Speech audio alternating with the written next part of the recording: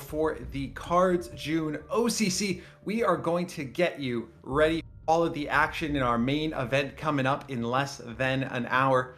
We have a full house here today. Spooz is waiting in our green room. He will be joining us for the cast in just a little bit. But right now, to get you set, to get you all of the insights into the action coming up, we have our usual band of suspects. We have Darkness. We have Ollie. We have doing his best Canadian lumberjack cosplay. We have Bubbles here as well with us, hanging out. It's great to see you all today. How are we feeling? Ollie, how are we feeling today? Getting ready for this June OCC. Feeling great. We've had 5 days of sunshine in Iceland, so I mean, it's doing good. So I'm excited. I think we don't have the most diverse deck selection that we've ever had, but there's definitely some interesting styles. There's a lot of aggressive decks that always makes for a really good show. I feel like those matches tend to be the ones that aggressive deck versus aggressive deck. It's either over in 4 turns or it goes to turn 40 something and they're just slugging it with two units in the front line 40 turns in. So I'm excited. Excellent. Before we dive into those decks and get Darkness and Bubbles to weigh in, why don't we jump over to the bracket, Ollie? Let's take a look at who is going to be competing today in the June OCC. Top of the bracket, I believe this is going to be our first quarterfinal that will be highlighted and cast here today. We've got Tang taking on Vinny. Vinny did qualify as well, correct, through the qualifiers. Yes, over the past couple of weeks. So we're excited to see that one. Vinny always bringing some spicy decks, and I think we're going to jump into one of those in just a few moments. We have Leo. Yeah? No, go ahead. No, I was just going to say, I mean, I feel of course, Tang, he's been on a tear at the top of kind of the competitive scene in terms of grinding the ladder. Vinny, solid player. We've seen him around the top of the competitive scene for a long time. Now he's here for, I think it's 4th time top 8 appearance. And I'm, thinking he's here to make a mark. So we'll go through his decks in a little bit. But he has an interesting deck that I had a lot of fun with when I was kind of scouting out the decks before the tournament, testing them out. And I think it's something that, a lot of people could see themselves play on the ladder. Right on, Ollie. And don't forget, stay tuned at the top of the hour. Ollie and I will be going through all of these players' cards, showing you their wins and losses and giving you a little bit more insight into the type of player they are. So stick around for that. The second matchup, we've got Leo taking on Artemisia. Artemisia defending their May OCC win. That is going to be a hard-fought battle as well. Absolutely. I'm gonna steal Spooz's fun fact, right? He's probably gonna be so mad at me, but nobody has won the OCC twice this year. I'm gonna credit Spooz for that fact. I mean, he brought it to the table, but Artemisia is gonna be vying to make that happen, showing that they're here to dominate the competitive scene. So it's gonna be very, very interesting to watch that match. Speaking of folks who have won an OCC previously, we've got J King taking on No in 5 in that third head-to-head matchup. That one is going to be quite a battle of the Titans, I want to say, Ollie. Oh, absolutely. I mean, these are two names that we've seen, I think, in pretty much every OCC for past year, right? At least J King. No in 5 came in kind of the second half of last year, started consistently making these OCCs, making it far in pretty much opens, and every competitive opportunity he got, he kind of jumped on it and did well. So that's going to be a battle of the Titans for sure. Right on. And then in that final quarterfinal matchup, we have Killswitch against Azzy. A couple of, I guess, lesser known players, a little bit newer to the competitive scene. Yeah, I mean, Killswitch, he's been around for a while. We've seen his name kind of pop up. He's been in Twitch chat quite a bit as well. So a long-standing cards player and a fan of the competitive scene. Now seeing him kind of make a break for it, so to speak, to kind of take a swipe at the people at the top. So he's also the other person that made it through the qualifiers, right? So it's going to be very exciting to see how he does. Excellent. And it is always, to your point, Ollie, great to see folks come from, dabbling in the professional scene to really come in and making their mark at something like the OCC. Now, we touched on it in that first matchup. We've got Vinny coming in, bringing some fun, some interesting, some unique decks. I know Darkness wanted to speak specifically about the USA France deck that Vinny is bringing today. Yeah, thank you, Christo, for having me here. Only 5 days of sunshine in Iceland. I thought that is a miss. So this is not happening at all. But yeah, that is nice. In Germany, we have a lot of sunshine too. There's a heat wave coming from Spain, and this is why I'm dressed like this. It's super hot here, and Oh, you weren't just trying to be sexy? I am hot. Yes, this is what I wanted to say. Ollie, Darkness doesn't have to try. He doesn't No, have I to know, try. I know, Yeah. I know. And hot as well is Vinny's US Forms mid-range deck. It's a new deck with a new card. I don't know how to pronounce that. Probably Rimmay. I try it like that. It's a 3/6 guard unit France recently got. For 5 credits infantry, and at the end of the turn, it's giving all of your other units mobilize. And the way this works with US mid-range is you have a lot of units and a lot of stats as well. You just flood the board as usual, as we saw this in the US Poland deck as well. It's like a mid-range board domination game style archetype, but with this unit sticking on the field, all of those units are getting mobilized, and this is very dangerous because most of the time you are not able to clear everything, you're not able to damage everything.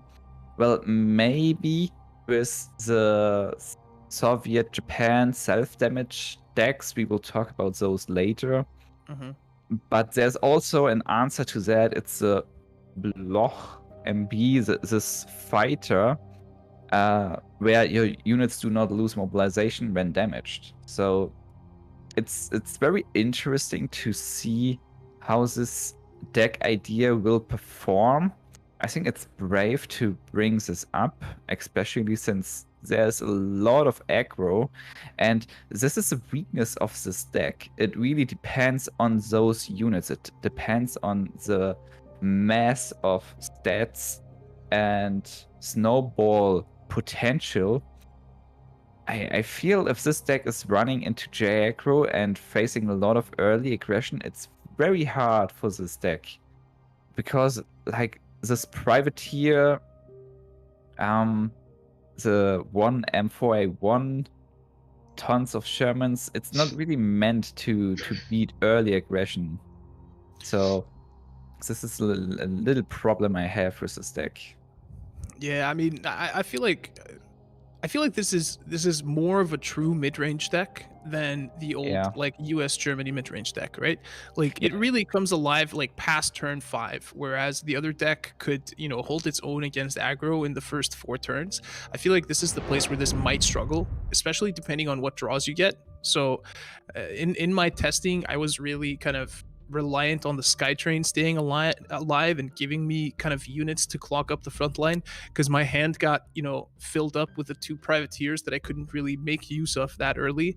So it's going to be very interesting to see how it plays out in a tournament setting, especially given the fact that that the fighter there, the Block MB 152, if you get that off the field, then you can take the mobilize off the units, right? If you kill the Rima, then the units won't get mobilized, right? So if you kind of attack the core of this deck, it might be easy to topple over.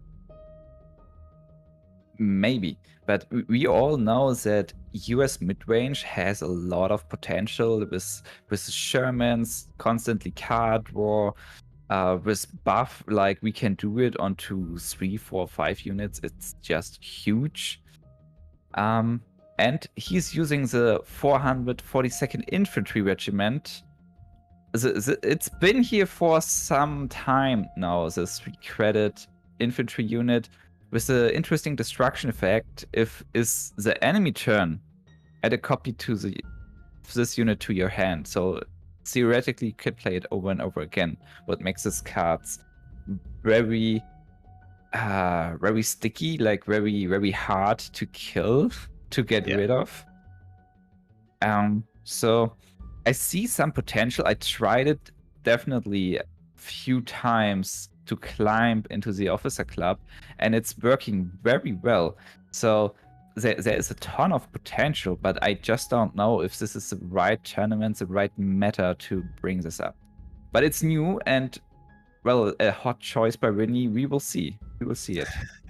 I think this one is fun to play on ladder, right? Like in a setting where you can spam games with this, there's going to be enough games where you get that kind of critical mass on field, and all of a sudden you have like, 6 mobilized US units. You got like some Red Devils in the front line, and everything's just like buffing, and you're popping we can do it left, right, and center.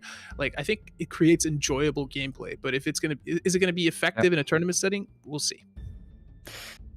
Very enjoyable. It was a lot of fun. But the next deck we will talk about has some counter mechanics, and this is the Winter Warfare. I think Bubbles picked that up.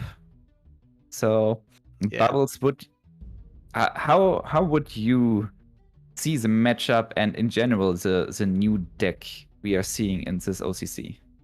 I mean, this deck's sort of been around for a while on the tier 2 to tier 3, this self-damage deck.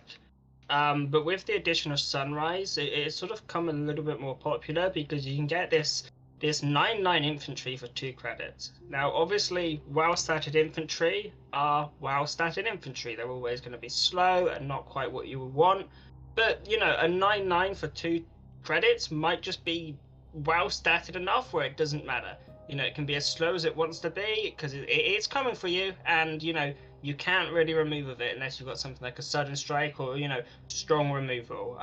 As for the matchup against decks like this France, this USA France deck, one of the things this Soviet deck does really well is its removal. It's got 4 Sickles, 3 Red Dawns, and 2 Winter Warfares. So that's a total of 9 1k damage orders, right? Then you also run 2 Hammers and a Naval Brigade. You've got so much powerful removal in this deck that it can really just be quite frightening for another aggro deck.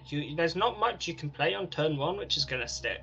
So I think that's a really strong point for this deck. We also then have the new Zukov, which instead of reducing the cost, it now gives it +1/+1 and Blitz when deployed, which just frees up your freedom or your creativity to play any Soviet infantry. You don't just have to play Cossacks. You can play, Naval Brigade, 34th Guards, First Rifles, and all of these. And I think a really powerful combo is going to be Zukov with these 34th Guards. These guys, they're 6/6, and when it's in your hand, every time your HQ takes damage, it costs 2 less to deploy. Before you know it, you're paying 0 to get a 7/7 Blitzer. And you just chuck that to the front line, and it's like, this is easy for me. This is very, very nice. And then you can also use cards like Great Patriotic War and KV to just burn out control decks very quickly. So I'm excited to see how the deck performs.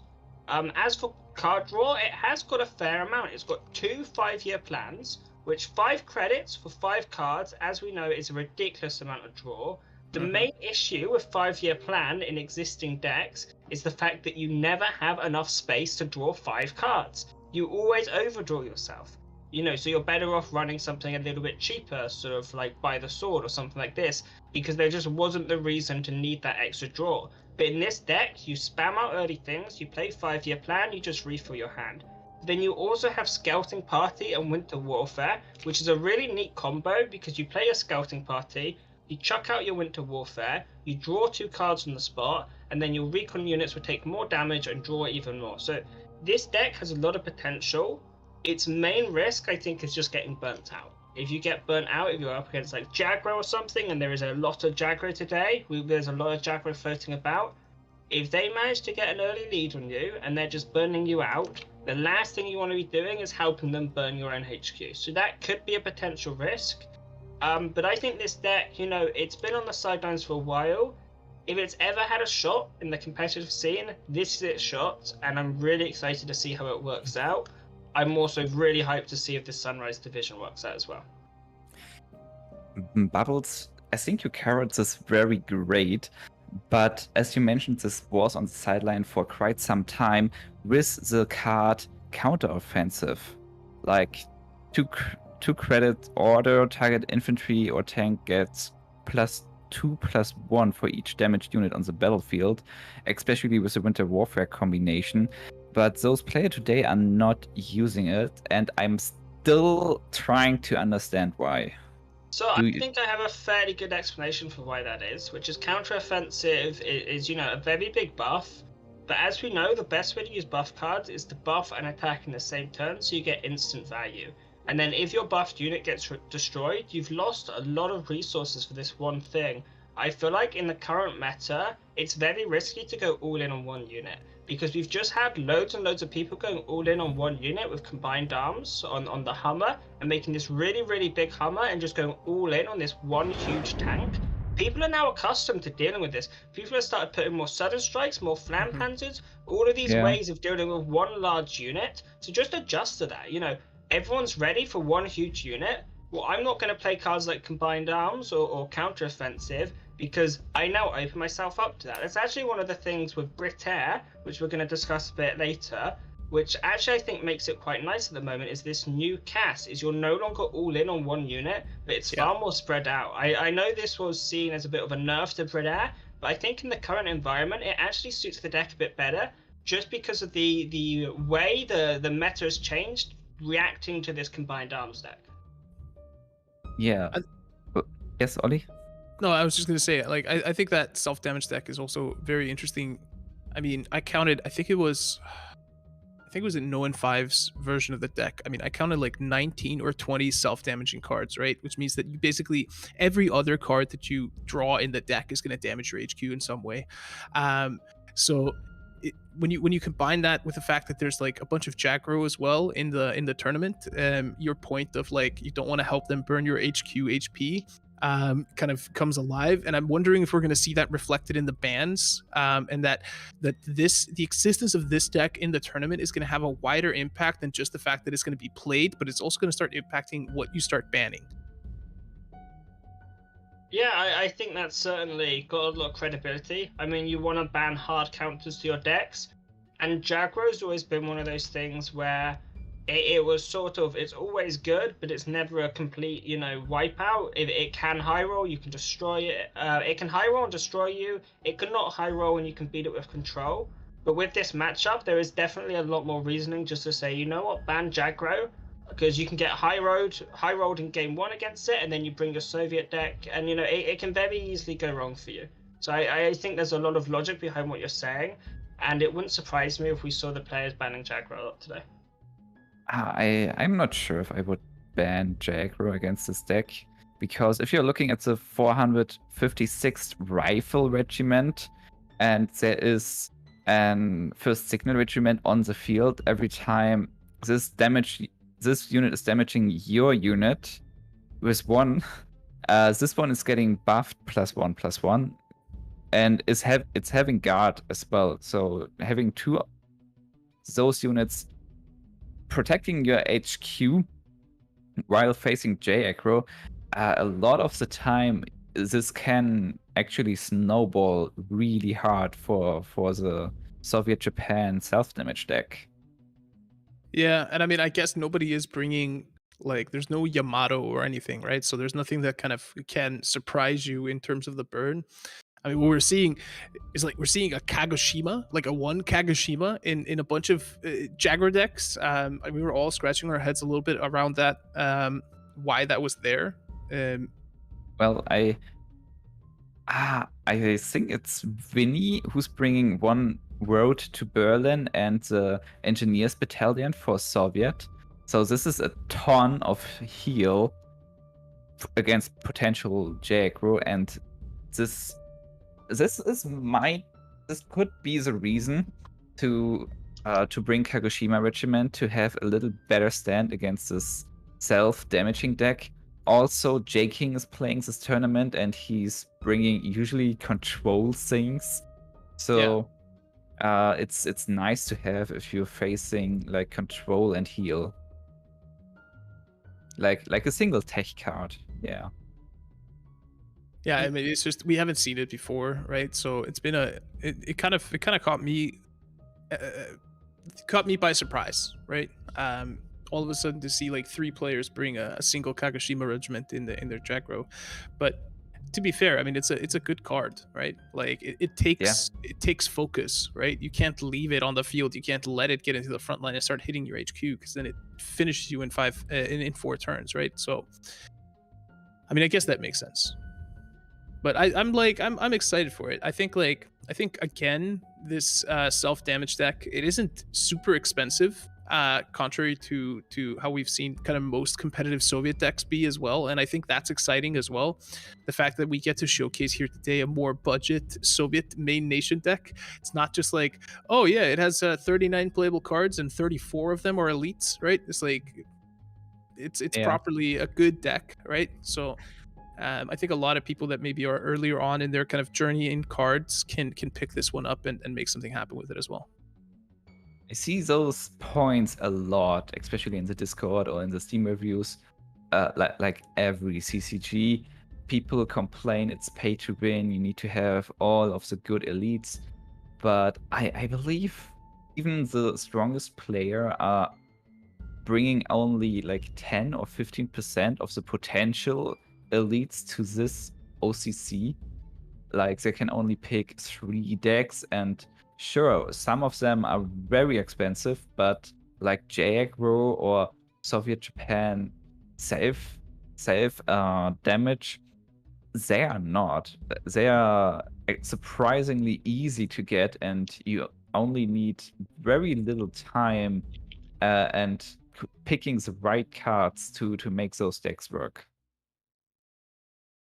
And while we're talking about Soviet and Japan, I know, Ollie, there was something specific you wanted to mention about J King's Soviet Japan list.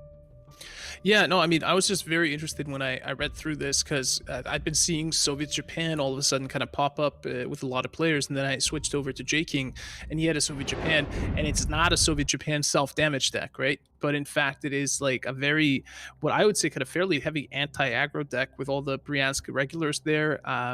And the hammers, you got the first rifles, got a ton of ways to kind of protect your HP. There's 3 amphibious assaults in there as well, right? There's 2 Sendais. There's just so much removal.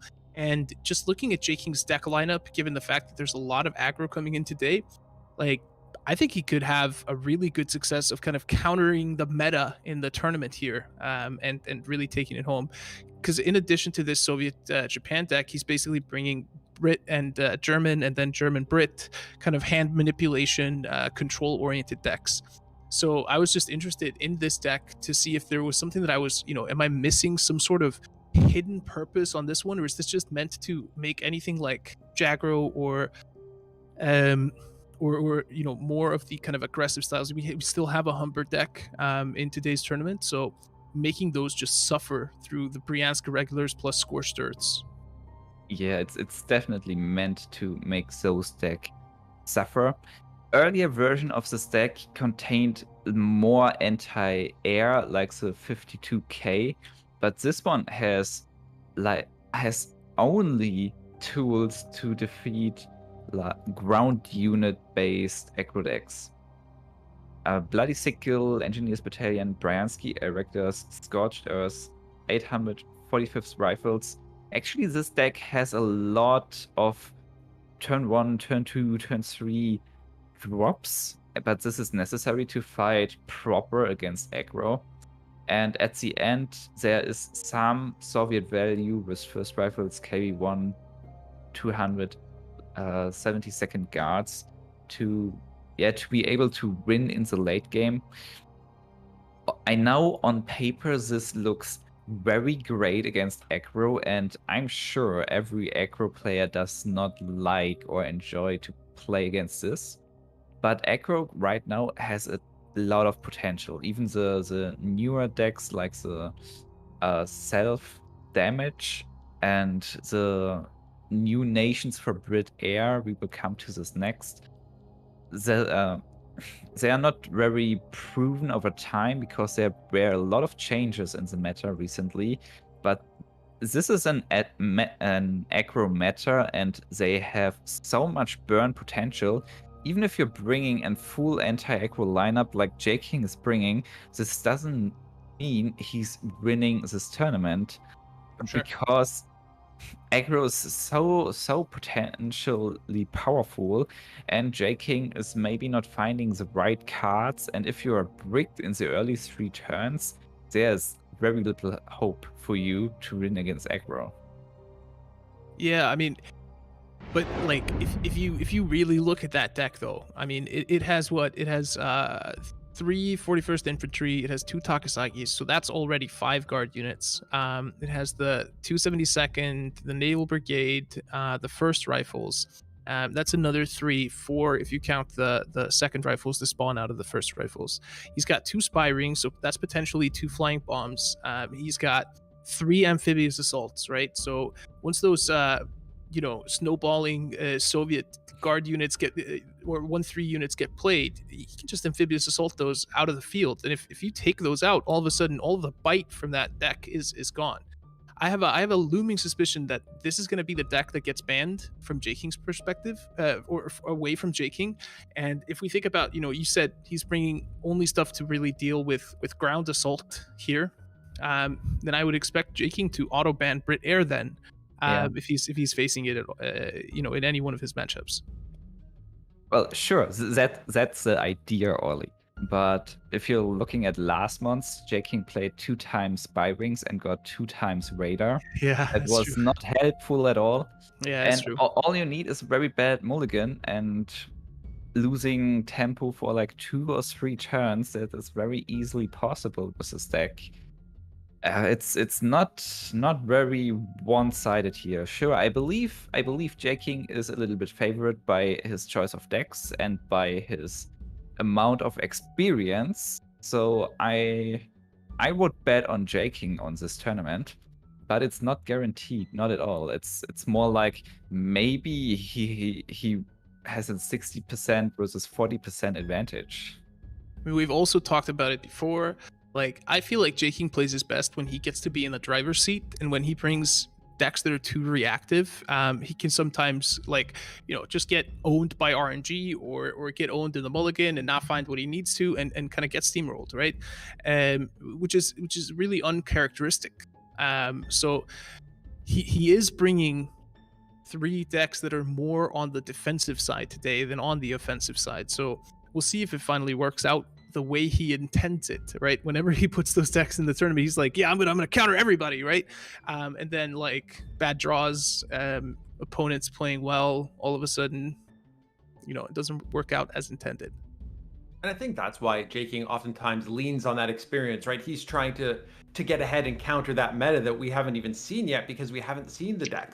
So he relies on that experience. He relies on his comfort playing control list to be able to jump in there and try it and counter that. And, Darkness, to your point, talking about aggro lists, yeah, sometimes it is a coin flip. If you have a bad draw, they get a good draw, then you're getting steamrolled without even getting to execute your plan. So I do think this is a scenario where J King is still relying on his strengths and what he feels good about. And it's just going to be, how this plays out in the actual games themselves. Before we get to our last topic, though, I wanna bring something up. Bubbles, does your mug also have a beard on it? Yes, it does. It's got a little face. It's got a little face and a little beard. So when I drink it, it's still me. That is stupendous, sir. I appreciate you going all in on the beard. Well done. Well done. I did fell a couple trees today, I gotta say. I think I took down 2 trees. Little bit jealous of Ollie, because I had 1 day of sun, he had 4. But I managed to get some good lumberjacking done in my 1 day, so I was productive. That's the beauty of the beard and all the hair, is that even when it is cold and rainy, your face still stays warm. That's why it's mandatory in Canada. The funny thing is, I've never had any training for any of it, but the longer it grows, the more I seem to just cut wood. It just seems to come naturally to me now. I didn't even buy the axe, it just showed up one day. Where your power comes from. Just let's hit on that last topic. Ollie, you wanted to talk about Brit Air. Yeah. So we're seeing Brit Air, of course, make its appearance here in the OCC. I feel like, Brit Air is this stable deck of the competitive scene and basically has been since the very first tournament was played. It's always there. It's always powerful. But now what we've seen is that it's no longer just packing one ally, but in this tournament alone, it's bringing 3 different allies. We're seeing US ally, we're seeing Italy ally, and we're seeing Japan ally. So I just wanted to kind of throw the question out there for Bubbles and Darkness. What are the differences between those allies, and which one do you think is the strongest? Because, for me, it's kind of hard to tell at this point. I feel like it's kind of a trade-off between frontline control versus just having access to raw power, to kind of having access to more removal. What are the differences between those decks, Bubbles? So the Japan one, I'd say, has the strongest removal. You've got cards like Air Superiority, and then you've also got the pin removal with the Type 93, the Sonia and all of this. So I'd say the Japan version has the most removal, which is obviously something going for it. But I do feel like Brit Air doesn't need removal quite as well as it needs a couple other things. So if we now look at the Italian version, it's the next version we have today. Oh. There we go. There we go. So the Italian version, we have the Fiat and the Machi. Now these are very, very powerful units for what they cost. So Japan, you're looking at more removal, more strong removal, this sort of thing. Now the Britain, Italy version, you're looking at a little bit more speed, because you can chuck down these Fiats very quickly, you can chuck down this Machi very quickly, and you can really just go to town with these very quick units. So we've got the removal Brit Air, we've got the speed Brit Air, and then we have the third Brit Air, which I think is probably the most popular one at the moment, which is Britain USA. This is, I think, the more traditional one. So if we're able to look at one of the Britain USA ones. Sorry, I distracted him behind the scenes. That's okay, don't you worry. So here is the Britain USA one. Now, as you can see, we've got P Lightning, we've got the Greyhound, very, very traditional cards, which we've seen a lot. And then we also have the mobilizations. And this is why I think USA is still the strongest ally. Because of these mobilizations, we have the strongest draw out of any of them. And I just think it offers something which Japan and Italy just don't have, which is this Lend-Lease, Convoy, and Mobilization combo. And you can just get so much draw that you can, when you play against other aggro decks, you trade with your units, you trade very efficiently, and then when you both run out of cards, you refill and they don't. When you play against control, you can outlast their answers. They'll go, you've got a whiteboard, I don't know, shelling into carpet bomb. I've got Seven Strike, I've got Flampans, I've got this and that, And then you go, well, that's great, but I'm just going to Lend-Lease and Mobilize and refill my entire hand. So I think the Britain USA is the strongest because of that. And then you've still got a little bit of speed with the Greyhound, and you've got some nice mid-range with the Lightning. So just to quickly summarize it, we have the Britain Japan, which is strong removal. We've got Britain Italy, which is strong speed, and then we have Britain USA, which is strong draw. And in my experience in CCGs, raw is king. So I think the Britain USA is the strongest of the 3, but they all have serious spots as a tier 1 deck. Interesting. Very interesting. Anything you wanted to add to that, Darkness, before we get ready for the main event? Bubbles covered this very, very professionally and said, I think, everything necessary. I just want to add that I'm looking forward to see the Italian version, because this is the new version with the recent change to the little Fiat. And I believe this has a lot of potential with the change of close air support. So you can spam out a ton of air units and buff them all. And those Italian air units have, by nature, a lot of stats. So I really like bringing this new version of Brit Air to this tournament. And I'm just looking forward to see it in play. Well, we're gonna have a lot of action for you momentarily. Ollie, I think I cut you off there. Did you have something you wanted to throw in? I just want to say agreed. I'm really looking forward, and I want to see as many kind of mirror matchups between these as well as we can today. I want to see these different allies go head to head. no better way than to A/B test them. So go ahead, grab your snack, refresh your beverage. If you are Bubbles, trim your beard because it is growing at an unprecedented rate. We will see you all in a moment with the June Officers Club Championship.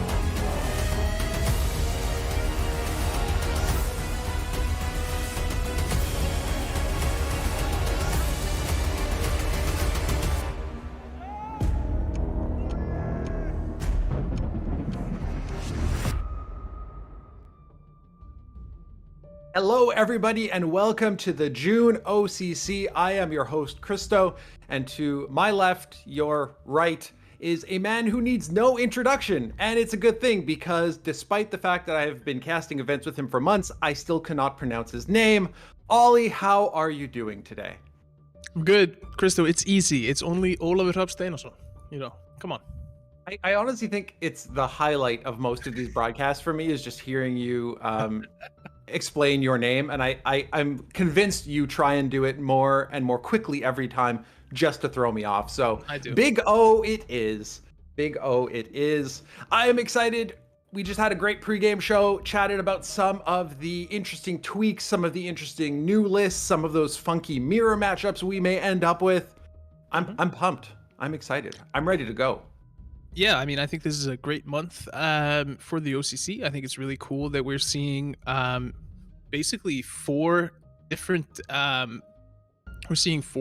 people that aren't regulars, right, competing today. And I think that's always that always makes for a fun broadcast. It almost makes me wish that I could, we could show all of the quarterfinal matches. But when we used to do that, we were having the Chinese players, compete in the finals at like 4 a.m. their time. So it's something that was really difficult to do. But Leo, Vinny, Killswitch, and AZ are all players that we haven't seen kind of repeatedly in the Officer Club Championship. So I'm really looking forward to see what they bring to the table and if one of them could potentially be the winner. Excellent. Well, while we're talking about the players, why don't we jump into the bracket, Ollie? We're going to break down these players and give you a bit of their player profile in just a moment. So to quickly run through this bracket, we are going to have our first featured matchup being Tang Tang taking on Vinny. Vinny, one of the qualifiers to make it into the top 8. We've then got Leo versus Artemisia. Artemisia defending their May OCC win. J King taking on No 5 in a Clash of the Titans, and then Killswitch taking on Azzy in that last matchup. You did steal Spooz's stat once. We might as well steal Spooz's stat a second time. Full credit to him. But you were talking about this before, Ollie. Nobody has won the OCC twice so far this year. No, and I think that's pretty cool. I think we will see someone win it twice before the end of the year, right? But how long we can keep this streak going, I'm really excited to see that. I think we're seeing more and more players come up and challenge the top players in the competitive scene, and I think that's pretty cool as well. Of course, the game recently got launched on Epic Game Store. If people didn't know, it got launched on Stove in Korea. So we're seeing a large influx of players. And it normally, given what we've seen, kind of the best kind of existing card gamers that transition into cards, it takes them about 6 months to make it into the top of the kind of competitive scene. So by the end of the year, or kind of nearing the end of the year, I think we should be seeing a lot more people coming up as well, challenging. So this is looking really good, and I think it's going to be an extremely exciting World Championship as well. Yes. Because that's going to be where all the players are going to be kind of vying to prove their worth, and those that got in through Epic, through Stove, and through those other platforms, and mobile potentially, right? That's going to be later this year. So. Yeah, it's gonna be super exciting to see if we get some fresh faces coming in throughout the year, or if that's just kind of been the first half of the year, and then we start seeing the kind of tournament meta stabilize in terms of who has figured it out and who is able to kind of start racking up the wins again and again. And I think you hit the nail on the head there. That continuous influx of players is what's going to continue to bring some of this new life to the game. New players, new deck lists. We're seeing a lot of variety come through, and I think all of that is very important. While we're talking about the players, let's dive into the player profiles. I believe we have Tang Tang up first. Yeah, there you have it, Tang Tang. He was the winner of the season, and I just want to highlight something. Just look at these win rates. Right? Absolutely wild. 11,000 matches, over 70% win rate. I mean, that's just crazy. And of course, his most played is Britain, and his favorite card is Monty. But we all pretty much know Tang Tang at this point. He's an absolute beast. He's proven himself on the ladder. He's proven himself in competition, and it's going to be very, very exciting to see if he continues to be that kind of dominant force from the Chinese community, or if we're going to be seeing kind of No 5 claim that throne back, or Artemisia, that's kind of now defending his championship, is going to be able to be a part of that discussion as well. Absolutely. And we know that community is very tight knit. A lot of folks preparing together. So coming in with their lists and coming in with that skill is going to be critical in seeing who can kind of take that top spot. As we get to our second place finisher, we have J King representing Team Ammo, fellow Canadian. But once again, look at that win rate. First of all, 69.69%. He definitely was not playing another game that season, but also less than a 1% difference between first and second. Absolutely wild. Yeah, and I mean 18,000 games as well, right? Like that's almost 50% bigger of a sample size, and he's still maintaining that 70% win rate. We've all known this for years now. You know, J King is one of the top talent in the game. He is our reigning world champion, and he was that for a reason. He's been consistently winning seasons for a long time. He's been consistently winning opens, winning OCCs. So, you know, this is one of the guys that needs no introduction. His favorite card is Night Witches, but you know, in actuality, his favorite card is old Night Witches, right? That's that also gives you an indicator about, you know, how much of an OG this guy is. He's been around where he will put an asterisk behind those Night Witches and be like, no, old Night Witches. And, you know, talking about those 18,000 matches played, we talked about it a bit during the pregame show, during the War Room. You know, he's somebody who's trying to get ahead of the meta. He's trying to come up with those control lists and kind of counter what's going on. And just getting more reps under your belt gets you more familiar with what's going on out there right now. And I think that absolutely plays to his advantage. Yeah, and I mean, it's worth noting as well, like, you know, J King isn't the type of guy that will just net deck the top winning deck on the ladder and then use that and pilot it really well. He's also just a really good theory crafter and knows the game inside out. So he's responsible for a lot of the decks that we've seen kind of come out and be successful in the competitive scene as well. So you know, double whammy there. Absolutely. Next up, we have No 5. Like we talked about win rates, and I, you know, most card games, they do come down to your ability to draw. Sometimes you get lucky draws, sometimes you get bad ones. You know, a good win rate in most card games is 60%, 65%. These players, you talked about No being one of the top Chinese players, 73% win rate, 12,000 games. Yeah. No, I mean, and No 5 is another one of those players that has kind of found a certain archetype of deck and made it his own, right? The USA Legions deck, that was No 5's deck, right? He was the one that brought it into the competitive scene. He was the one that continued to bring it into the competitive scene and continued to dominate with it, even though it had kind of fallen slightly out of favor on ladder and in other places. And I think that's a true mark of a great player, where you can just kind of like, I feel so comfortable on this deck in so many matchups that basically no matter what you throw at me, I'm going to be able to figure it out and I'm going to be able to deal with it. So No 5 has done that extremely well. He is also a multiple OCC, multiple open winner. And yeah, you know, barring another kind of global catastrophe like COVID, I think he's going to be a huge contender as we move towards the World Championship as well. That is going to be big for the World Championships. The first one, knocking on wood, that will not be mired by the limitations of travel, let's hope. So fingers crossed for that. Favorite card, the M8 Greyhound, speaks to me, as it is a very budget-friendly card that fits my collection quite nicely. It's also an aggressive card. It's an aggressive card, and No 5 is an aggressive player, right? Keep in mind, today he's bringing 3 aggressive decks, and even though a lot of people considered the US Legions one to be a mid-range deck, it really was a deck that played extremely aggressively. So No 5, he's the one that goes for the kill every single time that he can.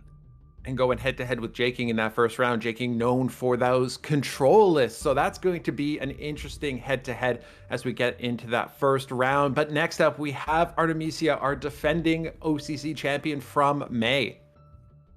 Yeah, Artemisia, he finally broke through and really kind of won the OCC last time. We've seen him make a fair few appearances in the kind of top tier competitive scene, but now he's kind of staked his claim. And I feel like for him, there's a lot on the line in terms of pride and kind of establishing himself as one of the top players in the competitive scene this month by being the first one to win back-to-back or 2 OCCs within 2022. He wants to really show that it's Artemisia's era here, and I'm really looking forward to seeing if he can do that. Slightly lower win rate. I mean, it's insane to say that. Like, slightly lower win rate at 65% in 10,000 matches, right? Like, that's still huge. But maybe, we're seeing him come into his own as a card gamer. We're seeing him shore up those weaknesses in his game, and he's probably going to be growing that win rate if he keeps performing the way he's been performing in the past few months. And speaking of talking about win rate, also total matches, this next contender, Azzy, has 8,000 total matches. It is crazy to say that's low. That's not that many games played comparatively. Yeah, and AZ, I looked up when he started playing. I just can't remember right now, but I mean, he's not that massive veteran that we see in a few others here, like the J Kings and the No 5s that have like 12, 15, 17, 18,000 matches. But he's definitely been doing well. This is his first appearance here in the OCC, so I'm really excited to see how he deals with that and how he plays under the pressure of kind of being on broadcast and being in front of everybody. That's always a certain kind of test or stepping stone, for people to get over when they get into the competitive scene. If he gets out of the first round, how is he going to handle, the next round of competition? So it's going to be a very interesting one, and I look forward to seeing AZ play here today. And then we also have Killswitch, who is representing Turkey.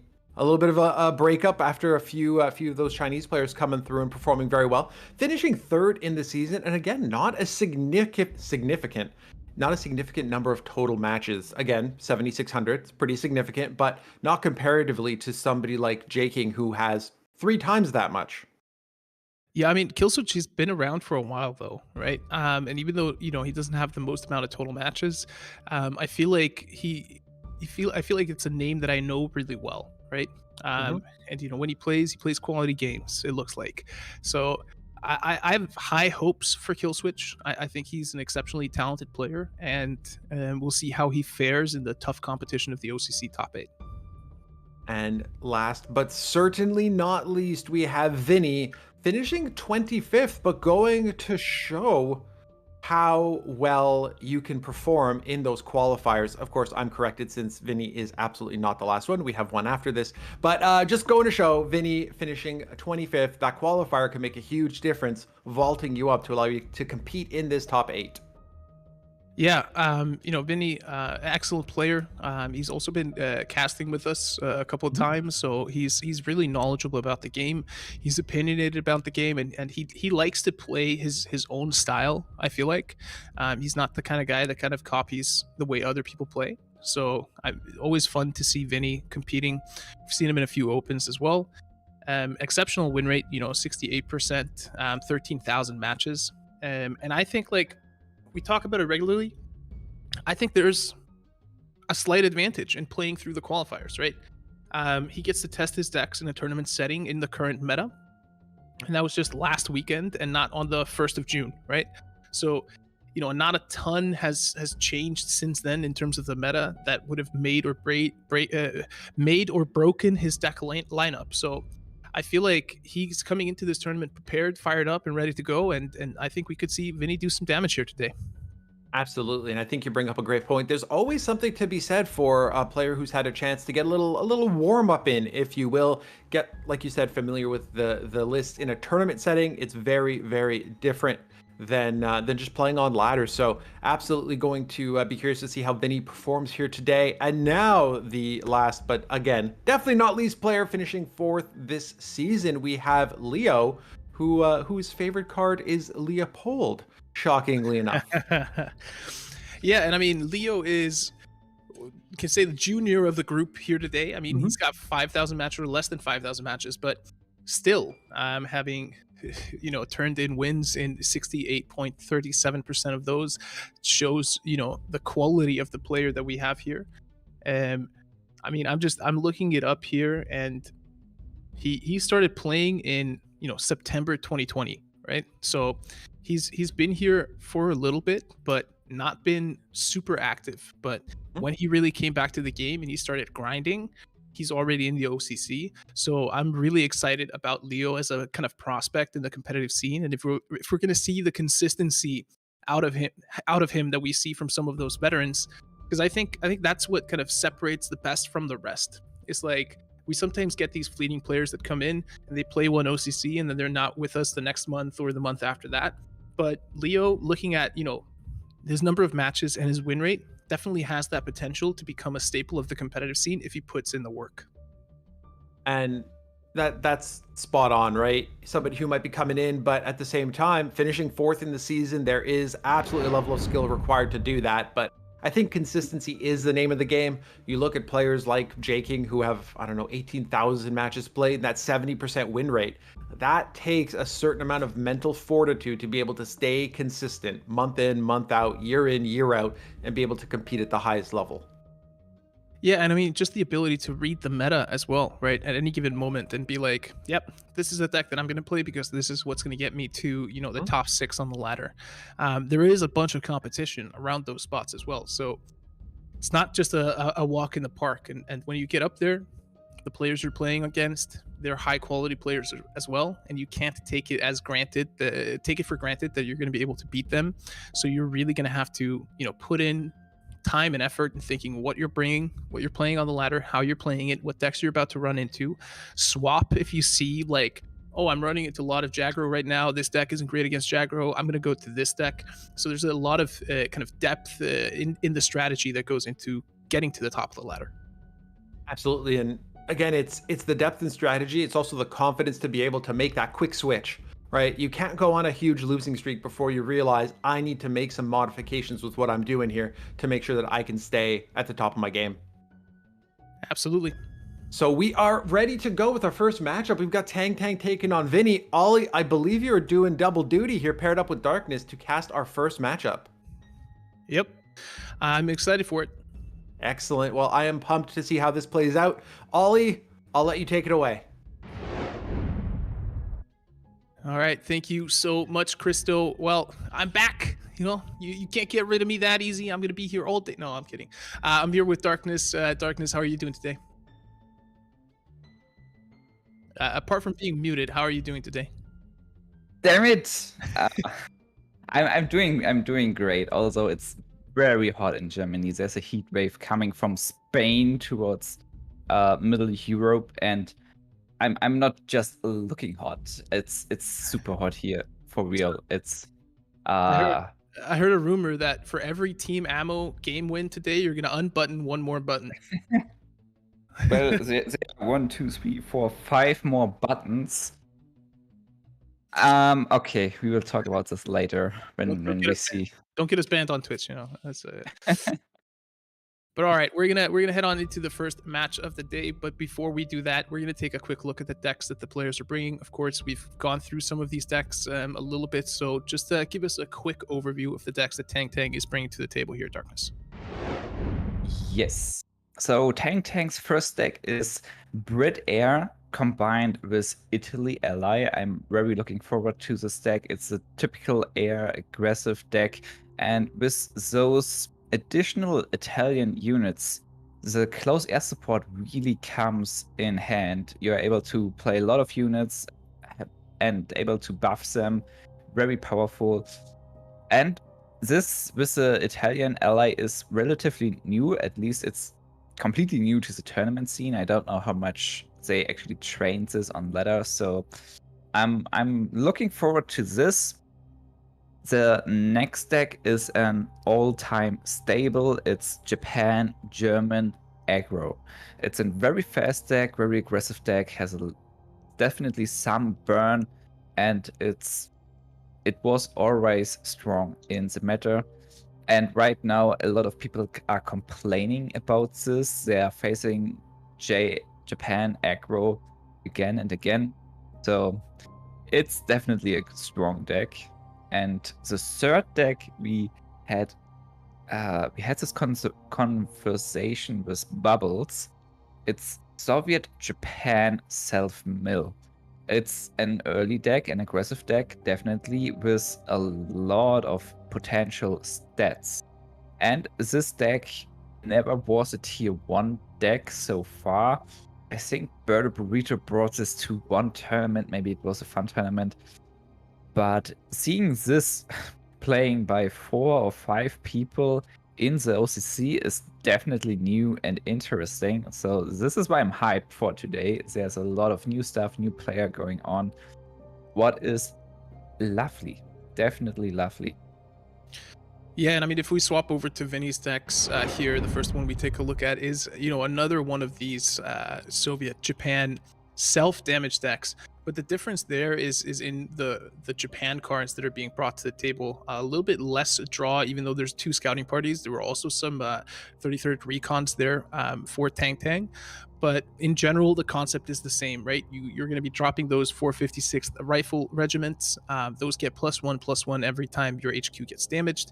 And it turns out that your HQ gets damaged a lot when you're packing about 20 cards that damage your HQ.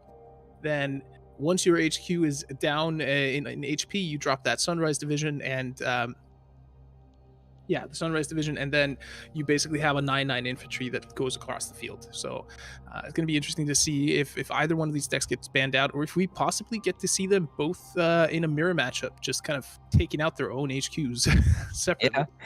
Well, the biggest difference I spotted is when he's using Road to Berlin and the Engineers Battalion, he's actually having heal in the Soviet deck, while the 4 Chinese competitors are not running those cards. So this is a interesting difference. And of course, it's interesting that not only the Chinese competitors are bringing this up, Winnie is bringing this to the table as well. So Yeah, Winnie's second deck, I'm looking forward to see it, because it's been a while since this was successful or popular in the tournament setting. It's Fast Heinz, and he is using Fast Heinz. Like the previous months where only 9-5 was bringing German US tanks, aggro / mid-range, they cut out Fast Heinz. The order 1 credit, give your German tanks in the front line +2/+1. But Winnie is playing the Fast Heinz deck with Fast Heinz again, and I think that's great. Yeah, I mean, he's bringing the card that gave the deck its name again, so we'll see how that goes. I think it has potential of doing well. It's just going to be. It's good. I mean, I think there's a lot of interesting matchups, but I am most interested in the final deck here from Vinny, and that is the deck that we talked about kind of in the pregame show as well. And it is a USA France deck that is running that second Rima. A 3/6 infantry unit that basically gives everything else on board mobilized at the end of the turn, and then that block MB 152 that is there to basically maintain that mobilize on all those units. And if you are able to establish a board, which basically means like playing out the 32nd infantry regiments, the Red Devils, on the first couple of turns, establishing that front line, dropping a we can do it. If you get into that spot, being able to follow that up with mobilizing everything means that you are in an extremely good spot. If you don't, then you might be in trouble. You might be in trouble. That's true. This is what I talked about in the pre-game show a lot. The problem I see with this deck that it has a lot of stats, a lot of potential, but it's very slow compared to those aggro decks, and I'm expecting it to have a hard time facing those. Well, look at that. Both Soviet decks are banned out, so there's not going to be any Soviet Japan self-damage available. That's a bit of a shame. I was expecting some of those, but yeah, 5 people are bringing this new deck for a reason. It's definitely strong. But this means we are going to see the French. We are going to see the Frenchmen. Yeah. And I mean, it means that Tang Tang basically has a Japan, Germany, Jack Rowe, and Brit Air, Brittany, right? Brit with Italy. Brit So Brittany was never the name for Brit Italian air. It was always like massive amount of HP yeah, and Marinostrum. control. Marinostrum back when it was strong and stackable. The good old times. I'm gonna still call it Brittly Air, right? It's just Brittly is just way too fun of a word to say. But here we Yeah, go. We are yeah, okay. into game number 1 of this month's OCC. It is Tang Tang taking on Vinny, and Vinny bringing his US France deck into the first one, and he's going to be taking on the Britain Italy Air deck here from Tang Tang, and it's going to be an interesting one. We already see a Fiat there plus a second Paracy in the hand for Tang Tang, so a lot of early removal options available. A lot of early removals, and yeah, Tang is sending away or thinking about the second Paracy, a super powerful card. Don't know if I agree 100% with this, but keeping the Fiat is definitely a must. Vinny was sending away the Per. I don't really like this choice too. It's this very solid 2-drop. Of course, he was looking for a 1-drop and he found the Greyhound. What is nice, but it's very slow. It's very slow, I feel like. Tang Yeah. has so much more options than Vinny, and using the second turn only to move the Greyhound into the front and dealing one single damage is doesn't feel good. No, it does not. And I mean, already we're seeing Tang Tang establishing his board there with the Fiat coming out being a 2-2. And Vinny opts to go for a little bit of a wider board and continue to chip away at that Swordfish. Yeah, but the Swordfish is surviving the Greyhound, and the Fiat is able to operate without any costs, killing the Greyhound. Swordfish is able to clear 1, and the Albacore the second. Vinny is losing all of his momentum. That's the weakness of this deck. The against aggression, building up a board, sending a lot of infantry units in the field against Brit Air doesn't feel very good. And look at that, Tang just found the Empire Strikes with two with two with 2 bombers. He's able to deal 3 damage against everything. I don't expect him to play it right now because the 442nd Infantry Regiment would just go back to Vinny's hand. There's not a big swing right there, and he doesn't really has to fear. We can do it right now. So Well, I mean, I think Tang Tang has pretty much nothing to fear at the moment. yeah, He's in a very dominating position here, just having that established board, and we know, if he pops that convoy and draws into like a close air support or something along the lines, he's going to be in good shape. And because of the way infantry, operates, the fact that it takes a couple turns for you to deliver damage into that backline, he can just chill. yeah, of course, he can just chill. Winnie now can deploy the 101st Airborne or the Hellcat to kill 1 bomber, but this is not a lot. He really needs to find his Stars and Stripes or strategic bombing to be able to deal with the support line of Tang. Well, choosing the 101st, killing the Albacore looks fine overall. But again, another bomber, the Albacore waiting at Tang's hand, plus the Empire Strikes is just killing everyone's of Winnie's units. Well, to be fair, the We Can Do It top deck would look nice as well. Interesting. Tang is only choosing 2 damage here. Well, he's able to clear the 101st Infantry. Yeah, I mean, I kind of like it, and I like this play from Vinny here.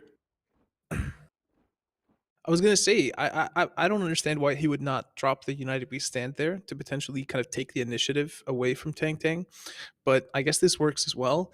He's trying to kind of bait him into putting that infantry unit, the 442nd, back into his hand just so that he gets the refresh, and then of course he will have the half track to kind of push it back and still have that United We Stand to deal with that Fiat if he wants to. The United We Stand is taking off the field. It's definitely necessary to get rid of that. I was wondering if he's choosing the half track to send back the Machi. He chose to just drop another airplane. I guess that makes sense to protect against the Albacore. This airplane has heavy armor too, and is now a target to get removed by the rough lightning. Yeah, but I mean, look at what Tang Tang is doing, right? He's just chipping away at that HQ, and all of a sudden, Yeah. turn 9 or turn 8 rather, because of the United We Stand. Vinny is at 10 HP, and this is just like one close air support away from being game over. Considering that, I mean, Tang Tang can sneak 5 damage past even those 2 fighters or that fighter on that turn, drawing another Raft Lightning off the top of the deck as well. Monty just stifles all initiative, and if there's no, I mean, what if there's no stars and stripes at this point, then the game's pretty much just over. Yeah, the Monty did a lot here, just pinning everything, leaving Vinny with no opportunity to do anything. And look at that, the Rough Lightning is clocking the support line, so even Patton and the Cardor is doing nothing because Vinny can't deploy another unit. Not like it mattered in any way. Yeah, this is just the power of Brit Air, and with the new Italian units, it's working very well. Yeah, I mean, the amount of pressure that Tang Tang was able to pour out there was just too much for Vinny to handle. Definitely. Players are wasting no time. We are into game number 2 here. Tang Tang currently leads 1-0. Vinny swapping decks and bringing his Germany deck obviously favors that as a better chance against Jagro than his US deck. And I would have to agree. I mean, we just saw his US deck struggle a little bit with early aggression. So in a bid to get into a game number 3, he's bringing out the German deck here. Yes, the German deck has way more turn 1 and turn 2 drops, so he's able to not only respond, but because he's having the lead and going first, he's able to make the move and getting into the front line against J-Aggro.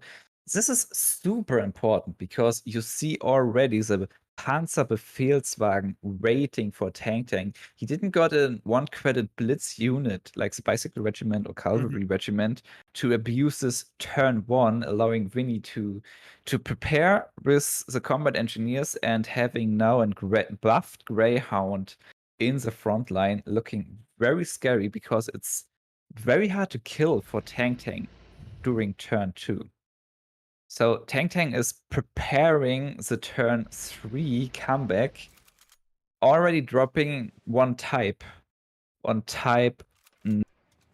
97, I believe, 95? Type 93. 93, close enough. But Vinny is finding the hind kill and just getting rid of it.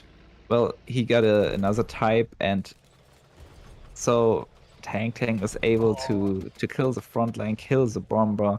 This was a really nice comeback by Tang Tang. Well, Nachschub looks so very well here. Look at that. It looks amazing. When you can drop the Nachschub, drop the Wirbelwind, kill the Panzerbefehlswagen, and kill the type TK as well, you should attack with Panzer 2A first in order to let both tanks survive. Yeah. And it looks like Winnie is doing this. It's really, really nice. No, he does Wait. No, he couldn't have both tanks Yes, survive. yes.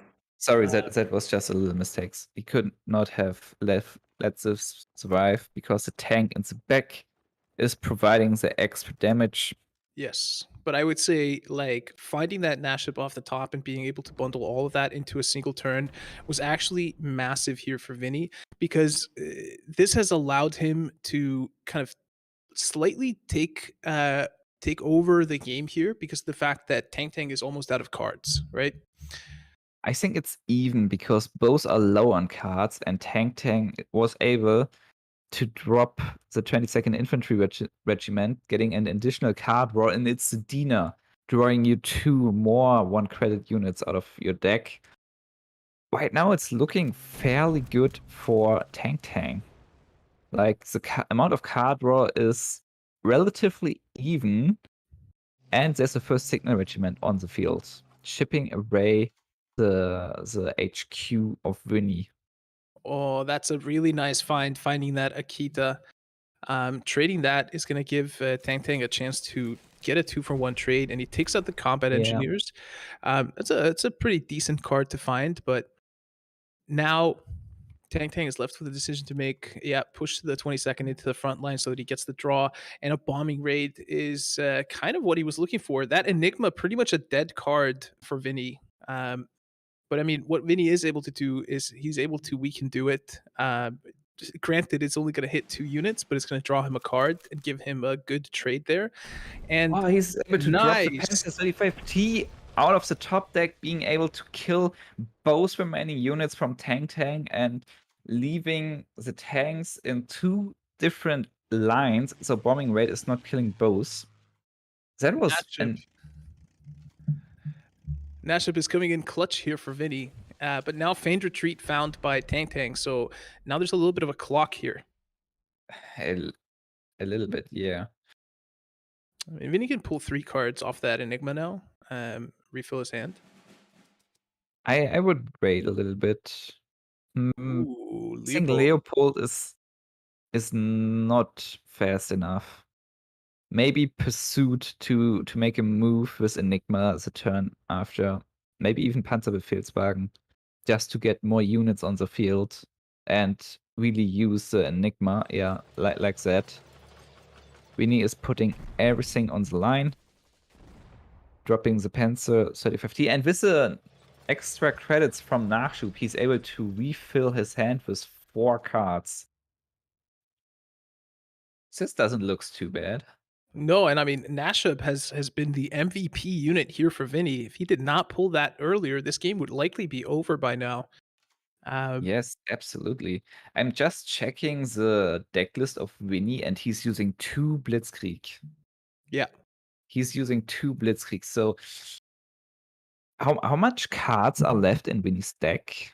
Maybe half of it. The chances are getting higher, and with the amount of cards of tanks he has, actually there could be a way for Winnie to end this. Well, the Sheeden looks very dangerous. Oh no. How was Winnie able to deal with that? Sheeden is able to deal 8 damage the next turn. 9 with a Dina. Of course, Winnie we can do it, but this is only healing for 3. Yeah, I mean Vinny can negate most of that with a double. We can do it across the 2 turns, but he's gonna have to find a way to take that Sheeden out. Maybe pop 1, we can do it, and attack that Befelswagen into the Sheeden to try and set up taking it out next turn. But he really hoped to have like a Whirlwind or something in the front line for when that unit got deployed, but that was not the case. Yeah. Maybe we can do it 3 units, taking out the Diener and pairing the front line.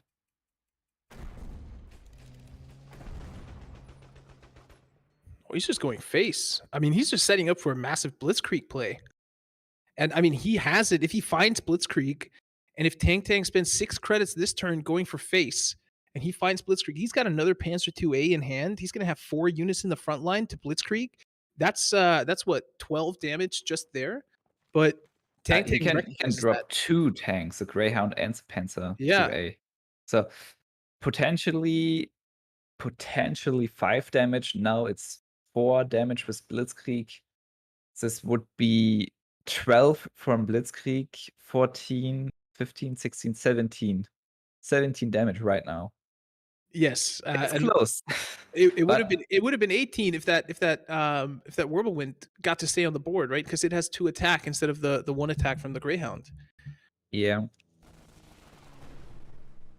Oh, Tang Tang is choosing to trade. I think Tank Tank recognizes this. I think he realizes the danger of potentially that Yeah. Blitzkrieg coming out. Yeah, definitely. Marder now is giving Vinny an extra card draw when a friendly unit destroys an enemy unit. So I'm expecting him to drop the Marder and attacking to the front line.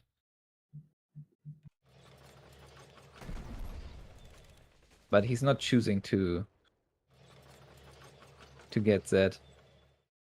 Maybe he's just opting out to kill the Shiden, but 7. He would have been able to get 2 extra cards out of this. Yeah.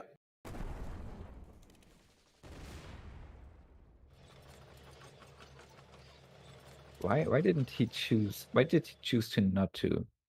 Let me check the deck of Tang Tang. I mean, it is a good question, and now the Kagoshima could come in pretty in handy here for Tang Tang. That single copy of the Kagoshima could block some healing from that. We can do it. But bombing Tang rate Tang to is the front line. All of a sudden, no tanks remaining on the field here for Vinny, and no real platforms available for that Blitzkrieg. Right. Keep in mind though, 2 Sendai's on field, finding. Oh, and and there the big Blitzkrieg feels bad. Well, that is a feels bad, man. Wow. I checked the deck list of Tang Tang. Like if he's using Enigma, there's a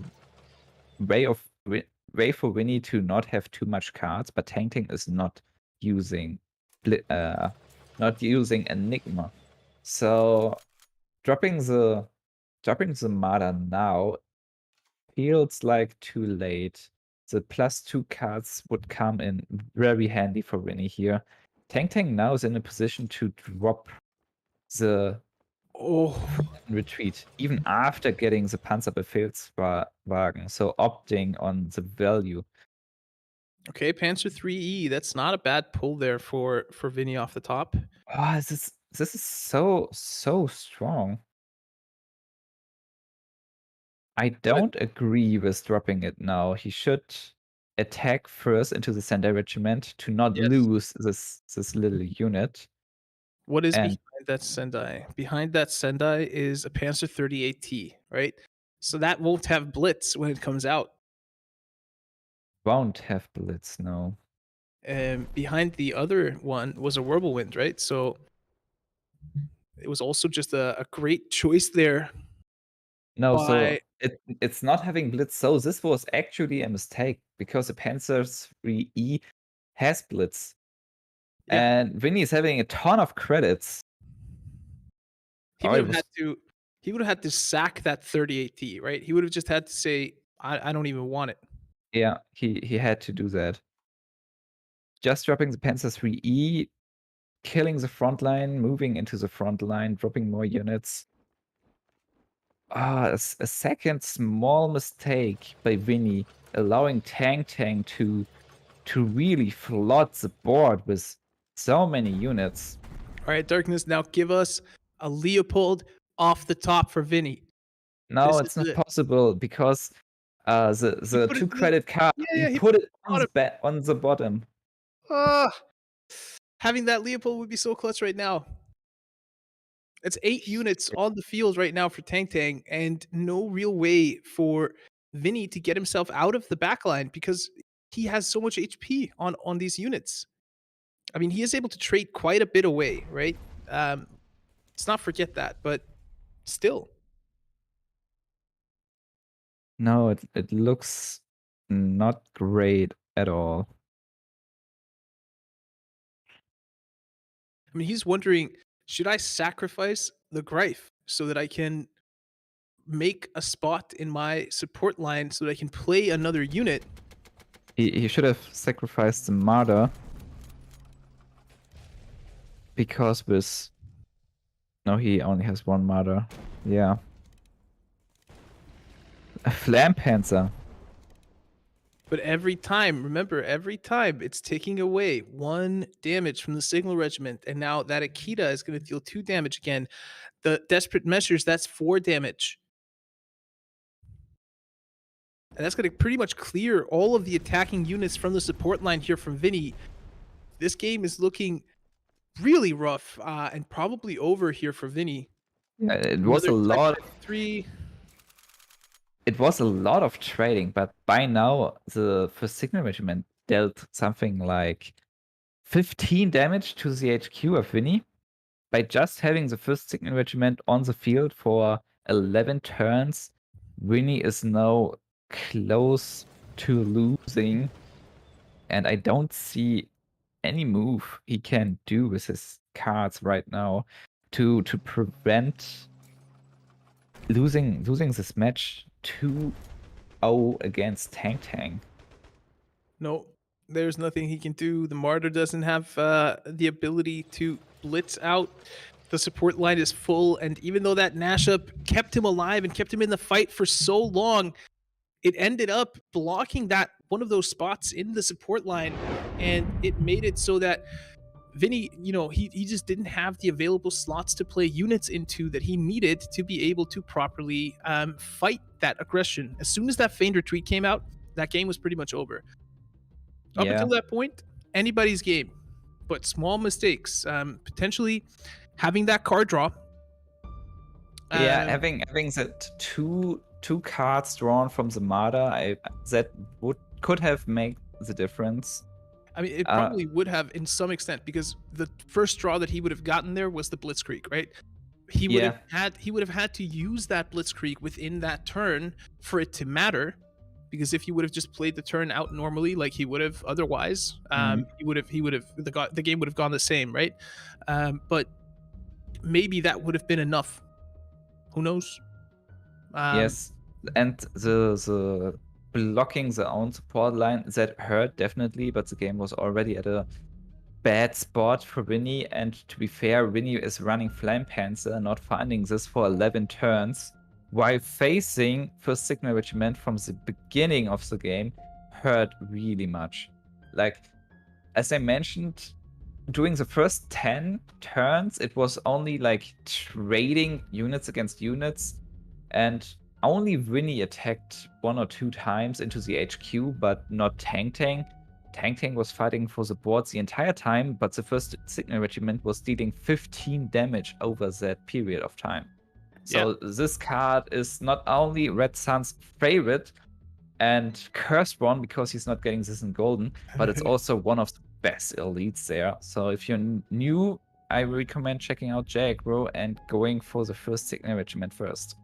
Yeah, absolutely. Well, with that, we're going to toss it over to myself and Christo to bring you the next match. Ollie throwing it to Ollie. Is that Ollieception? Yes. Love it.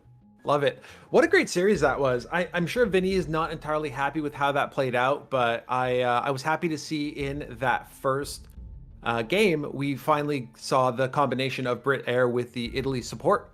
And that was great. And then, I mean, I was taking notes as Darkness was talking about the Signal Regiment. So I wrote that down on my list of cards to craft. I have it. Yes. I mean, so both of those games were interesting. I think Vinny was really unlucky with the cards that he drew in the first game. Mm-hmm. I think there was way more stuff in his deck that would have been beneficial for him in that kind of in that first game than what he drew. In the second game, it was just slight mistakes in Tang finding the cards that he needed at the precise moment and playing them really well, right? He had that bombing raid and he kept that back for quite a while, and then used it appropriately to basically wipe out all of the different platforms that Vinny had for the Blitzkrieg. Less experienced players probably would have taken that Shiden and taken the 8 damage to the HQ and just kind of been like, all right, what are you going to do? I'm going to go and burn you down. I'm Jagro, right? But, Tang Tang was smart enough to realize that there are blitzkrieks being run in the opponent's deck. He has 3 platforms for blitzkrieg out on the field already. He's got a Nash up, so he's able to generate some extra credits. So this could have gone badly really quickly for Tang Tang, but smart enough to realize that he avoids falling into that trap, and unfortunately that spells the end of Vinny's tournament journey here today. And that's what you expect from players who have qualified, made it to the OCC. They are playing at a higher level. Plus, open decklist tournament gives you that little bit of extra information, right? To be able to go jump in and decide when to pick your spots. Yeah. Let's open up this bracket. Let's see where we're at. Obviously, we saw Tang Tang move forward 2-0 over Vinny, but we've also got some news. We have Killswitch advancing in a 2-0 fashion as well. Nice. That's a really good result there for Killswitch. Killswitch and AZ, 2 of the kind of lowest number of total games players in the tournament, kind of going up against each other there in the bottom half of the bracket. But I mean, I think this bodes well for Killswitch, and there we see it. We just got it popping Live in there. update. No in 5, the aggressive decks beating out the control decks from J King. And we'll see if we can get that confirmed into our chat there, that the ban was against the Soviet Japan deck for J King, because I feel like that's what I would have predicted. And those German Britain control decks, they play a little bit slower in terms of dealing with the. Brit was banned on both sides there. Interesting. Wow, that's pretty crazy.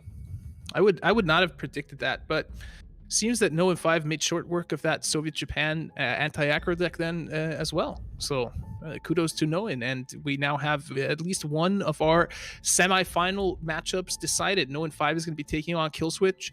Killswitch, big step up in competition between stages of the tournament there, but we'll see how he fares in the second round. And you brought this up when we were talking about the player cards. Killswitch a little bit less experience. That first matchup maybe a little bit on the I don't want to say easier by any means, but you have 2 maybe newer players going head to head, and now you've got a tall order facing off against No in 5 in that second matchup. Oh, absolutely. And I mean, Killswitch, he's as good as anyone to take the fight to No in 5. And I mean, if I take a quick look here at his decks, Killswitch is bringing Brit Air, right? That's decent, and Okay. basically mirroring one of the decks that No in 5 is bringing. He's bringing Germany Britain with the Humber, right? So that's highly aggressive as well.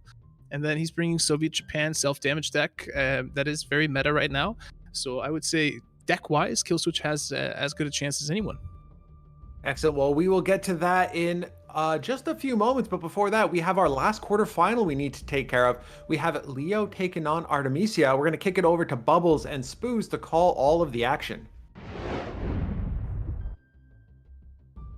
Thank you, Ollie and Christo, and also Ollie and Darkness. Some excellent casting, some excellent panel work, and some excellent games to watch. But as is in true fashion, you now have the handsome casters and the high quality casters to really nail it out the park. You've got myself, obviously, and Spooz, who's been hiding in the back line. And you may notice as well, I've got a little dog with me today, so he's just going to be chilling in the background. Don't worry about him too much. He's mainly here to watch the high level plays like the rest of us. How are you doing, Spooz?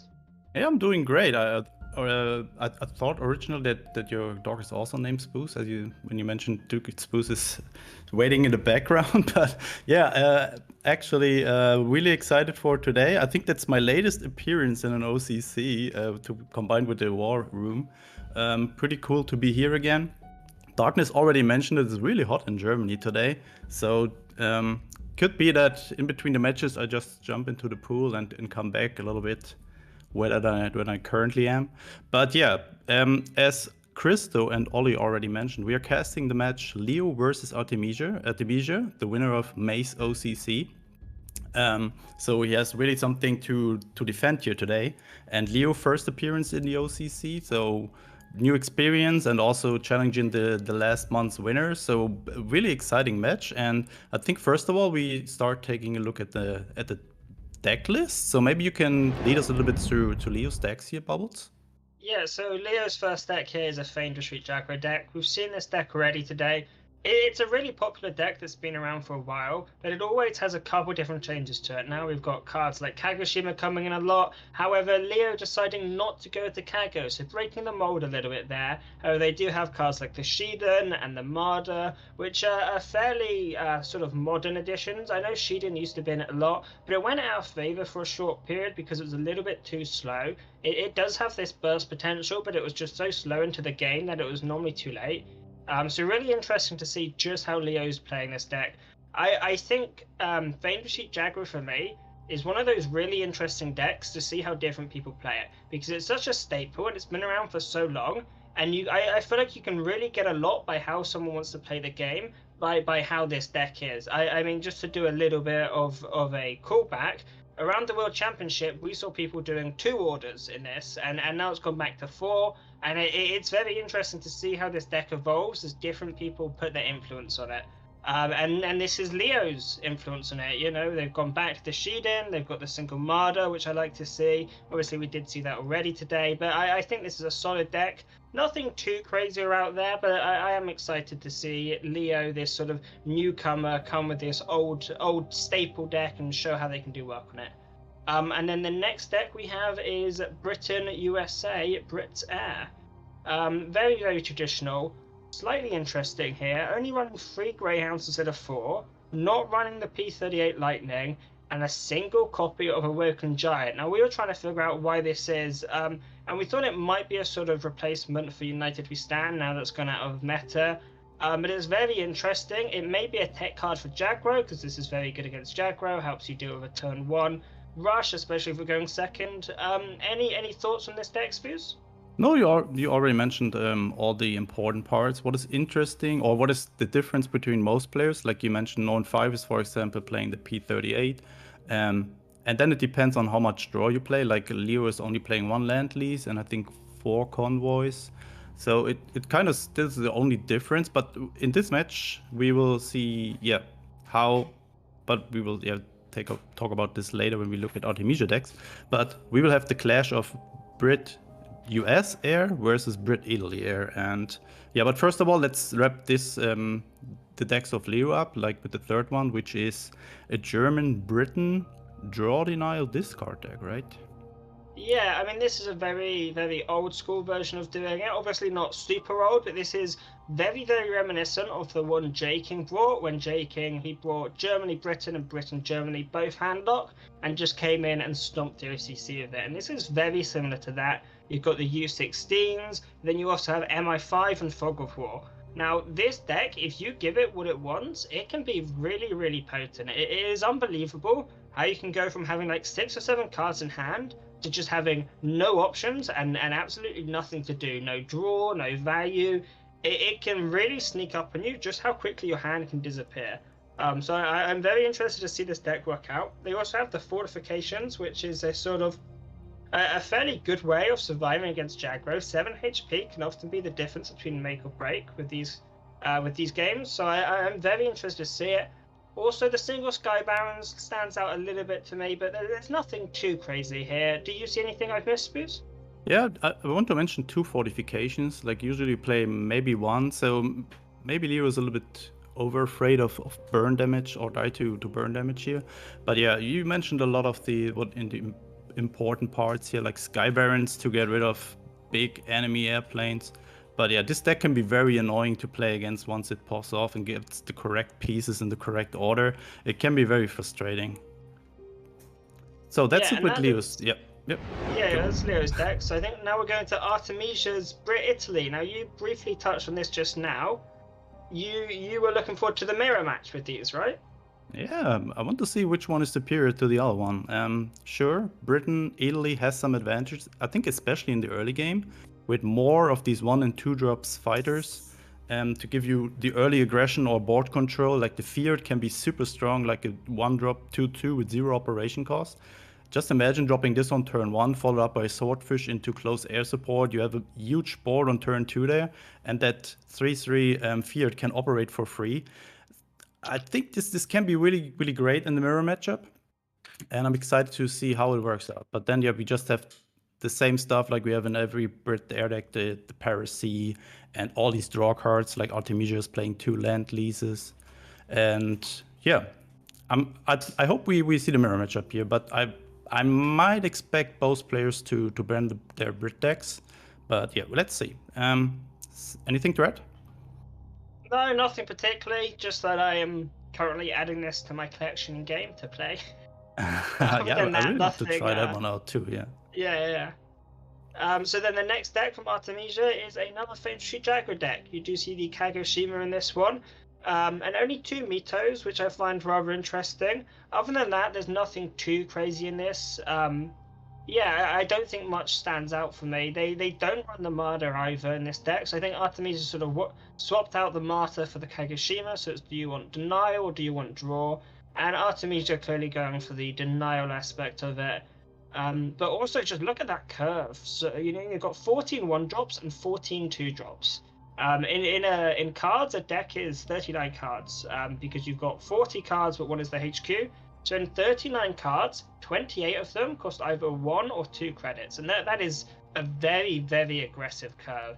I mean, the next deck I think is still considered a very aggressive aggro deck, but look at the difference in curve in this one. That's 14, 12, and then 5 3-drops. And you've got multiple 6-drops as well. Now those are going to have their credits reduced, but this Jaguar deck's curve is so aggressive, and it means you can pretty much consistently find early cards. But yeah, now we have this Soviet Japan South Burn deck, which I think is a very, very interesting deck.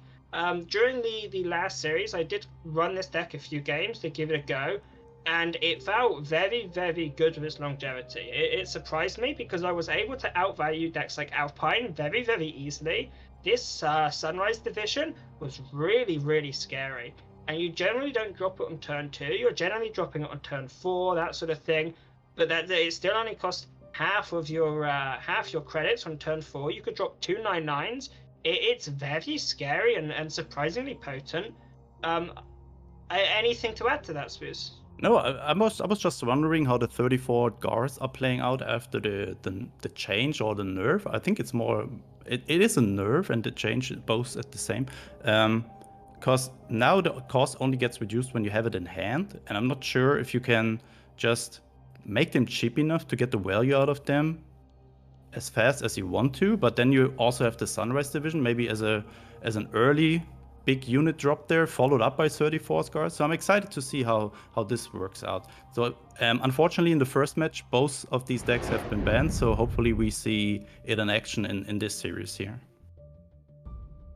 Yeah, I mean, going into this series as well, so we have the bans, so we'll jump straight to the bans, and then we'll talk briefly over that. So Leo's Brit air deck being banned, and Artemisia's Soviet self-damage deck being banned. Wow. Yeah, that is very interesting. Now, we were talking earlier briefly about banning Jaguar when you have this Soviet deck. But upon reflection with that, I think you're better off banning the Brit deck because you really struggle to blitz out units, especially because you've got so many infantry with things like the Sunrise. You struggle to work your way up and reach these, and especially because Leo is running this second Piracy, they can just one-shot your huge unit. So this Brit deck is very expected. But personally, I'm surprised to not see Artemisia's Brit air deck banned. Yeah. What about you? Yeah, me too. I'm really impressed by how dangerously those players are raiding the Soviet deck so far, and that makes me really want to try it out in ladder after this one here. It seems like it's really strong, like at least what the players are raiding it, and they're constantly banning it, so that really makes it exciting for me to try that one out. But as we see, the players are already in the game here. Leo deciding to start with his Japan-German aggro deck. And now, one of the things I want to talk about briefly is this match 8. It recently got changed, where now if you have less HQ, it takes 2 damage instead of instantly destroying itself. Which is very nice against decks like Jaguar, which burn you out. And we see Artemisia keeping the Empire Strikes for the AoE, and Leo having a fairly nice aggressive hand, however, probably not able to utilize it very well due to going second. Also, the double Whirlwind could be useful in a longer game, but in a short game, I think you'd rather have the 35 Ts for that blitzing out. Yeah, that Gladiator will do a lot of work in the early game for Artemisia, although the follow-up is not really great with 2 convoys there and the Empire Strikes. More like a mid-game or late-game card when you have a board that is full of bombers. But maybe against Shagru, you can also just fire it up with not a single bomber on board, just for that 1 damage AoE to all these 1 health units from Japan aggro. Definitely getting rid of that whirlwind there. Yeah, Artemisia not messing about. Take the Whirlwind out as soon as possible. Now we're going to see the Akita run up to the front line, which does pressure this this Gladiator. A fairly slow hand for Artemisia, however, I think in this sort of matchup, a slow hand can work, especially when going first. We saw Artemisia going first, so they can be slightly slow, because Leo is just going to be a little bit behind on tempo due to that. Deciding to go face here. Yeah, I think you save the Swordfish, because you do have this Empire Strike, so you can put down the Swordfish and Empire Strikes and just completely clear the board whenever you feel like it. Yeah, and it would also not make sense to play it knowing that your opponent has stuff like Type 93 in his deck to give this Akita +1 attack, and then you can just trade out its Swordfish for free. So definitely not deploying that one when this Akita's in the front line. Oh Lord, and what a sticky situation for Artemisia. If you drop the Swordfish, you know it's probably going to die. If you drop a second Para, you're essentially saving yourself 2 face damage, and that's all it really does. Because it just Leo is just going to trade into it for free, and with this 2 HP after the nerf, it feels very bad to drop it without using that pincer effect. Yeah, absolutely. It really, and it's also not having 4 HP any longer, and so it's not surviving the attack there from the whirlwind. Exactly. So as you said, it is exactly just save yourself 2 damage to face, what you really want to have against Shagro. The only good thing that is working against Leo here, or the only thing that's working against Leo that he did not find a signal regiment by now. Otherwise the situation for Artemisia would be even worse. And this could be a spot where the Empire Strikes comes already in. Yeah, I imagine we'll see it drop down. And while the Swordfish does get pinned, I don't think it matters too much to Artemisia because there's no unit on board to threaten it. I'd highly expect Leo to drop this Errado, and then we'll see what they find. They may find the Feigned Retreat. Finds the Bombing Raid, fairly powerful here. Leo does have the option to just completely flood the board, and it's fairly protected because not only is that bomber pinned, but you also have a fighter for any sort of, HMS Illustrious plays or anything like that to protect the stuff and hold it back. Yeah, Leo's hand is really terrible at the moment. Like 2 Type 93, 1 Type 94. That Sendai is not really having any good target at the moment. And Artemisia's hand is looking better and better, right? I think there becomes a point where you just have to try and flood the board. But I do understand, it's a good thing they didn't flood last time with the Shining Top deck. Could have been disastrous if they dropped both Type 93s as well. And we see this, one of the strong points about this Brit deck, even with Italy as its ally nation, Raw is just something it does really, really well, which I don't think any other aggro deck can do quite as well. We saw this USA sort of mid-range aggressive deck have very nice draw with the Sherman, but that required you had an established board to access this draw. Brit Air, all you need is a couple credits and you can just start your drawing. Yeah, and especially with all these strong buffing orders and all these low operation costs on your units. Like usually when you play a more ground unit based deck, you need double the amount of ground units operation cost to get your units out of your front support line into the front line and then operate or kill the units in the front line of your opponent. Here you usually need 1 operation cost to deal damage to the enemy's support line, which also makes a difference. Like you can draw, find answers, and then still operate your units, which you cannot have with a lot of decks. Yeah, and especially being able to ignore the front line, not just in a credit sense, but also in a unit defenses sense. You can't really protect your support line when playing against Brit Air because they'll just ignore what's in your front line and hop straight to wherever they want to be. Yeah. But I think this game is more and more swinging into Artemisia's favor here. I mean, that's a very strong and nice turn for Leo, but... Yeah, it looks like, but there's still shelling and the mosquito, the lightning sitting there, more draw. Like, look at this. The whole board just gone again. And And Leo they not can, if they having. want. Yeah. They can put down the swordfish, or they can draw again. They've got so many strong options. I think personally, I favor the swordfish. I think you save the cast because there's not much which is going to blitz out and kill it in this turn. Ooh, good raiding brigade here. Very nice raiding brigade, and it should draw you a card. Yeah, finds the signal regiment, Ooh. possibly a game swinging card, spits out a whole bunch of units. Now Artemisia on the back foot. Oh, but it's Kitty also Hawk good is top. strong. Is able to put down the Kitty Hawk and the Mosquito. Yeah, we're at this point now where Leo really needs to find the feint retreat soon. Another hour do of feint retreat, otherwise I think he might run out of stuff here. I mean, it is possible to capture this Mosquito with the signal, put down your buffs, and just start going face. And you know, there's a slim possibility that you can just burn Artemisia out before they can deal with this board. Yeah, I think you're definitely not trading here, that's for sure. Oh, but the HMS with the Most cast. player good top decks in the last Now, two turns. we here. are seeing a slight mistake from Artemisia coming back Yeah. to haunt them, which is they can cast this this Kitty Hawk because they put it on the left side of their HQ. So now when they play the HMS Illustrious, they're not going to be able to buff all 3 units. They can only buff the 2, which does matter. It's very, very important. Going to go for the Convoy first. Very sensible play. Goes HMS.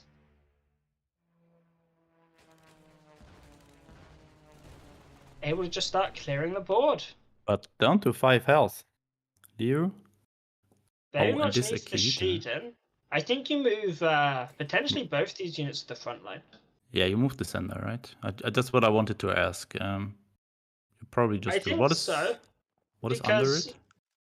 it is the Mosquito, but if you Mosquito, move up yeah. to the Sendai, both units die. That's 2 damage, and then the potential death trigger from the Akita. It could very quickly turn into a very lethal situation, especially if you can top deck some sort of like Panzer 35T or something you can blitz out. Yeah, this bird air deck is running 0 healing cards. So these 5 health is all that Artemisia is having here until the end of the match to not die. And Leo is also playing the Sheeden, right? We mentioned that in the Yeah. pre-match overview. You do have to hit with this Kitty Hawk first because there is a chance that the Mito, or not the Mito, sorry, the Akita kills it. Ooh, Saving that could himself be big. 2. Yeah, 2 health could be a difference in the end. Potentially a game-changing play for Artemisia. We have seen the bombing raid come out. Do you ever So it's consider going big- face here? No. I don't think you Is there a can. way you have lethal next turn? I think you have to trade into this board, especially because you get your Ye- Mosquito back. Even if you do 4 damage to face, you're going to do an extra 4 damage next turn anyway. And look, there's the Signal 35T. If they hadn't have gotten rid of the Signal Regiment, that may have been lethal.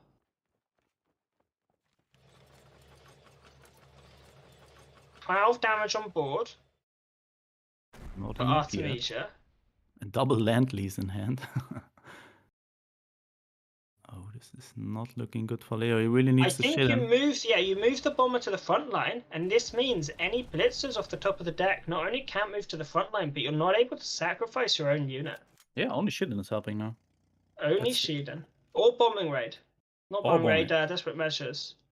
And that's game. K83, not what Leo needs. Wow. And coming down to just the clutchest amount of health, that Wrath Lightning play, saving Artemisia 2 health, made the difference this game. Yeah, really impressive. Sitting, when you do that sort of clutch play to give yourself an extra 2 health, and then the game ends and you're on 2 health, that's the sort of top tier plays we expect from the OCC players, and this is just game 1. Wow.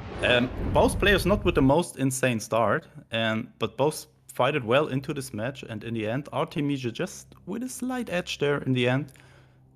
Really impressive match. Good start into the series here.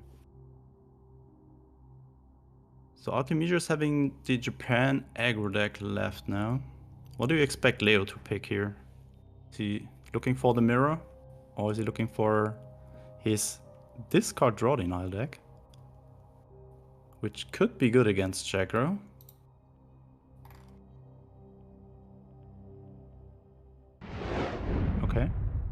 Good point. Thinking. Okay, no Cameraman, longer thinking more? thinking. You thought for too long. Okay, yeah. As I expected, kind of that Leo would pick the draw denial deck, which is kind of designed to be good against these aggressive decks.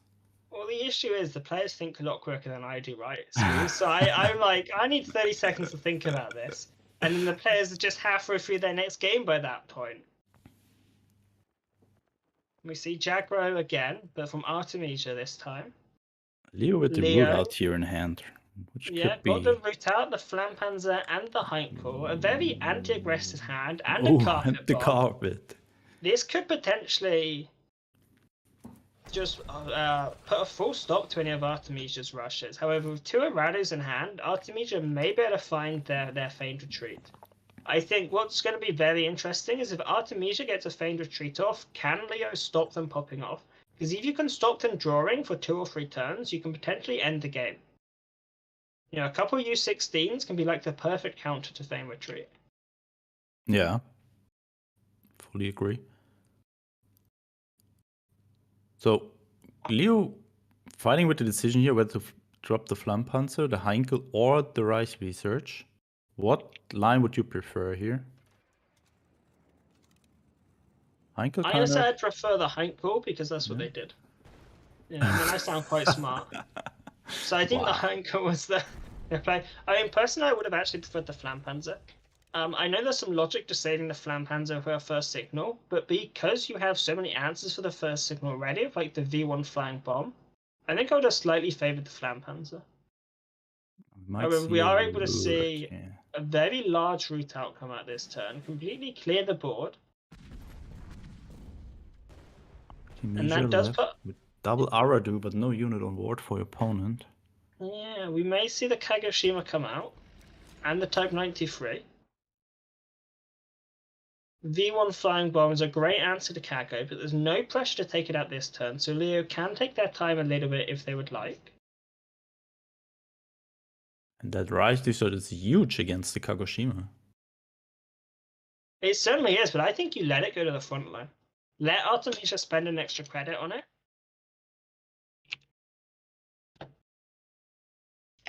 Double sudden strike. So this hand just looks perfectly to counter Artemisia here. Do you save the sudden strike though and go for the Flampanzer to get a unit down on board? Or do you keep no units on board, knowing that there's the Erados in Artemisia's hand? I think it's a perfect spot for Flampanzer now. Like you can also, I was thinking about keeping the Flampanzer for the Signal Regiment, but you have so many answers now for that one too. Like the Rice Research, double sudden strike. I think you want to have the body on board just in case the opponent is blitzing another unit to the front line. Then you can just attack into this with the Flampanzer, kill the Kagoshima with the Rice Research. So many good answers now. Now, I imagine we'll see the V1 Flying Bomb come out. Yeah. Yeah, maybe play the fortification first so you don't heal anything. It's the kind of play I do. I'm like, wait a minute. You're not the only one. I think you sudden strike this infantry in the backline. You don't worry too much about the Whirlwind. You just you play the sudden strike and you take out the draw engine.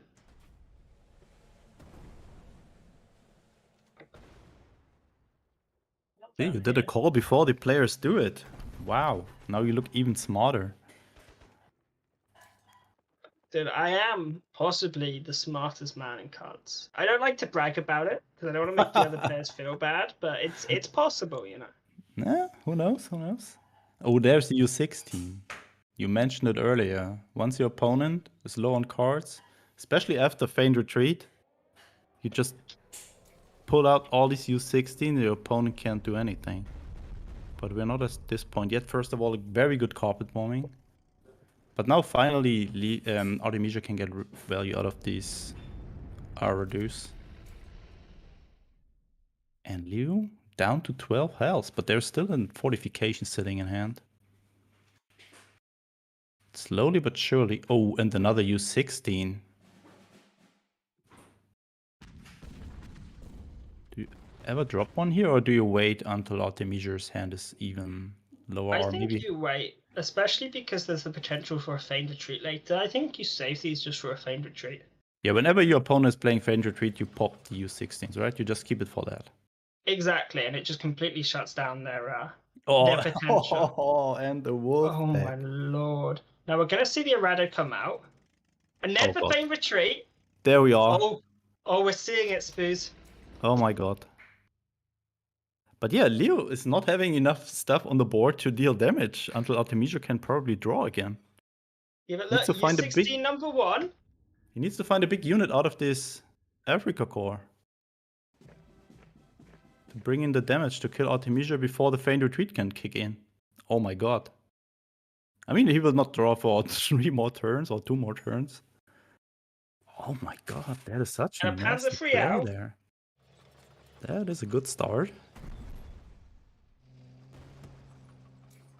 That's 5 damage each turn. That 15th Cavalry Regiment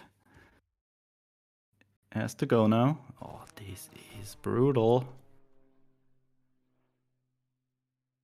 Okay, this is not doing a lot. Just cycling through Leo's deck here. Yeah, we don't want to get the damage in. There's that second U16. Yeah, you may as well play the MI5. You're not going to get an opportunity to prevent it. Another draw denial. It's 4 turns of the Feint Retreat. Oh, you see the send dive, and then you have to get rid of it. This is class. I gotta say, this is possibly the most enjoyable thing I've seen in a long, long time. That's it, right? But it's important when you play this. No. When you play the draw denial, you have to target your own units. Because if you target Artemisia's unit and don't make it discarded, they get to draw. Oh, yeah. So it very much depends. Good point, yeah.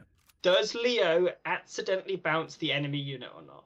And he just needs to bounce the Blitz tank, right? I gotta say, I appreciate Artemisia's commitment. And is that game? Nope. That's game. Play the Comet. It buffs up your Panzer free out to 4 attack. Ah, you're correct. Yeah, I forgot about that one. He's not seeing it. It's game either way, but that is Miss Lethal. Can we get a Miss Lethal counter for our OCCs? Wait, I feel like we need one. Just finds another U16. Oh, this was hard to watch, but well played by Leo there. Kept the U16 for the correct and perfect spot there, right after the Feint Retreat, and no chance there for Artemisia to ever do anything after that. So we're a good 1-1 score now. It's good discipline saving it, right? It's so easy to just pop it off and be like, I'll hit their cards now. But if you save it, we saw that they had I think the potential for 5 or 6 turns of draw denial against the Feint Retreat. And it's just such a beautiful play. And we also saw them bouncing their own unit, which is just a nice little addition to the detail. So now we see the mirror. Yeah. Jagro versus Jagro.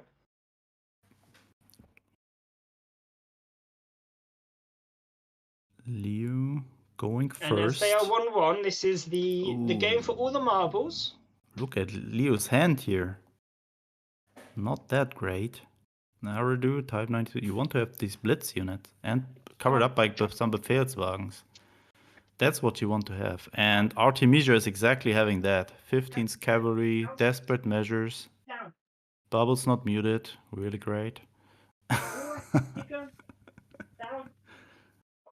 And yeah, really hard for Leo to decide here. At least he found the Signal Regiment. Yeah. Yeah. Better mute yourself next time, Bubbles. I was muted. Yeah, sure. Then it was me just impersonating you. I was getting rid of the dog. And Artemisia with the perfect start here. 15th Cavalry into Befehlswagen. And Leo needs to find Desperate Measures or Bombing Raids soon. Found one. 15th Cavalry. And Leo with the Feint Retreat, yes. Maybe both players with the Feint Retreat. So muted. Ah, so you muted yourself now. Cool. Everyone got to hear me getting the dog out. What did you say about before the show about Mark kicking you out of the production? Oh, we might come to that point. But But yeah, let's come back to that one here. That Akita regiment can make a big difference here if it hits the other Akita. Oh, that was a nice ping pong play there. Both players with an almost similar hand here. Both having Signal Regiment, both having Feint Retreat. Both having one type in hand. The one is having the type 93, the other one type 94. Diner. So at this point, what do you think? Who's having an advantage here? Is there anyone having one? I think it's Leo, just because of this signal. Actually, no, I take that back. Because they both have signal, they both have feint. I'm trying to think, right? They both have signal, they both have feint. What's the deciding factor here? I don't know. Who's doing the better trades, maybe? Finding the better units? Like that Mido, for example, is getting good 2-for-1 value here. If you can find a second type 93 as Artemisia, you can take out, you can double pin that signal, and that could be the game changer. Yeah, absolutely. I think the player who's getting rid of the other one's signal first might have the edge here. Look at this, both Desperate Measures now. Like, this is almost the perfect mirror. It seems the complete... Are we sure we've not accidentally got one of their gameplay twice? You know, just the same player's gameplay twice?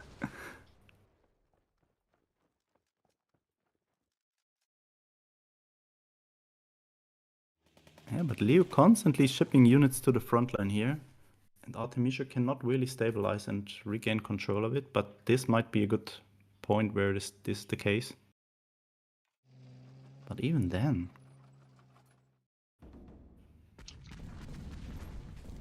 And then we see the counter Desperate Measures. And look how similar this is. They're both starting to get low. You know, 11 and 12, both got a signal, both got the feint. Yeah, I think in the end it might just matter who just dropped his signal regiment first.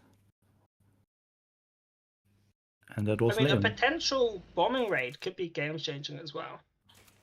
Oh, now this we hits the see- signal. It did not hit the signal regiment. Leo, though, putting Artemisia down to 6 HP. This is looking really, really rough for Artemisia, and it looks like it's going to be Leo's, you know, time to shine. They can chuck up the Whirlwind. And the Panzer, that's Oh. game. GG. Yep, Leo it's exactly managing to 6. win the Jagro mirror. Almost identical mirror, and Leo in their first showcase taking down one of the OCC champions in a nail-biter of a series as well. That was a very, very good series. Super high-quality games from the players. And only one missed lethal. For OCC standards, that is a very high-quality game. Yeah, I mean, he just wanted to show dominance there, I guess. He was sure that the opponent could not really find a card with that Admiral Hipper, but No, we count that. would- We absolutely count that. So Yeah. it was a missed lethal, so it gets +1 on the counter. I've got a little tally system. But yeah, that was a really excellent series. I think we're going to take a quick look at the bracket, and then we're going to be chucking it back to Christo and Ollie. But we're just going to take it, We just take it back directly to Alright, Ollie and Chris. chucking it straight back. Ollie, Christo, take it away. I don't have that many jobs here, Bubbles. So showing the bracket, that's my job. It's like the only thing. Just leave me have that, please. Thank you. Ollie, another nail biter of a series. I mean, you had Leo coming in, right? New to this whole setup, this whole tournament series, and you've got Artemisia coming off a big win in May. Artemisia looking good in that first game, and then all of a sudden things turned around, and that Jagro matchup, that Jagro mirror, just ended quickly with a bang. No, I mean that was a fantastic series, right? Like it was awesome. You know, game one, we saw the retreat on the Signal Regiment, basically, you know, pretty much winning the game there for Artemisia. And I think, you know, that's another example of where these players make decisions that a lot of other players on the ladder would have just kind of gone on autopilot and, you know, retreated that Akita regiment or something like that, going like, oh, you know, that's potential 4 damage, you know, like let's just get it out of there and you know, get my mosquito back by killing the Sendai. But no, he realized with this, he's able to clear both units in the front line, and he's able to avoid taking damage. He also got lucky by not getting hit with the Akita proc. So really well played there. Game 2, we saw draw denial working, right? We saw the weakness of feigned retreat, those U16s being drawn at a clutch moment. And, I felt bad for Artemisia sitting through that, being like, oh, a card that will allow me to draw my entire deck. Oh no, I got to throw it away. Oh, Yep. another card. It's just like happening over and over again. That's something that can put you on tilt. Not that we saw it happen. And then finally, that game 3, just an absolutely nail biter of a mirror matchup. And I almost felt like I double checked if we had the same hand twice. I was like, what's going on here? They were drawing like, Artemisia drew a Whirlwind, and then Leo drew a Whirlwind, and it was just like pretty much the same deck of cards that they were drawing. And just Leo being the one with the initiative, finding the slightly better plays and taking that one home. And I'm sure that he's ecstatic. I mean, we know that the Chinese community is a close-knit community, so likely he knows who Artemisia is. He might even look up to him, or probably does. So taking down one of those guys must feel good. And it was one of those series where you had everything, right? You had the perfectly crafted plays. You had the just Jagro kind of straight at the wall rush to see who can take things out. You had a missed lethal. We had what we thought were going to be 2 Brit bans that didn't actually end up happening that way. So it kind of all came together in a very well-rounded series and a great showing by Leo. So congratulations to them. They'll be moving on to the semifinals. While we're talking about that, let's get that bracket up here. Thanks, Bubbles. Let's take a look. So the aforementioned Leo moving on to face Tang Tang in our second semifinal. We're gonna give Leo a quick break, I believe, here to catch their breath. Yeah, I wonder if this is gonna be one of those days where we see Leo like take out all of his Chinese idols, right? Like the Chinese players' idols that he has, taking out Artemisia in round number 1, then Tang Tang, and then possibly 0-5 in the finals. Mm-hmm.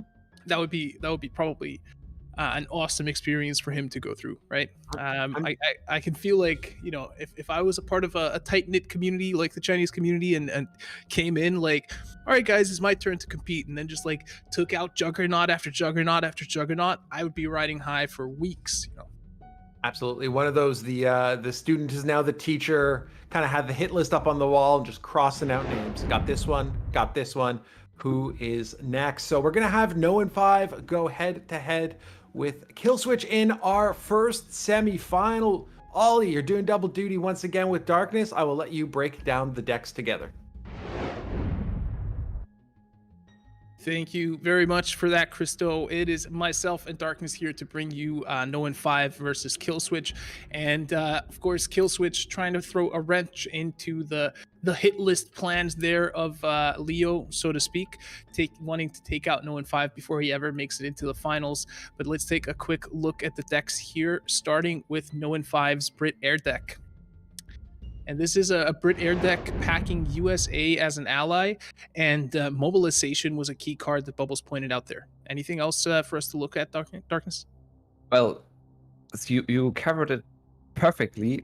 The only change is he got rid of the nerfed card, and he's back to the root using Brit Air, very powerful and very, very stable with US ally.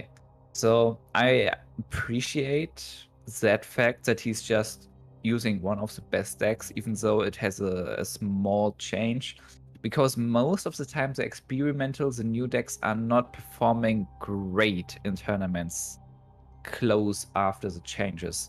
So I believe most of our viewer already knows this deck. It's one of the best decks. If you don't know or never saw this before, check out the older meta review.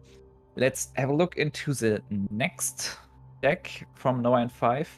It's German US. We already saw a similar deck from Vinny. This one is not using Fast Heinz, so it's the Fast Heinz version light, so to speak. But actually it's still pretty good. 0-5 was one of the only player who used this deck multiple times during the last months where this deck was not that great at all, but he was still aiming very high. He was still very successful, and now since the meta is going to get reshuffled, this can have great potential. And of course, 9-5 has a lot of experience in this aggressive mid-range deck with a lot of tanks. So I'm expecting quite a performance here. Yeah, I And- mean, also back in 3 Blitzkriegs, right? So Yeah. any one of those tanks sticking on the field can immediately become a danger. That's one more than Winnie was bringing. So Yeah, this is small difference, overall the same deck, and definitely very dangerous. And the last deck of 9-5 is Japan, German J-Aggro, a very fast deck, a very aggressive deck. We just saw an awesome mirror matchup, so we don't need to get super deep into this one, and we can go to kill switch decks. Now, kill switch is bringing 3 complete different decks to 9-5. The first deck is German Britain. We saw this deck, the Humber deck, a lot in the last months in the tournaments. Now I believe only Killswitch sticks to it. And I don't really know why, because this deck is really, really powerful and can snowball really, really hard. With a lot of early units like the Panzer 2A, the Parachute Brigade for 0 credits, Jäger Regiment, and Humber, you are able to flood the board early on massively, and with those buffs from combined arms, it's very powerful. Well, Henschel got nerfed a little bit by +1/+1. It's now give a friendly tank +1/+1 for each non-tank unit and not for each unit type in the same row, in the same line. So this is a small nerf. But I mean, But, it shouldn't matter that much, right? Like what we were seeing already, like in the last OCC, is that you would have like an 8-14 whatever, like Humber being produced on turn 4, right? So that being a 6-12 is probably not the end of the world. I don't think so too. I still expect a lot from this deck. And the last deck, we already spoke a lot of about this Soviet Japan self-damage deck, but we never saw it in action yet. Very interesting deck, very fast and aggressive deck with a lot of potential. Let's hope we are going to see some real gameplay instead of just theory speaking over and over again over this. Yeah. So. I really hope we get to see this deck in this series. I think it's an exciting deck to see and see how it performs in the competitive scene for sure. Can we already see the bands already? I'm super hyped for this. Oh, I missed one deck. Oh no, I'm so sorry. So Killswitch is bringing another air deck. Yeah, we mentioned it before. There are 3 types of Brit air decks. We already saw the US ally, the Italy ally, and this is back to the old school. It's Japan ally. This was popular for like the first 2 years of cards and very, very powerful with a lot of buffs, a lot of removals. It's very fast, very aggressive, not as stable as the US version or the Italy version in terms of stats and airplanes, but definitely a strong deck all over cards and over the history of cards. Yeah, I think it's also, I mean, that the Sonya there and the air superiority, that's basically 5 cards that you can use to remove something off the board from your opponent.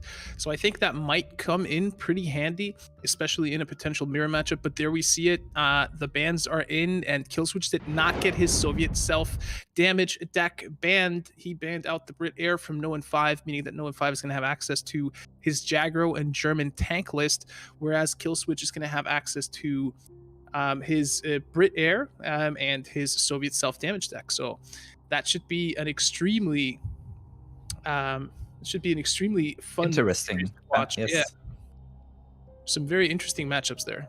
And I really like it. Well, I mean, all of the decks are aggro if you want to look at them like aggro control or some special decks with special win conditions. But there are 6 different decks, and now we are going to see even more different decks, more variety.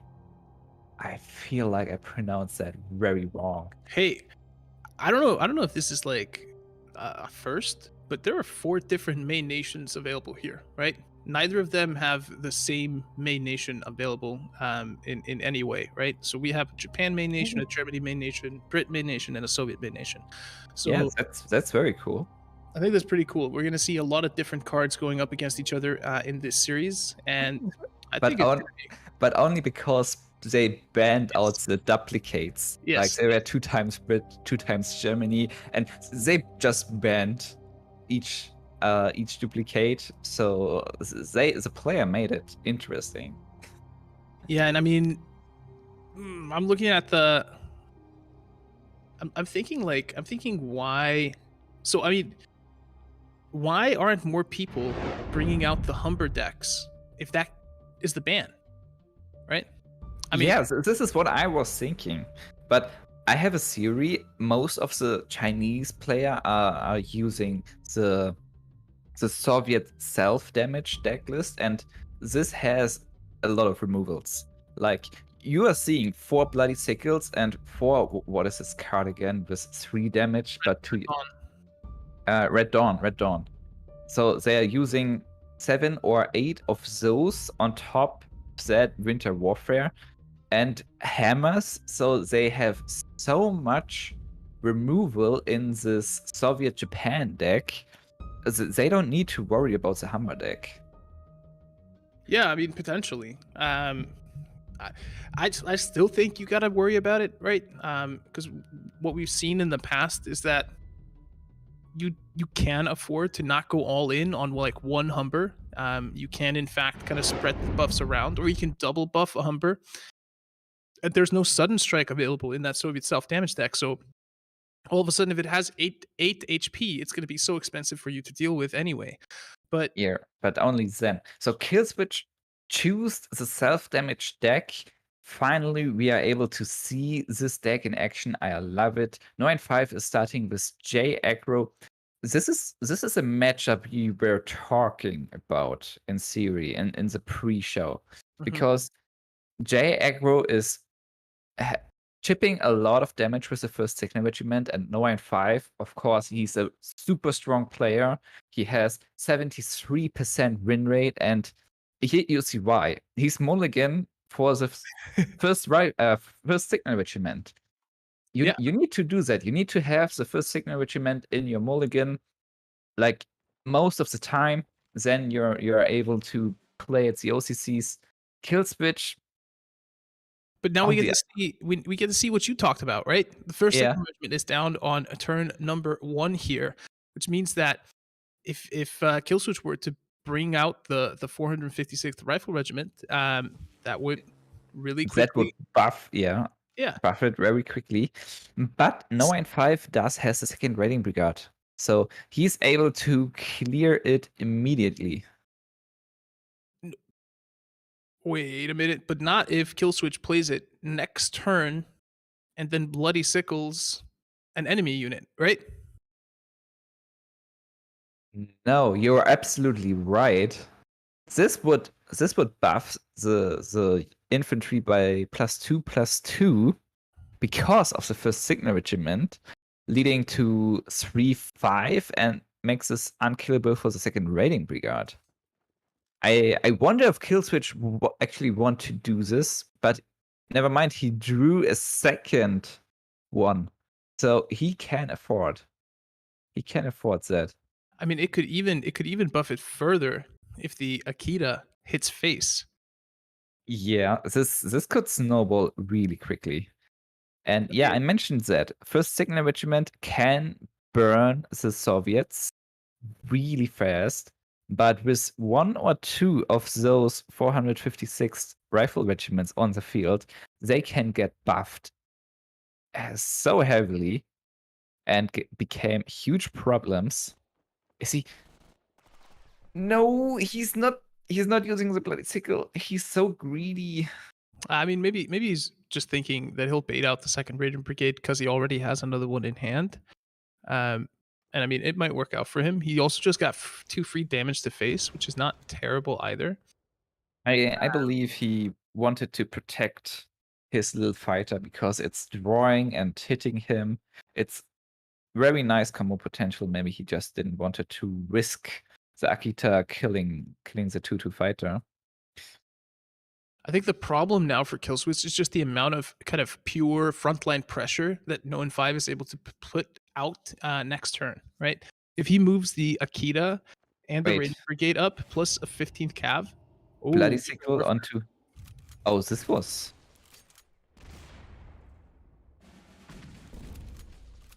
Oh, and look at the 34th guards cost 0. He has 11 That deals was- in his support line. It's That turn was 4. huge. And the 5/6 guard would have been 3/4 without the signal regiment. I mean, he is bleeding damage really quickly though. Let's Yeah. not forget that. I mean, his HQ is at 14, and That's he- true. he still has a lot of things that deal damage to him, right? But Killswitch is able to drop another 456 rifle regiment, bloody sickle, the bicycles, Yep. and attacking and going into the front line. While having 2 guards. Oh my Winter god, he found Warfare. Winter Warfare as well. I mean, you attack with the 34th here and push the 445th 7/8 into the front line because that's just pretty much threatening lethal pretty quickly here. Yeah. I mean, Winter Warfare is also going to bring him down to 10, which means the Sunrise division is going to be 9/9 when he plays it. Exactly. But the surprise attack is brilliant. A second one would be much better, though. 9/5 can't really do something here. If he's attacking, this will cause another damage to the HQ. And it's buffing both guard units. Yeah, I mean, I think he's just trying to play the burn game now. Maybe. He does have bombing rate. Yeah, and he has basically 3 damage plus he has 6 damage that he can put out. 8. Actually 8. Sacrificing the blitz units and all other units and the bombing rate, it's 8 damage. But now Maybe Killswitch could play the 3 credit order before. oh my god. This is going to be so close. This is going to be so close on the burn. Look at how much that is buffing the front line there for Killswitch. But Wait, only it's 6 5. HP remains. Right? Oh no, there's no blitz unit. There's no blitz unit. There's no pin. And no credit. Like 9/5 needed another blitz unit for 1 credit and another credit. Wow, that is such a close game. And it came down to what we talked about, right? It came down to the Japanese burn almost being enough, but just not quite. The credits are not quite there for Noah 5, and Killswitch is taking game number 1. Killswitch is taking game number 1. Really good performance by Killswitch here. That was awesome. I like that deck. That deck is cool. The deck is really cool. And the matchup is cool. I mean, that was just a cool game. Let's be real. That was a cool game. Yeah, when I first played J Aggro into this deck on ladder, this was back before it was like tournament ready. It hit me hard, this first signal regiment against the 456 rifle. So I was aware of it, but it worked perfectly for Killswitch. And don't forget, Killswitch is winning against 9/5. 9/5 who just won 2-0 against J King, playing all control against all aggro. Yeah. It's not easy to win against 9-5. No, you can ask 73% of his opponents how easy it is. Even the rest Yeah, probably had to pay for it. had to pay for it. Yes. No, I mean, that's not a great starting hand for 0-5, but I mean, the Befelswagen being there, coming online with the Panzer 2A on turn 2 is going to be a little bit of a saving grace, but And another Panzer 2A. I mean, so far it looks good. 9-5 has options, you know and what? those options are not bad. Know if I was going to find like a blitzkrieg next turn and just somehow win, right? Like feels like one of those players that just finds a way to win in so many situations. And I mean, even in that last game, he was really, really close to winning. Like one more credit, one more draw, and that could have been an entirely different story. But Killswitch here dropping the albacore, mitigating some of the damage coming out, saying, all right, you're going to have to pay at least 3 credits or if you want to take out that swordfish of mine. Yeah. 9-5, another Panzer 2A already had 3 of them, not being able to kill any airplane. This is really, really beneficial for Killswitch here. Of course, there are 3 tanks in the front line. It's not looking great, but Killswitch is able to play close air support and only kill 1 tank. It's not that great too. Yeah. I mean, It's not great for both. But you could go for finest hour as well. I don't like that. I believe getting more stats on those little bombers with close air support. Yeah. And killing the Panzerbefehlswagen with 2 attack is more beneficial than everything else here. Yeah, I agree. Killswitch taking his time to think. I mean, and I understand that, right? He's 1-0 up against 0-5 here in the semifinals of the OCC. If he wins this game, he's into the finals. He secured himself at least second place. And at least $300. Exactly. This is a lot. He's coming from the Turkey. Yeah. Turkey. And Or Turkey. Turkey. They just rebranded, right? Yeah. I noticed that too. Lovely top deck air superiority. He's able to kill the top deck Wirbelwind from 9-5 and kill another tank. This looks really nice, but I wonder what he's doing with the leftover 2 credits. Just dropping the second Paracy doesn't feel great. Buffing. I think I think you want to wait with the second Paracy for a little bit. Yeah, maybe not. But second Paracy and HMS is really nice, but like this, he's able to kill the bigger tank. I guess the problem here is that, No 5 is able to get rid of that second Paracy if he wants to this turn. I mean, sure, it'll cost him a couple of units.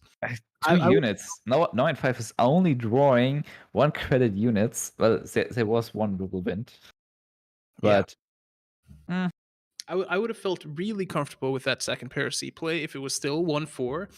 But maybe Killswitch just is thinking, hey, I mean, it isn't like a core part of my deck. He's playing more around playing a massive amount of units and getting off a big blitzkrieg. So I'll just rather play around that by limiting the number of units on board instead of trying to protect my second Paracy in some way. And I think that makes sense. Killswitch really needs to think about the last 2 cards here from 5. And this would be a huge ultra turn. But this would mean he sacrifices his swordfish. Yeah. So that's not great. But do you mind all that much if you have the HMS Illustrious ready? HMS and a second second Paracy. Maybe just killing 2 tanks in the front line and activating Ultra to prevent like card draw, Enigma, or we can do it. I think this would be great. Although 9-5 is a very strong player and will probably play around Ultra. If Yeah, I mean- Killswitch will just not use 3 credits here. You're telegraphing it quite a bit. Some card draw there from Noen in the form of the 22nd Infantry.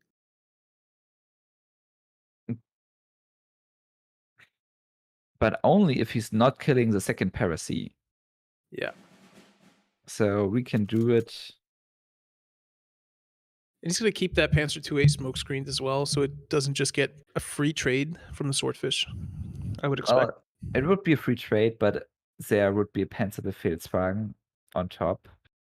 But I don't believe 9-5 wants to throw everything in here. Against bombers, that's usually not a good idea. I mean, he's waiting for the Blitzkrieg. He won't make a move, I think, with that Panzer IIA until he has a Blitzkrieg and something to follow it up with. Yeah, I wonder, going is in, no one going in. running anything that can deal with like that second Paracy in a way that he doesn't have to trade a unit into it?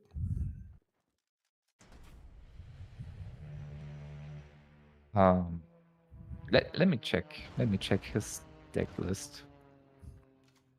But there's one dive bombing in his deck and one Heinkel HE. So in theory, there is. I mean, now he has to sacrifice it. Pushes it into the front line, sets up his card draw, at least getting one card out of it. There's the Heinkel. There's a Heinkel, yeah. There's But- an air superiority. That's that removal we were talking about, right? The second Paracy plus air superiority, plus the 4-2 bomber. That board can be wiped. Yeah, and Killswitch has to kill everything before the we can do it buff is coming. What the? He could have buffed a small unit and saving air superiority. I see. He's just blocking the front line against German US. The front line is super important. This tank deck is limited by the space and the amount of tanks. So airplanes blocking the front line seems weird for most players, but actually it's a great move here. You know what I say? I say if you're playing Brit Air and you're pushing bombers into the front line, you're in a comfortable situation. Yes, that's true. There's the Blitzkrieg. Not early enough there for Noah 5.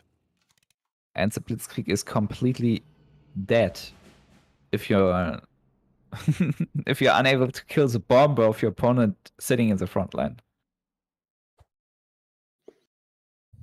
Noah 5 is currently choosing between another Blitzkrieg, a Pursuit, and an Enigma. I guess Enigma Pursuit could work, but this man needs card draw. He needs card drop, but at the same time, he's not going to get a ton of value out of the Enigma, right?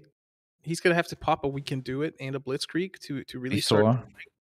Because, I mean, Killswitch is under no pressure to kind of pull out any draw of himself, or fill his hand in any way. He can just operate what he has on board. He has a Mosquito to deal with another unit, but it looks like he's thinking about going for the draw anyway. I think that's maybe going for Ultra. Yeah, I like that much better than going for the draw. Just pressure. You have everything you need on the board right now. Yeah, he can't just kill everything of 9-5 with basically not trading. And he's using quite some cards like the air superiority as well to reduce the amount of cards. Yeah. So even if 9-5 would play Greyhound, pop Ultra with Blitzkrieg, Enigma would only draw 2 cards, and that's not a lot. And it's not likely to swing the game here for Noah 5, right? We can do it going for a card draw, but into Ultra. Well, Enigma is drawing one single card here. Feels bad. Yeah, I mean, dive bombing is enough to take out that swordfish in the backline, but now Killswitch is in a good spot to just refill his hand. And again, I would say he's not in a rush to play more bodies on the He, field. he shouldn't refill his hand. He's just dropping the body to reduce the amount of a potential Enigma. He's playing very carefully around the amount of his hand size. He's also threatening lethal with that 8 damage Yes. in the backline. And threatening lethal. Oh, and the 9-5. surrender comes out. GG. Killswitch takes out No and 5 in a quick 2-0 fashion. And Killswitch really, really proving himself in today's OCC. Extremely well played by him. This is the second time Killswitch will receive prize money. I believe it was December OCC. It's the first time he got a spot in a tournament. And now he's able to call himself N-Cards esporter because he won 300 bucks, second place in last December OCC. He's reaching the final a second time, making him definitely a constant player here. It's nice. It's nice to see different player coming up in the cards esports scene, and this time he's not Chinese. I mean, this was an interesting series because I feel like both games were fun to watch. But I mean, I loved the first game. I felt like the first game was a really cool demonstration of kind of the two decks going at it. But the second game, it felt like No and 5 just didn't get anything of what he wanted, right? It felt like he had no chance in kind of developing a board that could beat whatever Killswitch was putting out at that point. That's the problem with German fast Heinz. It's a snowball deck, and if you are struggling early on against bombers who are constantly killing your tanks, you're in a really bad position. And if those bombers are blocking the front lines, there's nearly no possibility for you to come back. It's like a spear, and if the top of the spear breaks, your Blitzkrieg, your 22nd infantry, all of those units are doing nothing anymore. So this battle was lost maybe with a mulligan when he got a ton of 1 credit units without being able to kill the bombers, and 2, we can do it clocking his hand. Yeah, this is the reason why a lot of people are currently not using this deck, because it's so RNG reliant.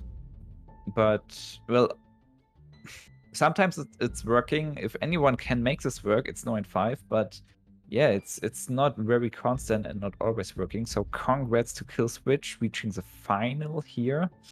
And I will throw it back to you, Christo and Big O. Take it away.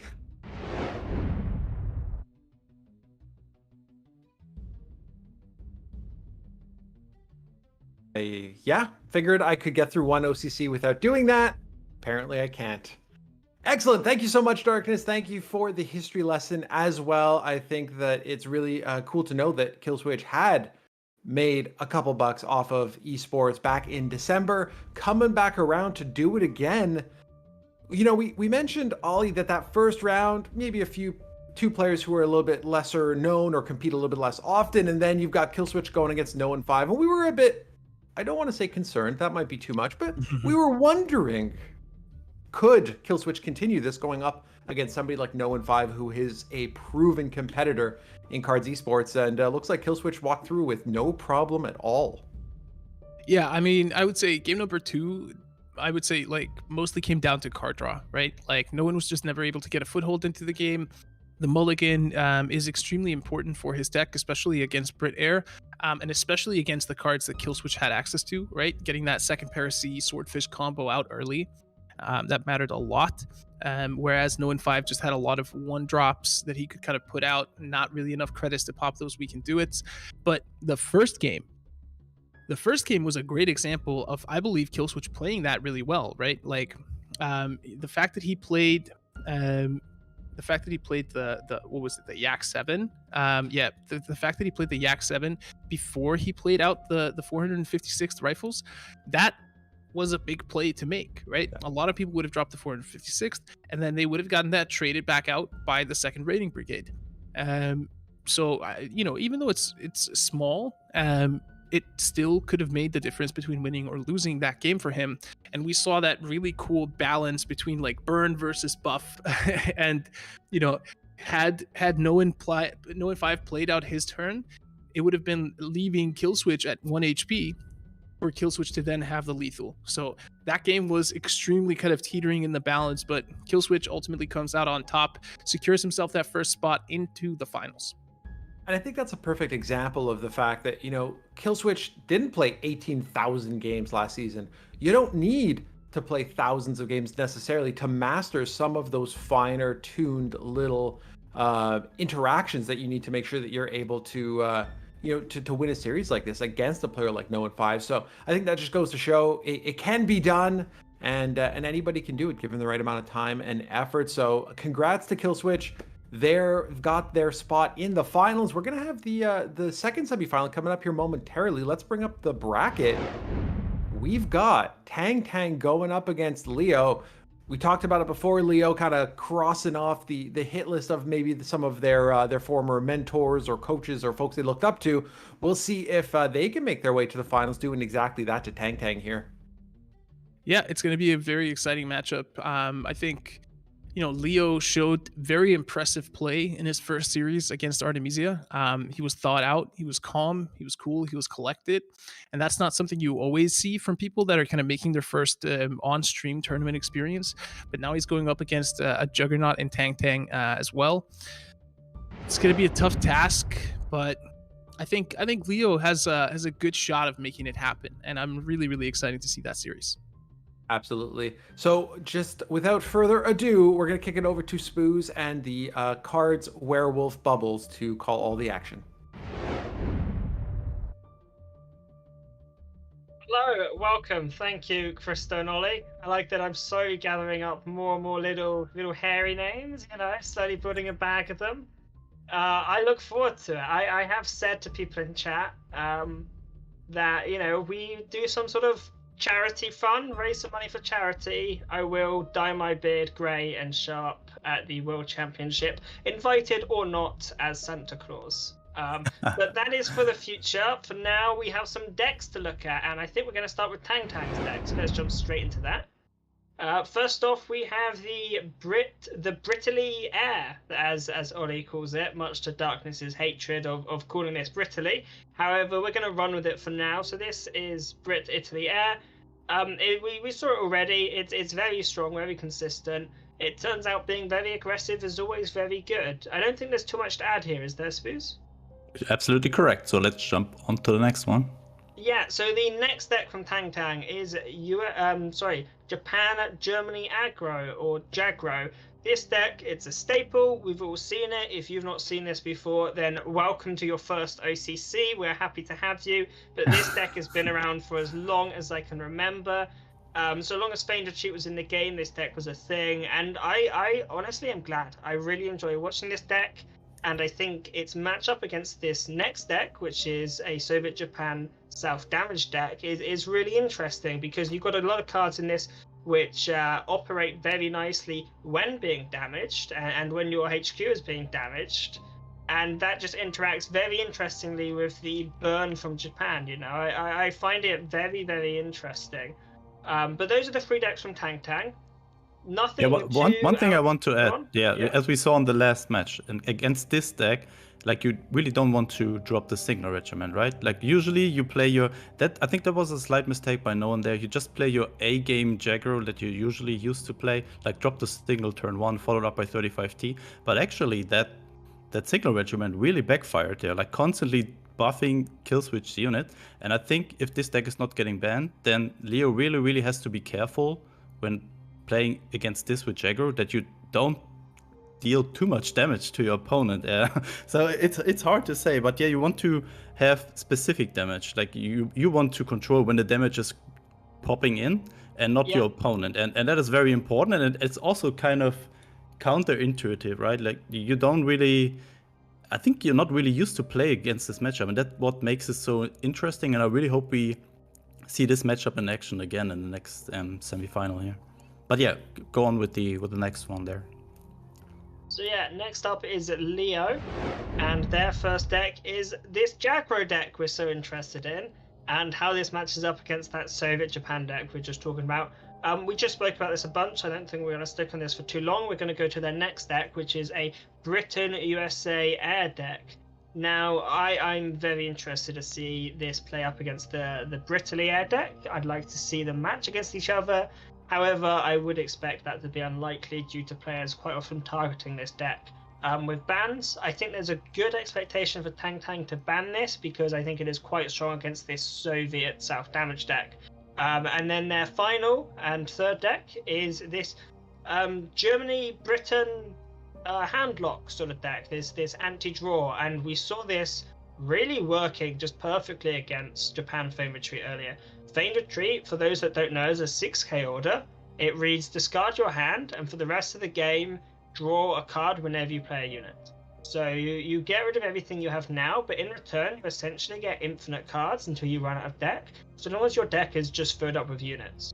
And this is actually really quite nice against that because you prevent them from ever playing that first unit after Feigned Retreat. We saw it earlier. We saw, I think they got 2 U16s into a Wolf Pack, into an Admiral Hipper, into another U16. Now every single one of these prevents a card draw. So it was really quite fun to watch this usual sort of end game GG. I've played Feigned Retreat, you lose, just to get completely flipped around and Leo be like, well, actually, you know, it'd be great if you could play a unit, but you're never going to get to. So those are the decks. I don't think there's too much to stick about on them. We've seen them all already today. Any expectations for the match, Spooz, on bans, but also on player dynamic? Yeah, mentioning the bans, I think for Tang Tang it's really hard what to ban. Like you mentioned, Brit US Air is pretty strong, but as we saw in the first match there from Leo, that German Brit draw denial deck, that can also be very annoying to play against once you run out of cards and then all these U16s Wolfpacks kicks in. And here we go. Tang Tang's Soviet deck has been banned, and Leo's Germany control deck has been banned. Now, I gotta say, this Soviet self-damage deck has been very much targeted with bans, right? I think we can learn something from just how often this deck is getting banned, which is that these players really respect and fear it. I think 3 out of 4 times, right? Yeah, it's clearly a very scary Yeah, deck. that one time we saw where it did not get banned, we just saw what happened. It just got out of control completely there. Do you think there's any sense that this is more popular than normal because of the popularity of Jackro and that sort of interesting dynamic where people who play Jackro don't necessarily know how to properly fight it? Yeah, probably. I think it looks like people just created this to counter Jackro, like how perfectly this worked against it. I mean, in the end, it was very, very close. It was just 1 damage that no 5 was missing there. So yeah, it was not an absolute dominance, but we just saw what potential this deck has and how it just can pop off. And yeah, and then Leo's Germany control deck banned. I think banning handlock is almost always a safe bet, especially when you're not sure what to ban, because handlock is very powerful against lots of decks. The sort of usual answer to handlock is, well, let's just run more card draw. But the issue is, if handlock is built very well and efficiently, it can be very common where you never get to draw your card draw, right? Or you play 1 convoy, maybe 2 if you're lucky, but it's just not enough, especially with cards like Fog of War, where they're able to put units on top of your deck, which can pretty much guarantee you're not going to find your orders to draw more cards. I think it can be a very difficult deck to play against. And one of the good decks against it, I think, is USA midrange, because of these Shermans. But that's just not around today. So first game, we're going to see Britain against Jackro. Oh, I think not the Britain mirror there. Brittany versus not. Bruce A. Bruce. Let's establish that one, okay? The Bruiser. The Bruiser. Oh, look at this nice zipper there. How do you call it? From Leo? Yeah, zipper lighter. But I'd also like to point out the turn 1 Swordfish. Turn 1 Swordfish may just be the scariest and strongest start in all of cards. Yeah. I hear people talking a lot about Britair. What's the most powerful part of Britair? Some people say, oh, it's cast. Some people say it's the draw. Some people say it's these huge fancy elites, the Wellington, and then the Spitfire that can do loads of damage. Oh, look at that lovely lighter action. But I'm going to put forward that I think the strongest unit in Britair is Swordfish, because this turn 1 Swordfish is built like nothing else. And now look at Leo's difficult situation. This entire game has now been changed and affected just based on a turn 1 Swordfish. I think this unit is the bare bone structure of Britair. I think it is the thing which holds it up. And this 3 HP just sets it so far ahead from other similar cards like the Pelikov Bomber from the, or however it's called, the 1-2 Bomber. Just this 1-3 is so difficult to deal with. Yes, as you said, like it's enabling Britair to establish an early board to deal with early pressures, keep your units on board, buff them, and just overwhelm your opponent. 3 health, 1k bomber is just completely, I don't know. This should not be in the game. I don't know. I mean, I've certainly heard people say that, you know. However, it is sort of, it's been a staple for so long. I don't know if I'd want to let it go. It's sort of like a, you know, just so dear to my heart at this point, this turn 1 Swordfish. I mean, don't get me wrong, when I'm against it, I find it incredibly frustrating because it's how Leo feels right now. But when you get it off, you just feel so powerful.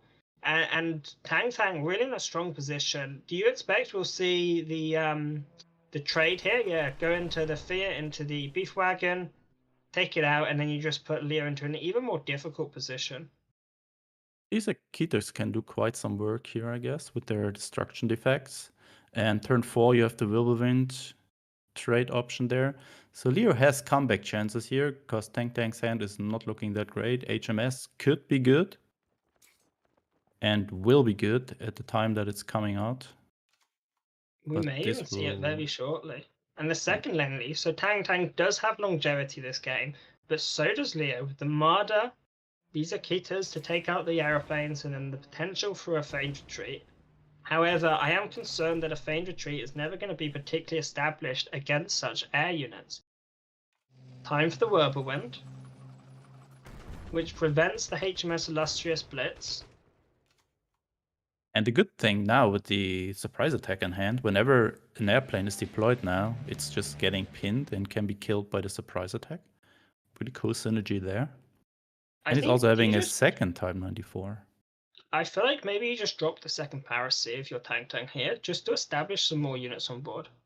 It also means that Leo can't go for this value trade into your Machi. Yep.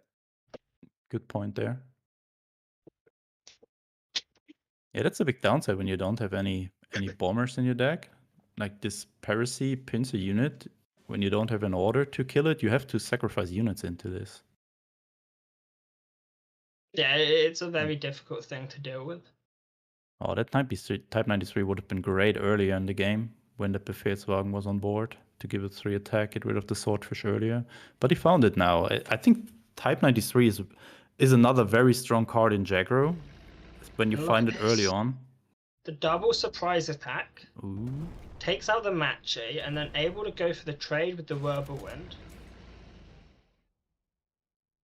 Or trade.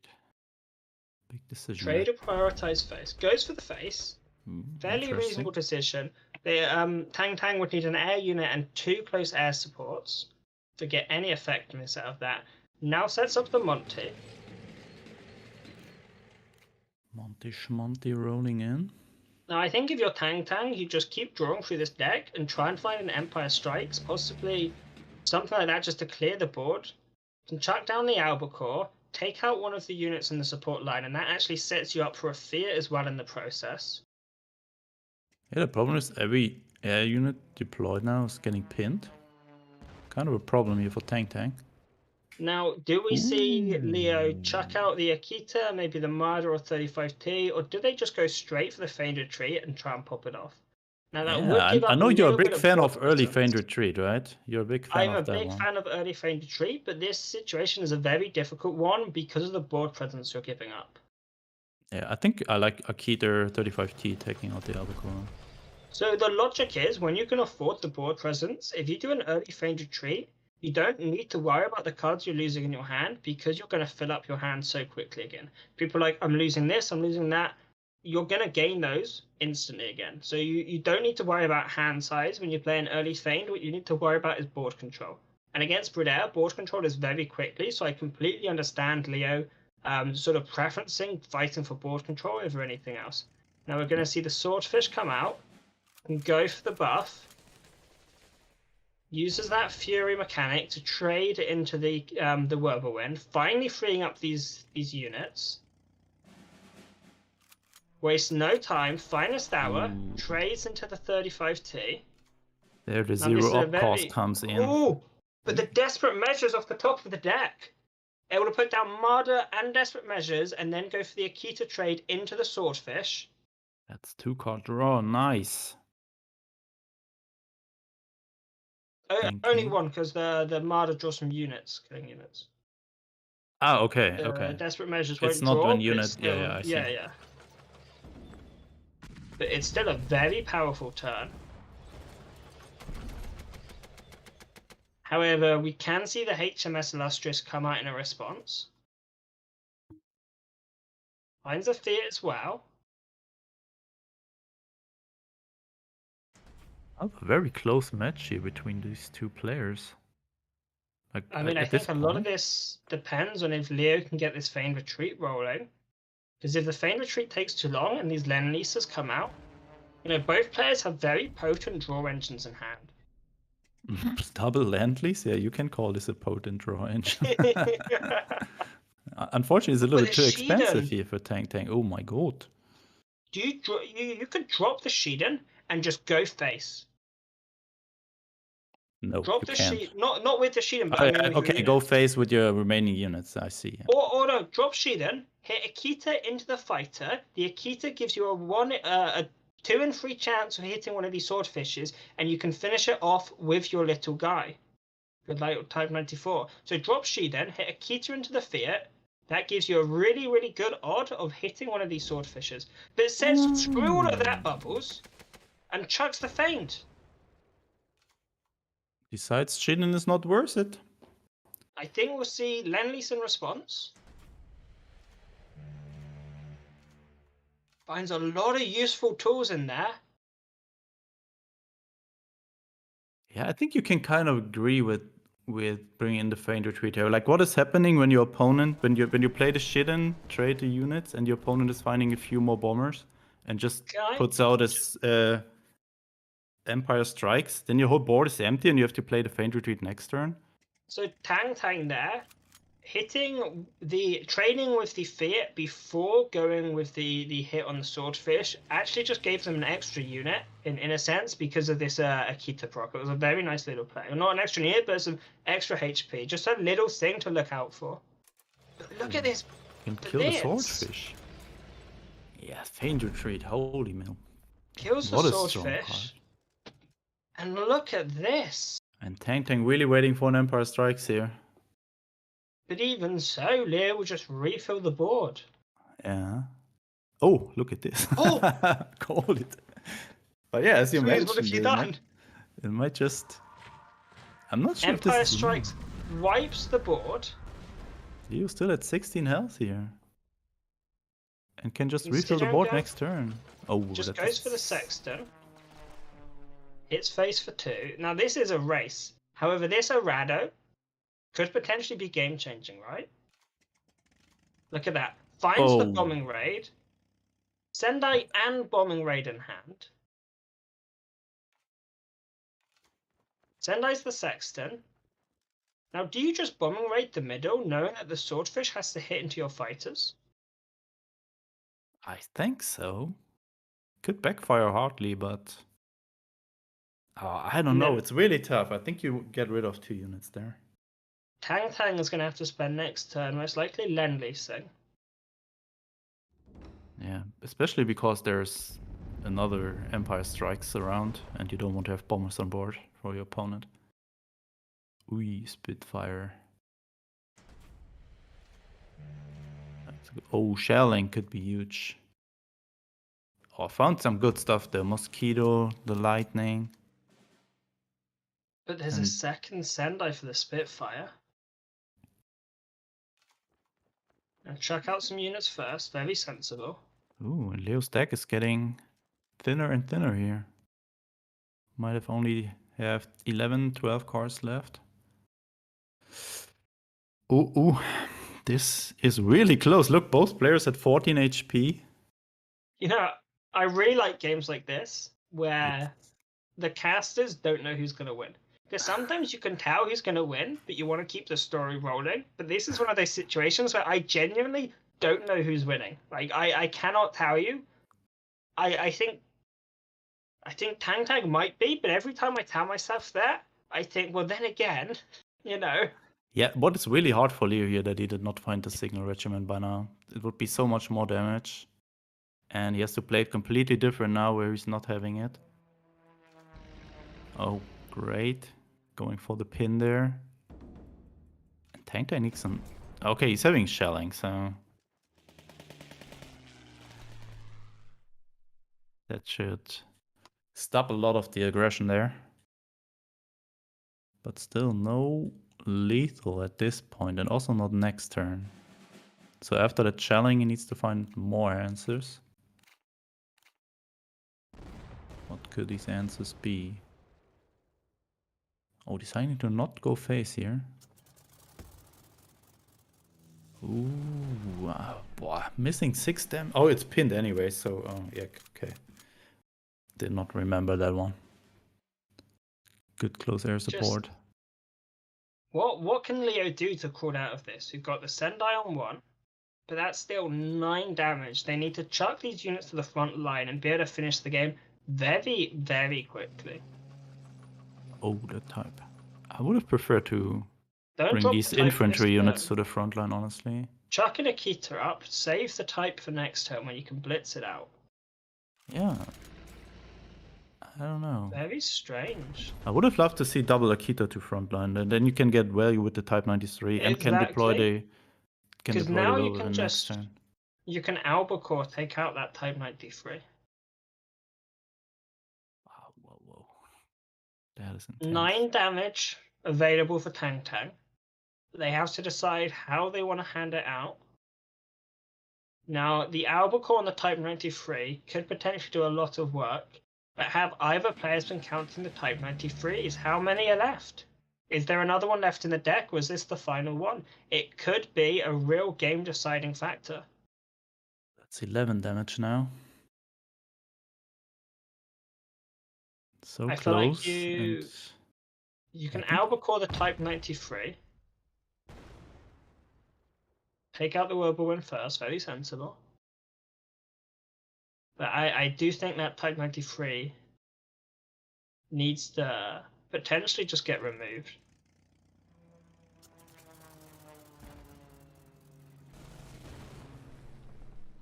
Look at good that. pin there on the Mido. Very good. Pins the Mito and uses the Kitty Hawk to take out the Type 93, meaning that the Mito doesn't get its death effect, saving a little bit of damage, potentially enough to sort of be a game-deciding factor. I mean, we saw it earlier, winning on 2 health is very likely. Yeah, I mean, sort all of you need is situations- 1 HP, right? Exactly. And there's the signal. Ooh. However,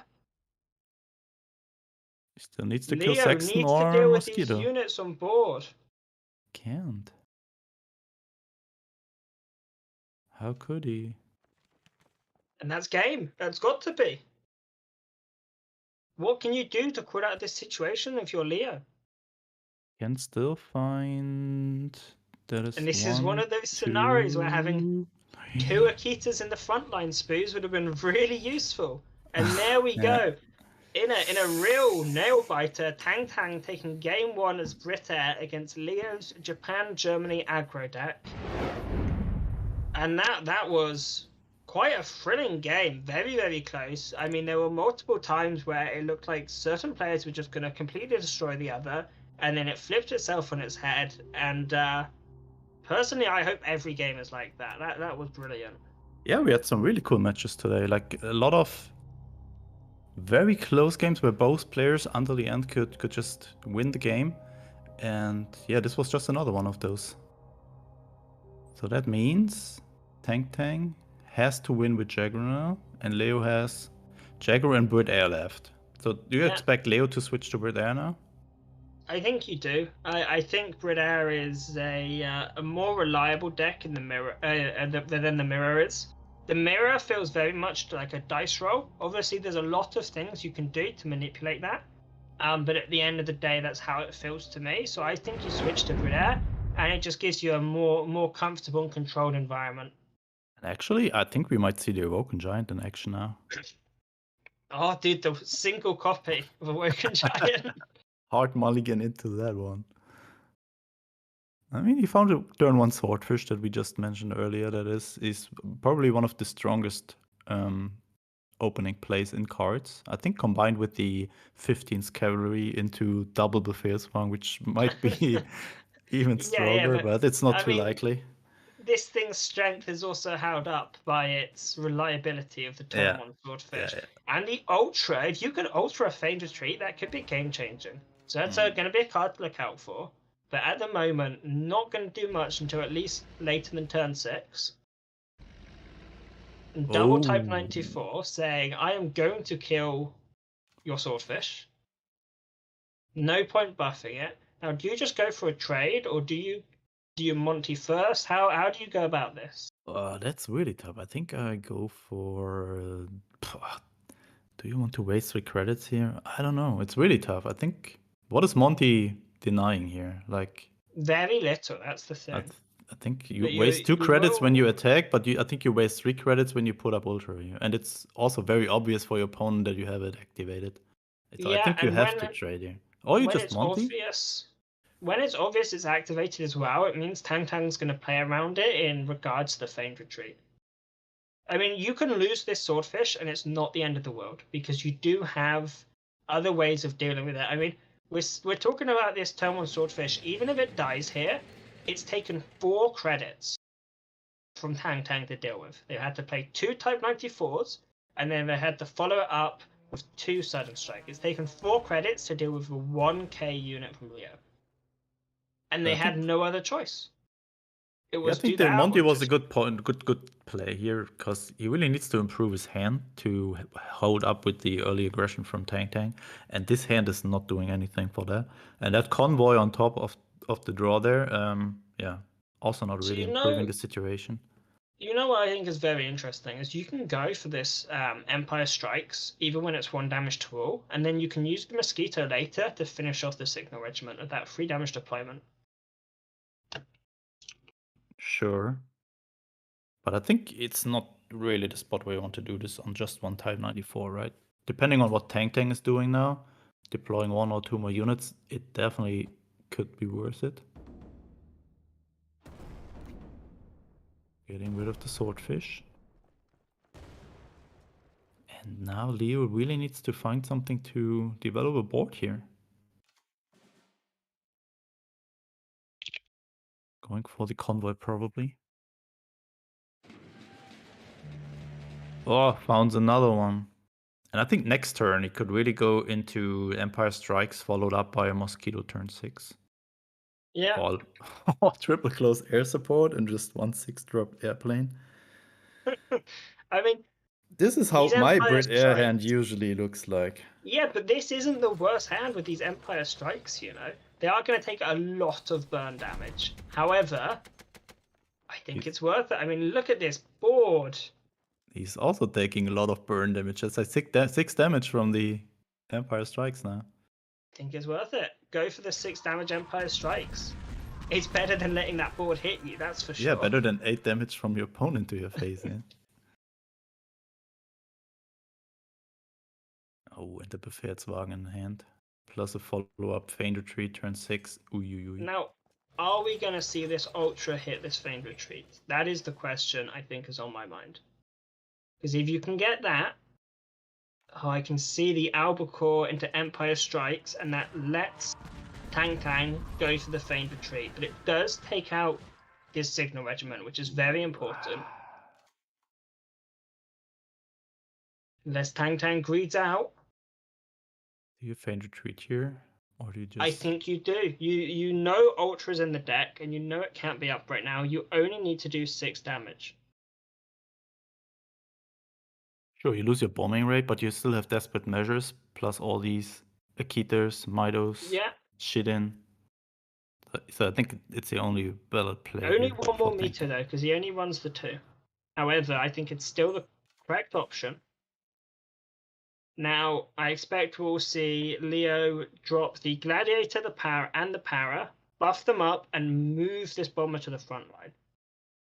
However, you may want to get 1 face damage in with it first, and then move it up next turn. But I imagine we'll see as many units as possible come down from Leo, and buff them up as much as you possibly can.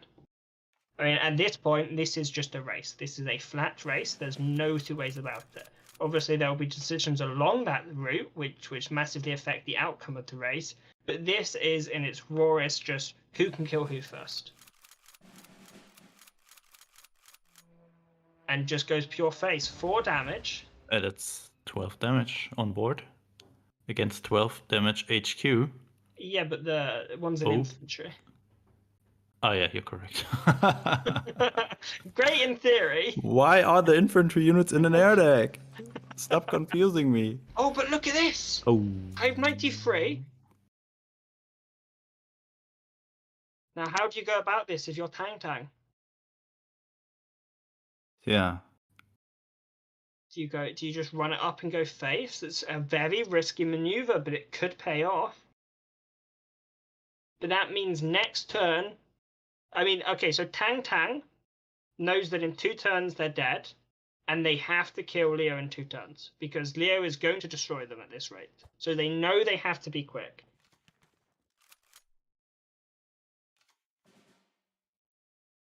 Greyhound. You can run up the Greyhound, kill the Type 93, hit base for 5, and move everything to the front line. Why is this so close? That costs 5 credits. It leaves you 3 credits to float the Ultra just in case Desperate Measures comes up. I think that's the best route. Greyhound into Type 93, hit face, secure the front line as well with the Para. No. Oh, what? This is okay. This is doable. Still goes face. And look, this That's also also good line. secures lethal next turn in multiple ways. Yeah. Kagoshima, not what you need. You need blitzers. I think Leo won that one. Oh, Type the Type 94 94. can pin one of the units.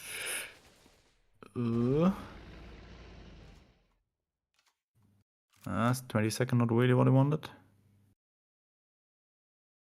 Do you trade the Sendai? It's only an Albacore. Yeah, sure. It's an unbuffed Albacore. You can trade away the Sendai, pin one of these units. Should be better than losing. Certainly a lot better than losing. And the Gladiator going face there. 5 damage. But second Greyhound, That is lethal. is it? You have to clear the front line first. Not Chuck a really. Greyhound, take to the No. front line. Chuck the You have second, 2 in the take it front up. line. That is +4. Felix, right? 7. Yeah, that's game. Yeah. And there you go, Leo crawling back in another superbly close game. And that takes it to 1-1, and that means we're going to the mirror. Oh my god, yeah. That is... This could be like a coin flip match now, but... So usually when we see these Jaguar mirrors, they're really, really insane. So I expect something really good here for the deciding match. Who is going to the final and playing against Killswitch here today? Is it Tang Tang? The one who has not won an OCC this year? Or is it Leo with his first OCC appearance? Let's find out. Who's going first? Tang Tang's going first. Not finding Befehlswagen. Leo not really within turn 1 play here. He found the signal regiment. That could make the big difference here in the mirror. Ooh, but the follower is not really great. As good as the signal regiment is, as bad as the rest of the hand. Yeah, but you can save it back for now. You can go a Rado. Head Possibly into find like a desperate desperate measures. measures. Yeah. Oh, There it is. there it is.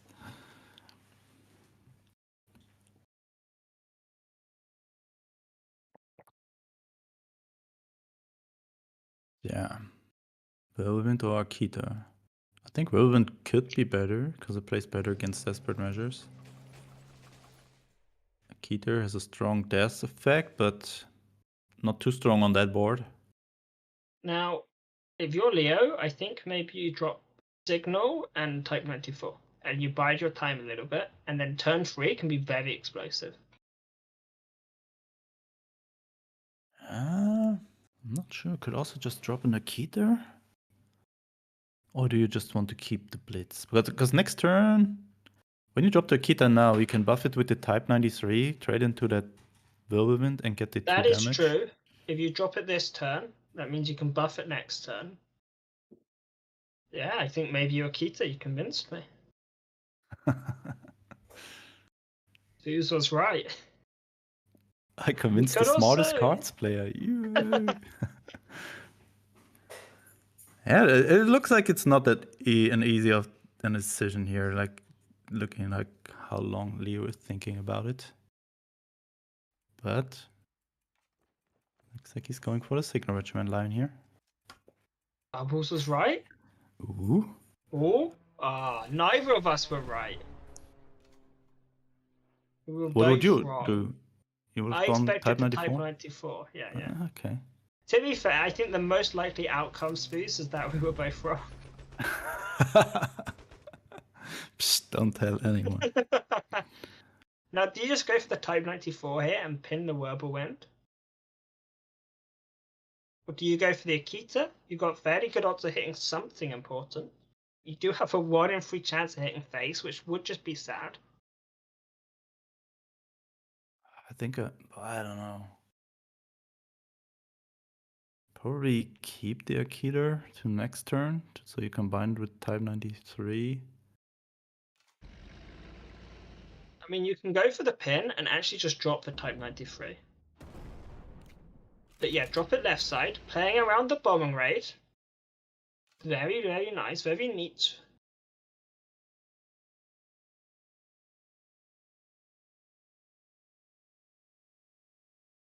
Oh man.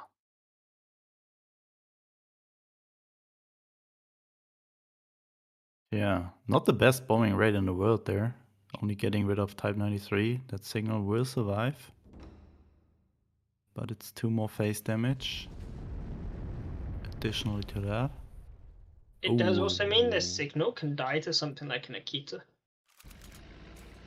That finds the Type 93. Akita proc hits face, that's fine. And look at this, now from Leo, turning the tides around, being very aggressive.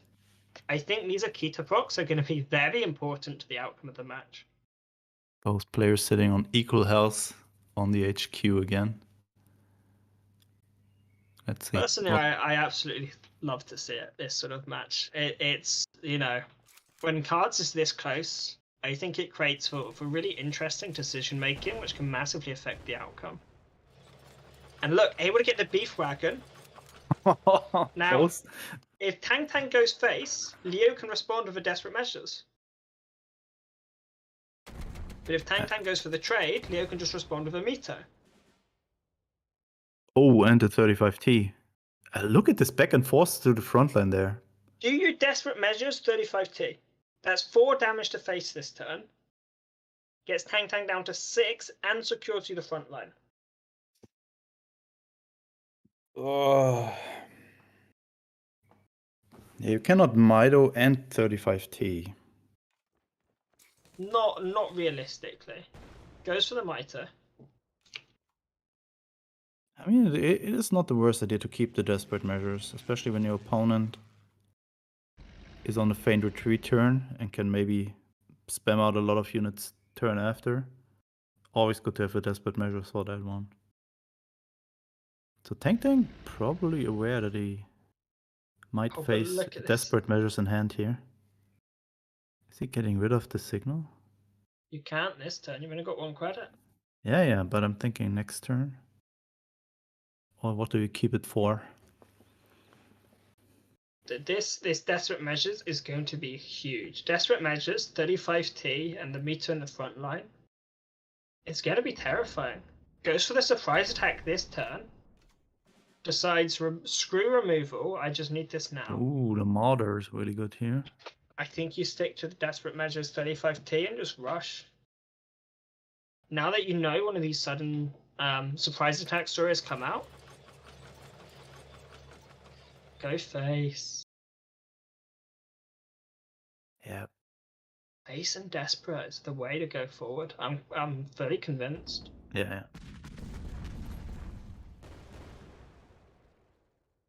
Possibly considering going for the trade actually. But no, yeah, it goes face. Tang down to 6 with 5 potential damage sitting. Oh, sorry, 4 potential damage sitting on the board.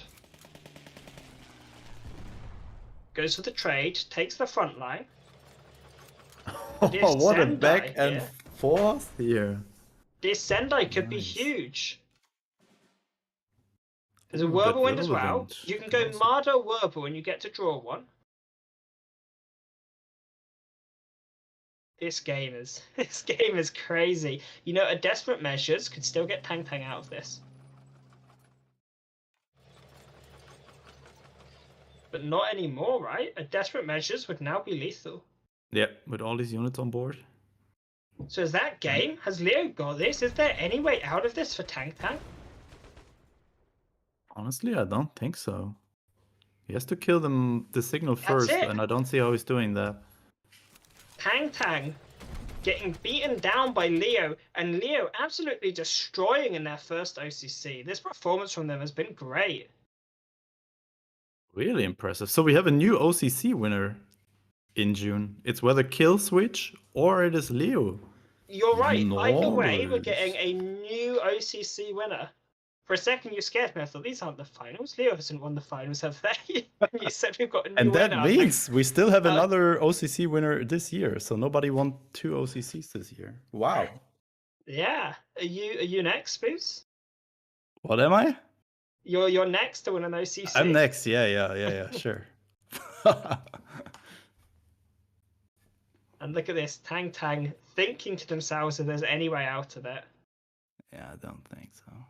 Now, I can assure the viewers watching at home, Tang isn't roping Leo, Tang is thinking of an out. Right, this is game 3, you're up against the wall. If you surrendered here, or passed the turn here, thinking it's done, and then you saw a way out of it earlier, could you imagine how much they would eat away at you? Take your time and think about it.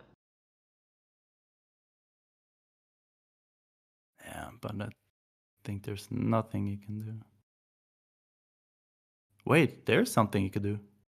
He can trade the Type 93 into the Marder. Oh, no. Then he's not having the front line. So the Marder Yeah. could go face. Yeah. So Exactly. there's nothing you And can you, do. if you,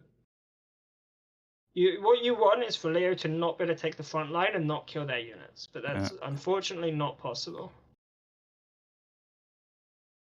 And Leo really performing well today. I've been really impressed, and it doesn't feel like beginner's luck. Right? It feels like their games have been well deserved. They put up really good fights, and Killswitch as well, taking down pairs like Neon 5. I feel like both these, Leo and Killswitch, have both performed really, really well. And I do, while we're here waiting for Tang to work out that they're dead, just briefly want to touch up on the fact that Killswitch does sometimes stream cards on Twitch. So if you're ever looking for something to do and you see Killswitch on streaming cards, drop in, give him a follow, say hello. You can certainly learn a lot from him. That muting worked really well, by the way. Well, you heard the cough still. Don't tell me you did. Slightly. But I think the game froze, honestly. I think that we don't see any timer here. So I think, nothing that Tang could have done there. So we just assume that he won that one. And there you go. Leo won, not Tang Tang. So Leo winning 2-1 and moving to the finals. I do just have to say, on a side note, I have a big button on the side of my microphone which says mute in big letters. So I'm like, I need to cough. I'll press the big button which says mute. I need to take the dog out. And then I come back and you're like, oh, Bubbles, we could hear you. But what does this button do? It says mute. Maybe it's muting us. I don't know. I don't know. But there we go. Yeah, really intense match. So as I mentioned already, we have 2 new finalists in this OCC, and we will have a first-time OCC winner in this June's OCC. Anything you want to add to this semi-final here, Bubbles, or can we give it back to Christo and Ollie? No, I think I'm ready to let go. Okay, then Christo and Ollie, your turn. Excellent. That was, you know what? I think that series was just such a nice recap of what we've seen so far. We saw Tang Tang perform exceptionally well in that first game, making those small little micro plays. I'm thinking of like pinning the Mito that happened that, you know, kind of changed that game. Game 2, we saw Leo come back with Brit Air. I think Brit Air's been very strong this tournament. I don't know if it's lost a match. I haven't been paying that much attention, but it's performed very well. In Game 3, that Jagro mirror that we've seen a few times before just going ham. And we see, you know, Leo pull it out there. So I think that series is just so well fought, but so representative of what we've seen so far in June's OCC. Yeah, no, I gotta agree. I think when Tang Tang went for face over the second pair C, that was really good. He also he went for a feigned over Sheeden. That was a good play as well, and you know, it was a little bit of an impatience there on the Type 93, and the signal just came too late there for Leo to really matter, right? If Leo would have found signal like way earlier in the game and had signal on board for those 2 massive wipes with the Empire Strikes plus the shelling, that would have been a tough game for Tang Tang to take. But the signal just wasn't there, so that didn't happen. Game number 2, I felt like, you know, it was obviously important that Tang Tang got the turn 1 signal, but I feel like what won Leo the game was the fact that he basically, when he got the albacore back, I mean, okay, Tang Tang played really aggressively on the feigned retreat. He discarded a bombing raid to get the feigned retreat off, right? And I know Bubbles is a huge fan of that, but I want to think about, like, is there variance on that play which caused him to lose, right? Like, what are the odds, like winning odds of doing it and discarding 3 direct damage in that situation? I think potentially in that situation, maybe it's like a 60-40 that you win, or like a 55-45 that you win by playing Feigned Retreat earlier versus keeping the bombing raid. I think that was a little bit of a, yeah, it was a little bit weird. And then of course the albacore plus pulling those 2 greyhounds in succession allowed Leo to finish that game off. In the final game, I want to highlight the playing positioning on the early turns, right? The fact that he played the Type 93 all the way to the left, denying like a 3-unit bombing raid, that gave him the additional unit that he needed to do the swing play on the front line with the Bevelswagen. And that's what really kind of initially turned the tides and created that big back and forth fight over the front line. And then I got to put a question mark on the Kagoshima, right? The Kagoshima is not a blitz unit, right? Right. And we've seen it stop in its tracks a few times, right? You have the feint. If there would have been an additional, it wouldn't have mattered in this game in particular, just because of the fact that Tang Tang was so low, but give Tang Tang a couple of extra HP and a blitz unit to block the front line there, he would have had a chance to win the game. That will not happen with the Kagoshima. So maybe it's not great to have it there clogging up your deck, right? Maybe you just need to have another Mito or another whatever in there that can take the front line and help you secure the board control. I think we talked about the Kagoshima either earlier on today or in the war room, right? Where you're sprinkling that little tech choice, and in certain matchups, it might help you out. In this one here, where again, it's all about blitz, it's about getting that initiative and getting ahead. It just, like you said, it stops in its tracks and it just gets stuck. and doesn't really get you what you need to do in that matchup. So it probably has its strengths and weaknesses, but based on what we've seen today, especially with the amount of Jagro mirrors we've seen, probably not the best choice. And then it pops up at an unfortunate spot like it did today. I mean, it's probably good on ladder, right? Where you face decks that have healing kind of more often. But everything here today has pretty much ignored healing. Outside of Leo, you know, popping that fortification, I think we haven't really seen a ton of healing or any healing done today.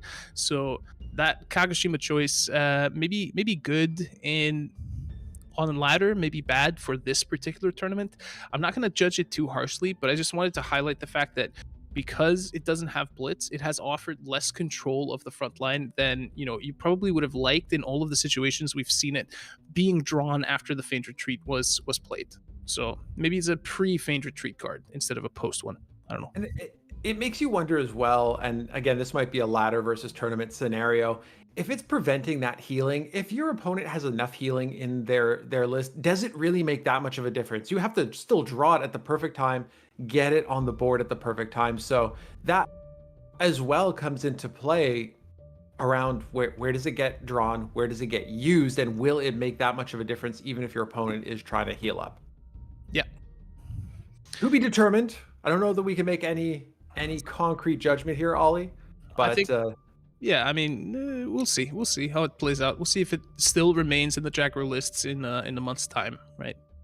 Exactly. I think that's gonna be the final verdict. There you go. And speaking of the final verdict, we have the finals coming up in just a few moments. We'll bring up the bracket to walk you through. We're gonna have a unique finals talking about Spooz's stat that he mentioned earlier. Sorry, that everybody but Spooz has mentioned so far today. We will have a new OCC winner for June, somebody who's never won it before. We got Leo against Killswitch, I don't want to say newcomers. They've been around the game for quite some time, but not often in this type of spot, in this type of event. So we're going to have the two of them going head to head in not too long. But before that, we have the bronze match we want to take care of. We've got Tang Tang going up against No 5. Two players who are both at the top of their game. They're going to be competing for a couple bucks, as well as third place in today's OCC. And then we'll have Leo and Killswitch right after that to wrap up the event and determine who will be the June champion. I believe, Ollie, we're going back to you in Darkness for this third place matchup. Yes, sir. Hello, everybody, and welcome to the third place matchup. This one is going to be between No 5 and Tang Tang, two players that you probably didn't expect to see in the third place match. Let's before we jump into the action, let's take a quick look at the profile of these players, starting with No 5. We did go through this at the start of the broadcast, but here you see it again. This is probably why you didn't expect to see this guy in the third place match. He has a 73% win rate over 12,000, almost 12,400 matches, which is absolutely crazy. And of course, his opponent is going to be Tang Tang there. If we can swap on over to that profile. There we go.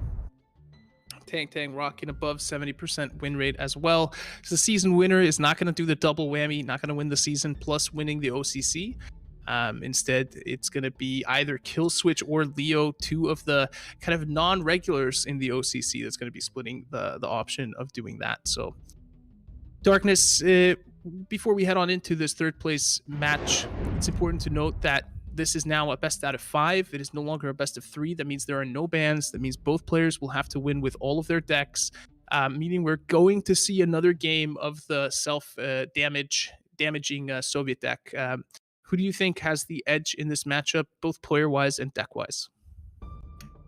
This, from all the potential questions you could ask me, it's really hard to answer who has the edge here. You see, 9-5 is bringing Brit Air with USA, and Tang Tang is bringing Brit Air with Italy. They are so small tweaks, and we are just figuring out after the shuffle of the meta what's better. I can't tell that. 9-5 is bringing German US tanks, and Tang Tang is bringing the self-damaging Soviet deck. I think the Soviet has a little advantage here, and then both are bringing the J aggro. So there are not big differences. I mean, it's not in complete mirror matchup. There are some trucks and some different decks, and so just deck wise, I would give Tang a little bit advantage. On the other side, 9-5 has won a little bit more seasons and tournaments, so he maybe has a little bit more experience with his decks, especially. It's very close, and I can't predict the winner here because it should be a very even fight. Yeah, I mean, well, if today's matchups are any indicator, we're gonna get a quick 3-0, and then Bubbles and Spooz are gonna get like a 3-2 drawn out, super exciting matches. We've kind of Yeah. split the short games and long games pretty unevenly today, but We I'm had the excited. short games. That's true. But I have the feeling this will be different now. Well, let's find out. No more guessing and no more ifs or buts, but no, it's time to figure it out. It is time for the third place matchup. The game one in this best out of 5 between Tang and No 5 starts right here, and it starts with a Brit Air versus Brit Air matchup. I love to see this mirror matchup with Brit Air US against like the stable one, a little bit nerfed one, and the new Brit Air with Italy.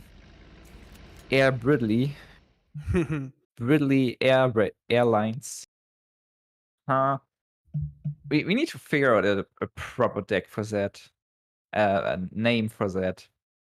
Yeah, and I mean already Tang having to use a close air support on a single unit, but it's going to turn out pretty well because No 5 can't trade back with that swordfish without taking damage in return, right? So Yeah, he's gonna 9-5 would have 3 damage to kill it, but Tang had to prevent that. So yeah, 9-5, a little bit on the back foot, having 2 convoys, not a lot of great options here.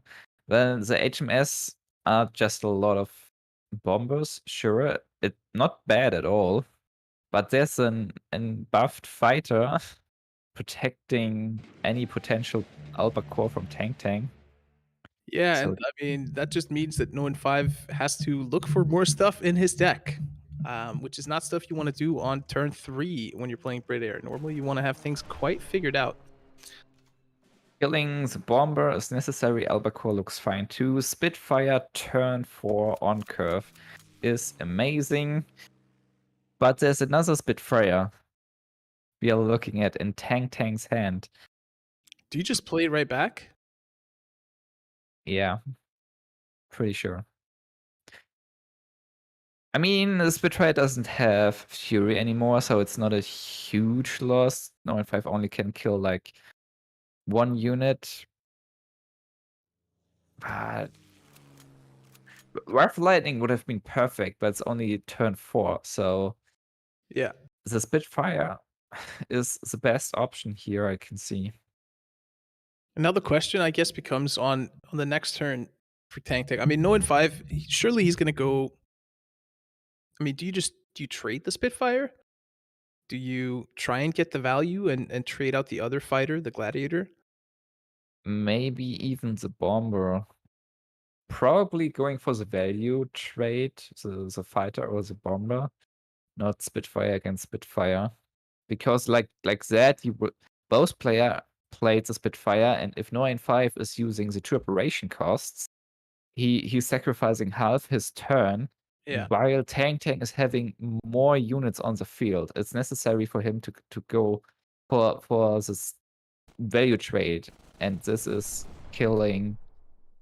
Yeah, it's killing the swordfish or gladiator, the fighter. The gladiator, yeah. Is there any world in which you do a finest hour and then just trade out the Spitfire, leaving your Spitfire alive? That would be possible too. I believe 9-5 just wants to set up his next turn and yeah, makes a move, being proactive here, going for the value trade, playing the bomber. Call I me like crazy. the shelling option from Tang a lot. Why, But why not Monty and then hit face?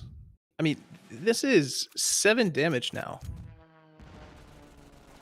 yeah, that's It's that's a a lot of lot of damage. And then And he has that's another Monty. yeah, but I mean, he is shelling to follow up. No one has to play Monty here. He has to. Well, if you're doing something, even with Monty, you should draw first. Yes, agreed. Always looking at your options, and yeah, Monty looks great. Yeah. And then you Greyhound into the front line. But that 7 damage, man, that's a lot of damage to take. Everything on the board is pinned, Darkness. Everything. Everything. Grid air.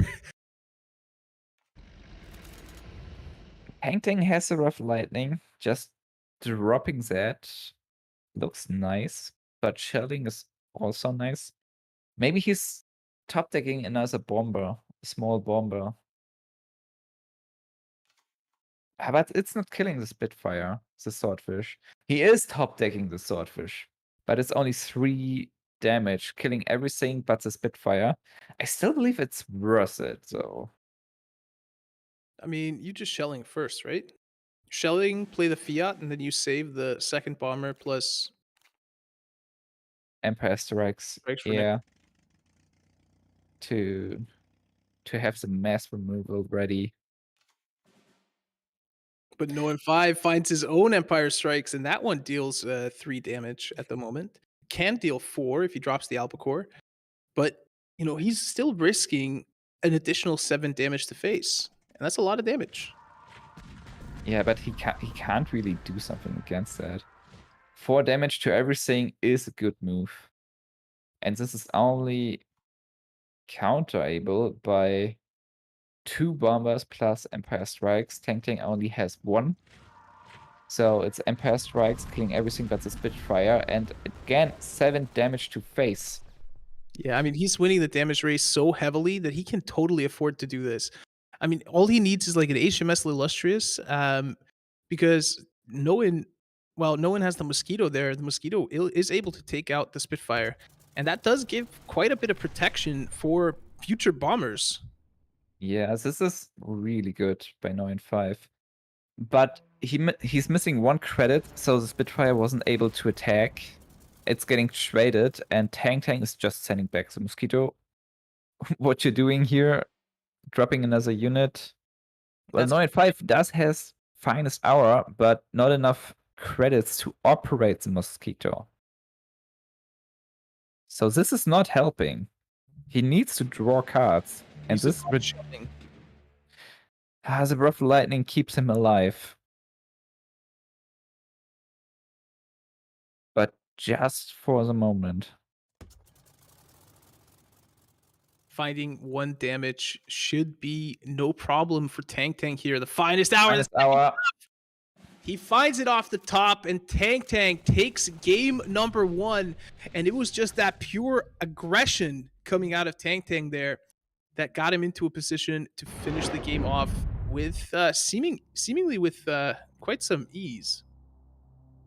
That was nice to watch. I don't believe the Italy fighters had a lot of impact though, but it was a tournament setting where the new Brittany Airlines won against the stable Brit Air with US. Yeah. So is Brittany Airlines that strong that it appears to be?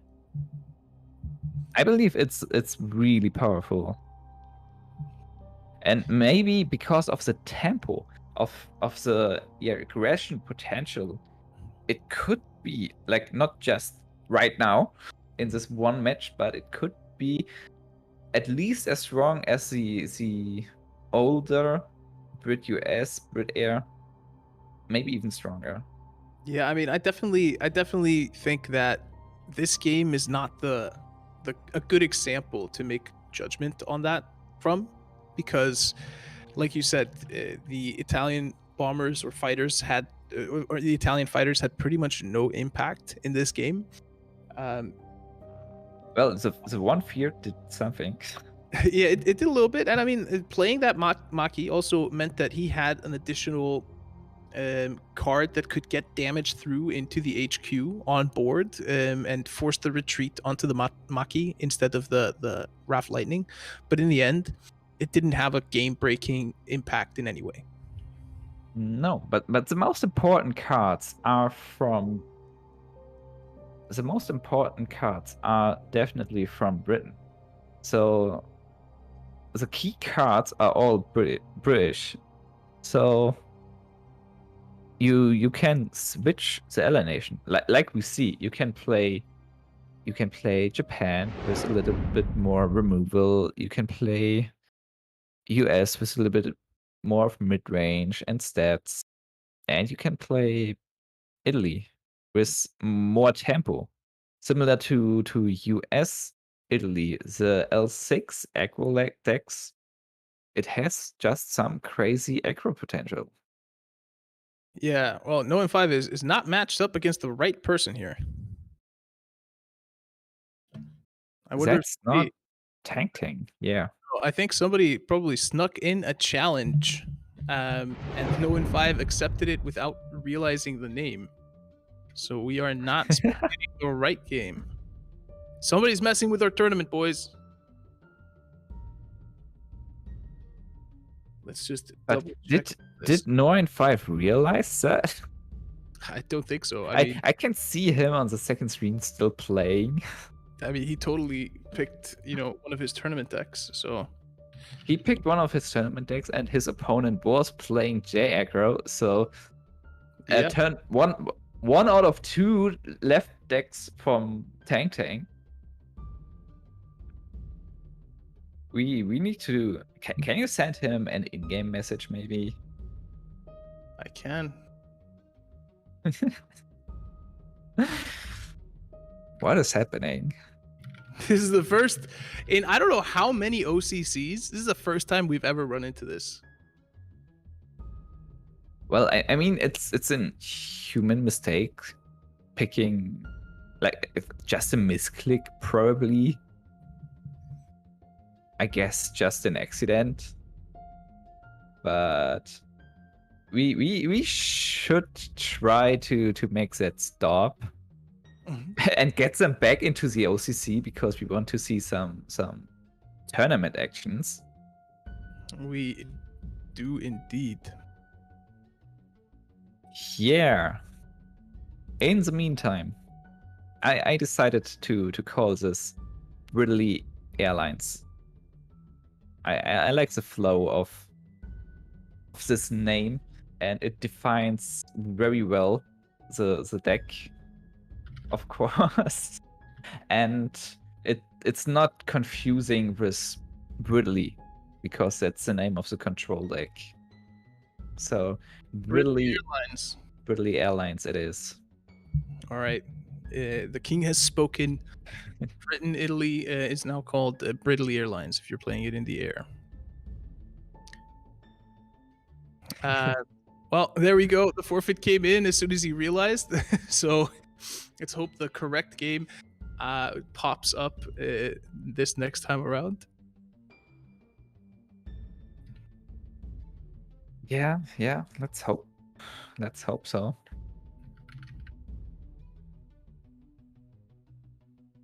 So, loading into No. 5 versus Tank.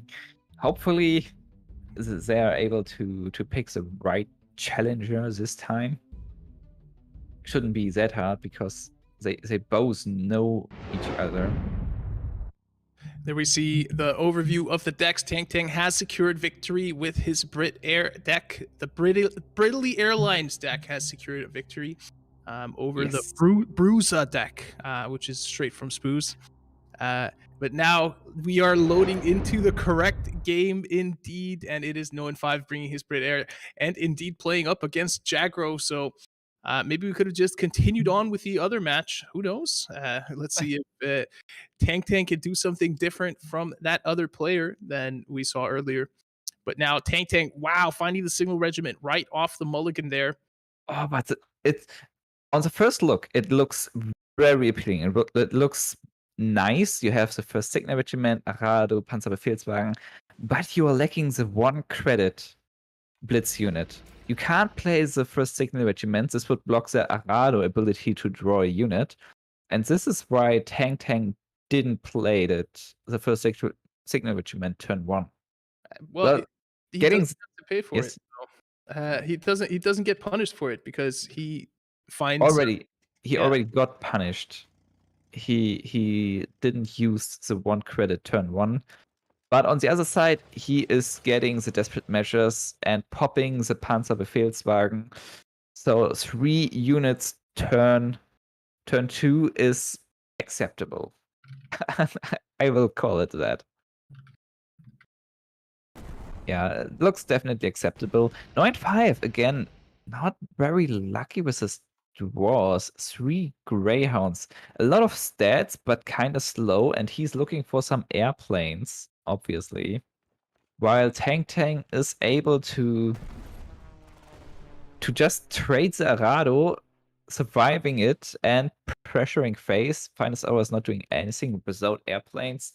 9-5 again. Kinda bricked with those 1-3 units as earlier. Yeah, At least, yeah. He still hasn't found an airplane. Yeah, not a single one. It's the second Panzerbefehlswagen and Wirbelwind into the front line. I mean, Monty is only getting more impact next turn. Sure, but 9-5 needs to find something here. It's the second mobilization. He can draw his entire deck, and maybe if he does, he'll find some airplanes. Nope, he'll find a Lend-Lease. 3 credits, and he's unable to use any. I mean, he can draw 10 cards with what he has in hand right now. But he's not looking to draw. He's looking to establish a board right now. And this is looking awful for 0-5 here in this game. I bet he wishes he had the draws that he had in the other game. Envoy, what is that? 9-5 really not lucky today. I mean, you can't be lucky all the time. And he had some really good draws in previous tournaments. But every draw god is coming to an end once in a while. Did he just do a second convoy and Mosquito? The first airplane that he found in his Brit air deck is a Mosquito, and it was on turn 5 after playing a convoy. That's truly impressive. This is Tank is just sending raves after raves. It's the third convoy. This is unbelievable luck, or like a lack bad luck, right? Yeah. This is, I have not seen a Brit air deck play like this ever. Oh, I saw that before. I played, I don't know how much, hundreds of hours of Brit air decks. And once in a while, you get like the worst possible choices. Oh, look, an Albacore. Well, I mean, Albacore can kill the front line, but yeah, this will kill you in the process. Yeah. Man, that was fast. And I told you, given how yes, you told me. And, okay, there are two options. Option number 1, you are right, and this will be the quick 3-0. The second option is we are seeing more than one match of the Soviet Japan self-damage deck. 2 or 3. And this is a nice option as well. That's true. Now, let's see if Tank can close this out 3-0, securing himself $200 and the third place spot. Or if 0-5 is able to make the comeback of all comebacks, he already has in this mulligan 2 more airplanes than he found all of last game with his Brit air deck, and he is going first. So might be able to establish a nice little gladiator there, but that Red Dawn is just waiting to take out any of those early drops that might come out of No and 5. He didn't even mulligan yet and has more airplanes. He saw more airplanes than he did last match in 7 turns. Yes. While going second, that's kind of brutal. Well, Red Dawn will kill the first airplane. And It now will- I have 5 not having a turn 2 drop here. But I do want to highlight that it didn't buff anything, right? And it did drop Yes. the cost of the Yes, 34th. Yeah, it did drop the cost of the 34th. That's true. But it didn't. And there are two of them. And now they're going to get dropped even further. And now a bloody sickle is going to drop them both to 0. Tang is about to play 2 6/6 units on turn 3 here with that bloody sickle. He's drawing first. I would get rid of one winter offensive here. And yeah, two of those guards, 2 6/6 units turn 3. This looks strong. It looks really strong. Insane. I think this might just be game because No and 5 does not have the ability of playing the Wrath Lightning and actually bouncing this back into hand. This is one turn too early for that. If he did, he would at least have the ability to buff up his Wrath Lightning plus the Kitty Hawk in a way that he could trade out the other one and defer at least a little bit of the potential damage there. He is going to be able to keep one at bay for a little bit, but the fact that already he's so No and 5 is I mean, he's able to deal damage, and Tang is damaging himself. So yeah, but there's a Yura, right? This is 18 damage in the front line next turn. No and 5 is running Monty, so and he could stand back to the support line, like retreat with Rough Lightning a little bit. This is lethal next turn if No and 5 doesn't deal with one of those guys. He has to Wrath Lightning one of them in the back line. He has He's to. finding mobilization. He doesn't have anything else to do.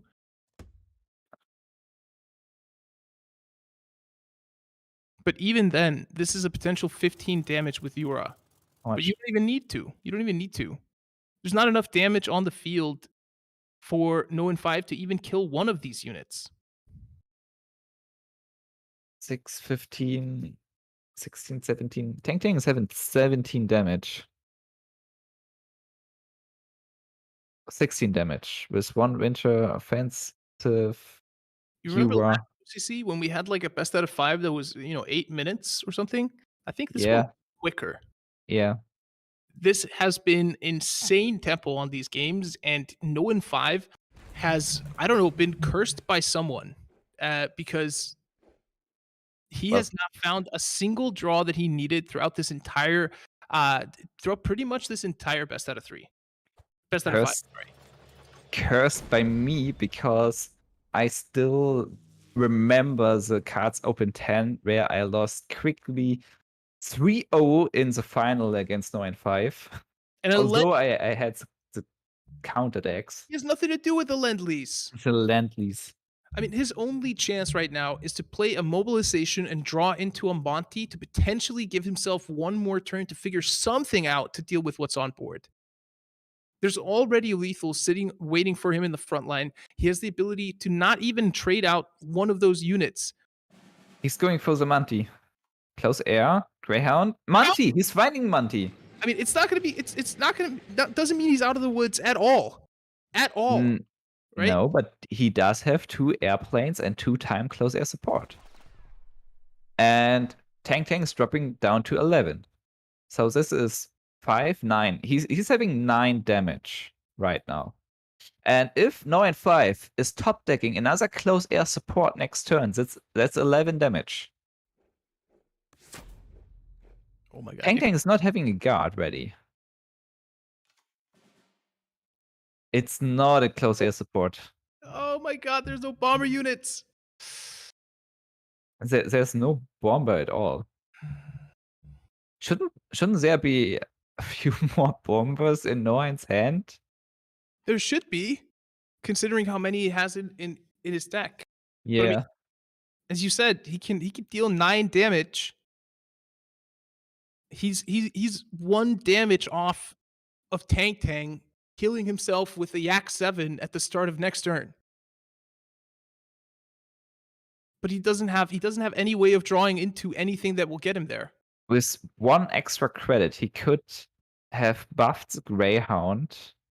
Well, 1 extra damage. He could have buffed the Greyhound and kill the T80 in the front line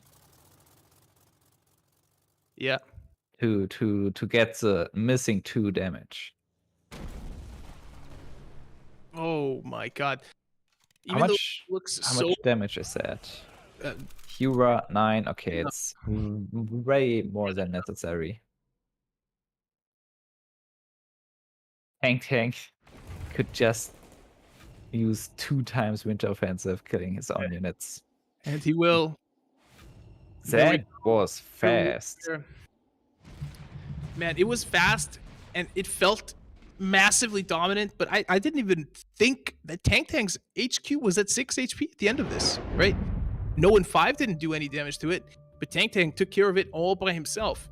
But it was just enough to get him that win. But man, could you imagine if No one 5 just finds something, just something that he needs? If he The doesn't close have, air support last. doesn't have Yes. 2 Lend-Leases and a Mosquito and a Lightning clogging up his hand, if he finds pretty much anything else, right? Like a lot of other stuff in his deck would have helped him out in that. Yeah. Finest Hour, potentially. Another close air support. Some bombers to deal with this thing early. A shelling to give him another turn. Yeah. Man, this felt like a blowout, but it was pretty close of tipping over the other way because of those pins. Man. Those matches were pretty close in general. Well, not the second match where 9-5 didn't find anything. That was just insane bad luck. He found 2 airplanes in like 5 turns. There's yeah. 30 airplanes in his deck. He found everything but airplanes. That game for him was like, yeah, that was the lowest of low rolls that you can get when you're playing Brit Air. Pretty much. Pretty much, yes. Man, but that was crazy. Congratulations to Tang. He does secure himself a place within the top 3. Secures himself that 3rd place and $200. Darkness, has been a pleasure casting with you today, but we're gonna throw it over to myself and Christo, waiting for you on the host desk. I think I jinxed it. I said that Brit Air had just been so good so far this tournament, and then when there are no planes in the air, Brit Air just not so hot. What a wild series that was. I think you broke it down perfectly, speaking to Darkness, saying, you know what, on paper, that might look like a blowout. It wasn't all that bad. There were some unlucky draws. There was some bad scenarios, but overall, it was still a tightly fought series. Yeah, I mean, of course we can theorize, back and forth on all of the different draws, right? I would say, game number two was just a blowout. It was it was one of those games, right? They happen, right? Yep. This is a card game. There is variance. Just turns out that all of his 28 airplanes or something were on the bottom 28 cards of his deck, seemingly. I mean, the fact that he saw more airplanes in before mulliganing in the next game, going first with 4 cards available, just speaks volumes about how unlucky he was in game number 2. I would have wished to have seen him find that 1 extra damage that he needed to basically put Tang on lethaling himself at the start of the next turn. And keep in mind, right? Tang hovered the Bloody Sickle like a couple turns over, right? He was about to Bloody Sickle, right? He was basically targeting something with a Bloody Sickle, and then he realized, like, oh wait, no, the Bloody Sickle won't actually buff anything that I have on board, so I'm not gonna do it. Just a little slip of the finger there, and he would have been caught off guard by those double close air supports onto the Kitty Hawk and the Lightning.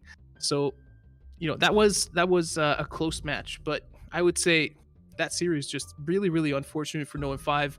Unfortunate for us as well, because we would have probably wanted to see more action-loaded games that didn't feel that one-sided. But this is the way of the game sometimes. Sometimes that's how it works. Sometimes the best of competitors.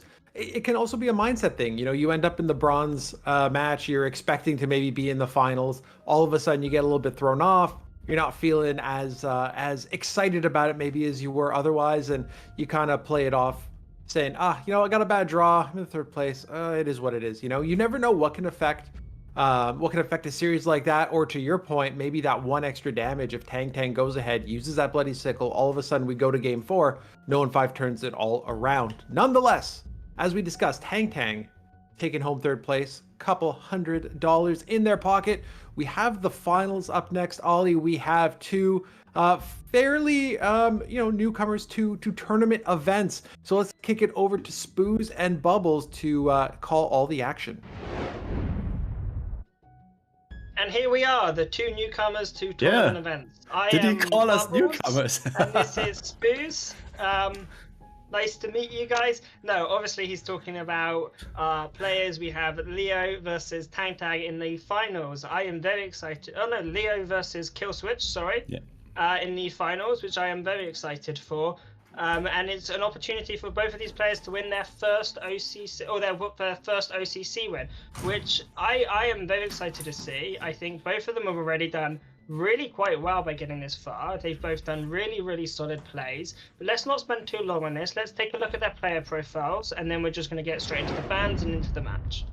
So Killswitch likes his wolf pack, likes his discard, which a lot of us have a soft spot for. It can be a slightly controversial deck, but 64% win rate. Now that is very high. I know it's easy to look at people with like a 70% win rate and go, oh, only 64%. But in any other game, 64% win rate would be insane, and I think it is in cards. I think it's still a very, very high win rate. A good number of matches with 7,700 roughly. So lots of experience under their leg, and they've been here a long time. And then their opponent, Leo. Not quite as many matches. A very nice win rate as well. Now, this is Leo's, I think, their first OCC. I believe Killswitch has showed up in one before, or it may have been an open. However, for both these players, this is their first opportunity at the grand prize in the first place. And there's not just a cash prize, but there's also a lot of credibility and sort of honor within the community which comes with it. How are you feeling about these finals, Spooz? Yeah, as you mentioned, I'm also super excited, and having two newcomers here in the finals, Killswitch not really a newcomer, but he could be one additional guy that is just putting his name into the Hall of Fame of OCC winners, and I'm pretty excited to see which one of these two players is putting their name on that list. Yeah, and I do have to do a slight correction. There are no bans in the finals, so we're going to quickly take a look at the decks each of these players have. Not in detail, just the nations. So Leo has, obviously, Japan, Aggro, Britair, and this Germany control deck, while Killswitch has, well, essentially 3 aggressive decks, right? Yeah, Brit, Japan, Air. Also interesting, he's playing with 2 Sonyas in it. Yeah. It turned out that Brit-Japan ally, so Japan ally for Brit Air, was really strong today with all these, as you mentioned in the war room, like the air superiority really turning out to be very strong in the current meta. There's a lot of units with 3 health, and air superiority is a super removal for that one for 1 credit. And then we are going to see, I think, the first appearance of a Hummer deck today, probably, on Killswitch's side. And Soviet Japan self-damage, which surprised me a lot, honestly, how strong this deck is. Even against Jagger, you also expected it to be very bad against Jagger, or have a bad matchup against it, but it turned out that it could work against it if your opponent is just helping you, buffing your units. Yeah, it's been a very interesting deck to watch. I think we're going to get to see a lot of it on ladder as well. After the next few days, expect lots of self damage on ladder. And these big 34th guards, they really turn out to be stronger than I thought it would. Like the 2 2 reduction on each time you just deal damage to yourself. So you don't really need that much. Like, do it 3 sickles and it's 0 credits, and wow, that turned out to be really strong. Yeah, especially if you have like a Zukov or something with them, because then you can just blitz out to the front line. It can be super scary, and it's a lot of stats. I'm just waiting for someone to pair this with Euro Factories and Red Banner, because you chuck it down for 0 credits and then you Euro it and you get it with the original cost, so you can get 7 credit units for 2 credits, which, you know, I'm waiting for Scout to come back and do it or something, or someone to sort this out for me, because I mean I do it myself, but I don't want the pain of getting absolutely destroyed by everyone in the process. Yeah, I mean, actually, that new Zukov just opens a lot of new interesting strategies with giving infantry unit splits. Like, if you, for example, right after the patch, I tried out the ambush blitz deck. Like, put all these Jitomirs into your deck and the other big ambush infantry units, and with only having a few other like the first rifles, also not too bad hit that one with the Zhukov, you can actually have a very valid ambush deck that can do a lot of damage to your opponent. Unfortunately, it did not perform too well, but I like the strategy, and I like how the Zhukov just opens up new strategies over just being a completely high roll card and give you a turn 1 3/3 in the front line. I like the current state way more of it, and yeah, we will see I if completely you hit agree. Yeah, it's a lot more fun now, and it limits, instead of limiting your deck building, it opens up your deck building, which is interesting. The players are just finding each other, adding each other, getting into the game and all that, so we'll be in it in just a moment. But yeah, it's a best of 5, no bans. So obviously someone needs 3 wins to take the series, and then the second person will get 2nd place. And we just had the 3rd place match with Darkness and Ollie casting it. So this is now the finals for anyone just joining us. It's been a very good day so far for this tournament. If you've not managed to watch all of it before, I would go back afterwards whenever you get a chance, watch the other games, watch the series. There's a lot of really good matches, and also look out for any highlight reels. I believe there will be a highlight reel on YouTube at some point, so keep an eye out for that.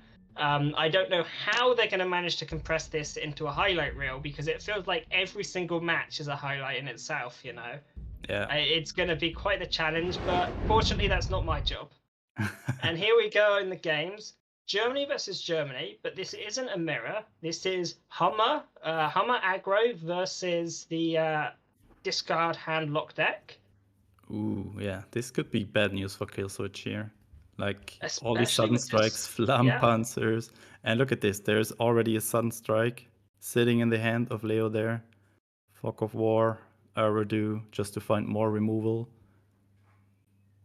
And Killswitch finding Hammer and the Jäger Regiment there. But no close air support and no Henschel yet, which is really bad news. Going in with the Ardu. Carpet bombing, not really what you want to have at this point, but could be strong later on. But usually with the Hammer deck, you don't go that deep into the game here. Quite a slow start actually for the Hammer deck. You know, usually by this point, you want at least a Combined Arms or the Combined Arms fighter in hand. And obviously this fighter has been nerfed quite a bit, but it's sort of quite a slow start actually for the deck. They remove the Hammer. Yeah, you want to have it away from the board as soon as you can, right? So there's no chance your opponent can buff it. Yeah, this hand is not looking great here for Killswitch. And Leo's hand is looking insanely good. Flampanzer, Seaford, Highlanders. The only thing that could work here for Killswitch is the Enigma. Leo having a lot of cards in hand. Into potentially a huge amount of burst damage could go a very long way. Yeah, but what I found with the Hammer deck when I played it, it is hard if your opponent is stacking a few guards. You basically don't have a lot of chances to ever hit the face again. And yeah, because you kind of have to trade into the guards, right? Yeah. And while you are capable of doing that with buffs to attack and things, it does save a lot of damage to the HQ. I mean, guards are most effective when they're essentially extra healing for your HQ. I feel like, you know, if you put a C4 down and it gives you an extra 7 HQ defense as well as a unit, it can just be super effective. There's the first combined arms, just giving +1/+1, which would be not ideal here. Kill switch, just going for the Enigma. Now he's finding all the buffing units and orders here. So yeah, a lot of useful tools. I think you saved the 5th para. There's not much reason to play it this turn. You're not going to get it to the front line anytime soon to do real work. The only real advantage to playing it is to do that, and it just opens itself up to so many it makes it so vulnerable to so many threats. You've got root out on the corner, you know, potentially. Obviously, Leo doesn't help on right now, but kill switch does have to be aware of that. It's just there's not much incentive to drop it this turn. By the way, Bubbles, I think I have some bad news for you. I think we might lose our reputation to be the casters that cast the fastest matches. Already feels like this first match here took longer than all 3 of Ollie's and Darkness matches. That is bad news, you know. However, better to cast long games than no games at all, Spooz. Yeah. I mean, I'm happy to be here. Absolutely. I mean, but we have we have to defend something here. But I think, looking at the hands here, I think Leo is in an absolute advantage here. Oh, absolutely. With the amount of heal, guard, and AoE they have, and the moment there's a space for it, they can just completely shut down draw as well from kill switch. On the other hand here, Blitzkrieg being in hand, a triple combined arms with only 2 unit types is also not, let's call it, ideal. I don't know. This Blitzkrieg can come in huge here, honestly. Yeah, but Leo has so many options. They can go for the Flampanzer trade, as well as the V1 flying bomb to clear the front line. They can also just put down a C4 Highlanders. They have a lot of options on how to stay alive. Takes out the Flampanzer. Good. Protecting or securing that at least one of the tanks is surviving there for next turn. I kind of imagine we might see the C4 come out now as a reaction to that. Just buff up, protect yourself. Now it does potentially open you up to this sort of huge burst of damage, but I think out of all the plays, it's the most reasonable and sensible one.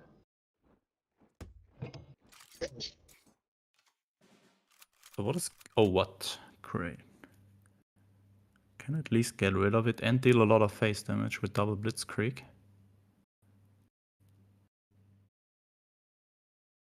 Huh. Henschel is not doing that much. Henschel combined arms. Double combined arms. The combined arms is giving +2/+2 now. You could do double combined. I mean... Blah. You can do double combined, but you could do single Blitzkrieg this turn, right? As well. I think that's what he's going for, right? Not. Or he's either going for the Blitzkrieg or the combined arms into trade. Yeah, he's only you combined both. Yeah, look at this.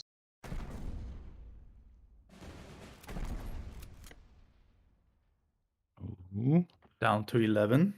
That was very beautiful from Killswitch, really taking advantage of those combined arms perfectly and utilizing them very well. But we can now see Leo go for the V1 flying bomb and follow up with the fortification to heal up. Leave himself on 18 HP and remove one of these units. Yeah, the question is, what is he going to V1? Is it the 4 attack health unit? 35T? I think you have to, yeah, because then you can go for the carpet bomb, but that potentially gives Killswitch the opportunity to double Blitzkrieg into lethal. And that's a very real threat in this situation. You know, I'm starting to say that this might be a Killswitch game. Unbelievable, honestly. Yeah, it's very surprising. Also unfortunate for Leo that he did not find a single draw denial card here by now. Goes for the fortification. That's 9. You double Blitzkrieg, right? You don't Panzer C, just Panzer A, sorry, just double Blitzkrieg now. You give +6 attack to both of them, and that's lethal on the spot. That's lethal, yeah. Yeah. Don't make me get the tally out. Wow, I And did not there you expect go. this, honestly. Holy. Kill switch, doing 22 damage in one turn. Another day, another triumph. Kill and switch the- on a streak here today. Yeah, the double blitzkrieg came in so hot then, and I mean that was 2 units in the front line blitzkrieg lethal. Like, that is very scary, and it didn't matter how much health Leo had. Leo was on 18 health, and they got blitzkrieg with 2 units in their front line. I think blitzkrieg is one of those cards where when it's popular and when it's meta, it's so scary to play around because it just does so much damage at such an efficient rate. Yeah, it sometimes just feels completely out of control, and if it's completely broken. But yeah, it can also be a completely dead card when your opponent's in the front line and you can't get through it and have blitzkrieg and it's not doing anything. So I think it is fairly balanced, but I think at some point maybe it needs a little adjustment. I don't know, maybe it should not reduce the operation cost or something like that. I mean, I feel like the dependent on blitzkrieg is what the meta looks like, right? So when USA Poland was in the meta, it was very hard to sort of blitzkrieg them because they had so many guards, and they had lots of ways of securing the front line from you. But now that deck's out of the meta, it's sort of more space for the blitzkrieg to play around with. And it's a lot easier to sort of keep the front line for a little bit because you don't have units like Red Devils there, and you don't have legions protecting the HQ. And look at this hand from Kill Switch. Turn 1 Swordfish, 2 Albacores, and the air superiority. Leo can cover with Arado here. Oh, that was a good top deck. Could potentially kill the Arado now. You could also just go for the air superiority if you needed. But no, yeah, goes for the trade. Yeah, you should better keep it for the... Is there a Whirlwind in Leo's I think deck? you go W16, yeah. W16, thin out Kill Switch's hand. And then you have the root out on turn 4. Whoa. But the convoy on top. Ooh. Do you drop an Alba and the air superiority, or do you drop double Alba? No, That's the question. I want to have the Alba on board. Does need to find a Cass here. Kill Switch very much needing Cass. Decides not to go for the convoy yet. And if you can find close air support, it could potentially just be game-changing here. Protects you from the root out. Painful coming out. Gonna take out the Type 93. And I think this puts Kill Switch in a difficult position. Do you want to take that out or do you draw? I think you go for the card draw because if root out comes out, it will kill that anyway. So you go card draw and you see what you find.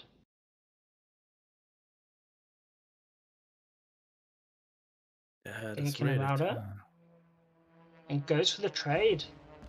Possibly a slight error. However, we'll see if it pays off. Finds the second root out from Leo. 2 root out and carpet bomb. That is a lot of AoE.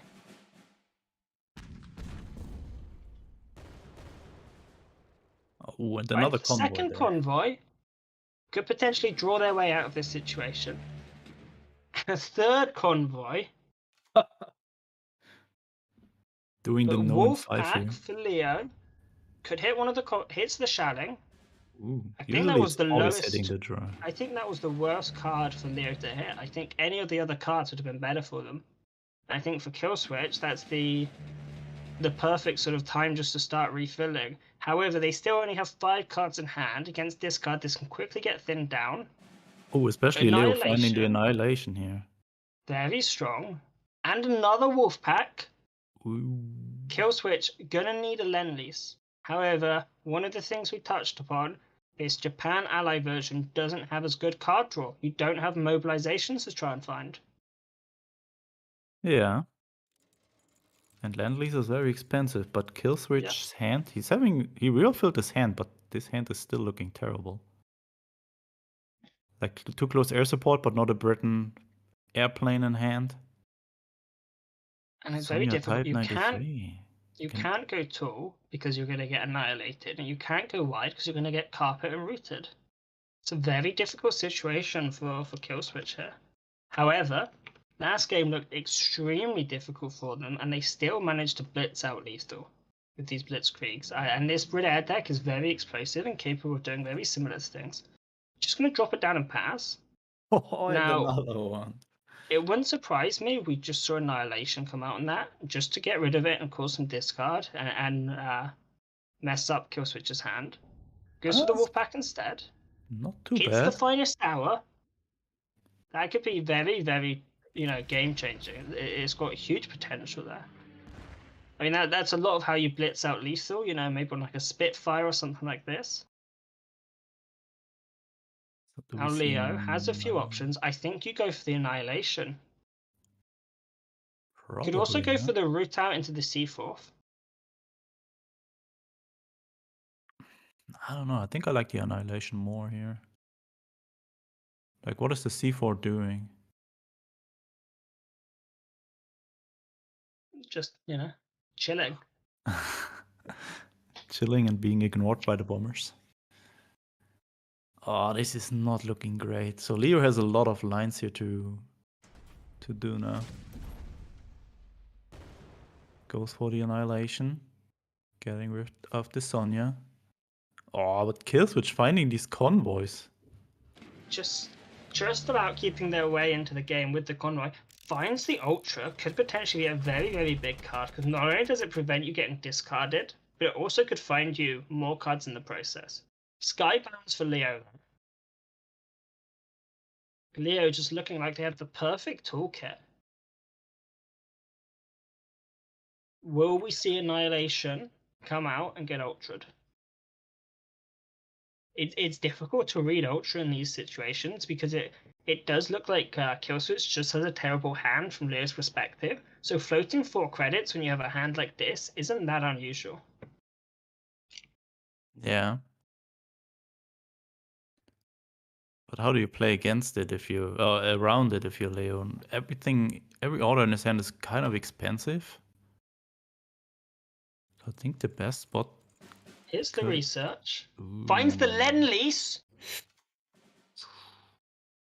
That could be a game changer. I mean, even with all these cards though, Leo has a very good hand for dealing with Britta. Bounce the HMS here. Now, do you drop the second power to create a distraction, or do you just leave it as is and pass turn? I don't think you play HMS without using the Blitz, especially when you have cards like Cast to buff them up.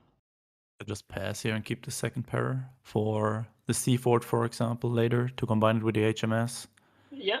And I mean, you can do HMS Illustrious, Cass, and this Empire Strikes, and you can burst out a ridiculously huge amount of damage. Yeah, and especially if you just drop the second Piracy here, you're just opening up a good route out for your opponent. Or a And good Killswitch, somehow, no matter how difficult it looks, able to always sort of stay in this and apply the pressure. Now, I'd kind of like to see Annihilation plus From the Deep. sides to guard up here. It's a lot of credits being floated. Ooh, and what is this guard even doing? It's protecting you- against finest hour play? Potentially the Finest Hour, but then you have the From the Deep for the Finest Hour. You're doubling up on a Finest Hour play. Nah, I don't know. I'm not sure if I agree with the C4 there, but Annihilation is also not doing a lot with Killswitch's hand being completely full. Yes, but it does remove the buff. These Swordfishes are able to be free freeze this turn. You can hit face for 6, and then you can play Empire Strikes and follow up with an additional 3 damage.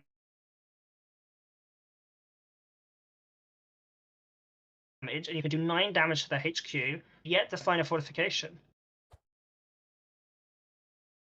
Considering going for the second power, considering the Wrath as well, I think I prefer.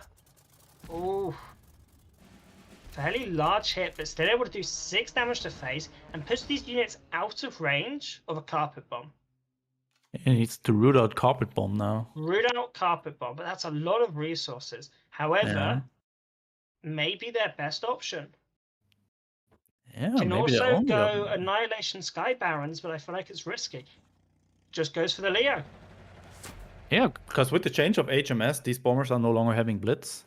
However, Sexton overdraw. Losing the However, Sexton. very good options for kill switch. Can go Mosquito into double Swordfish into Empire Strikes.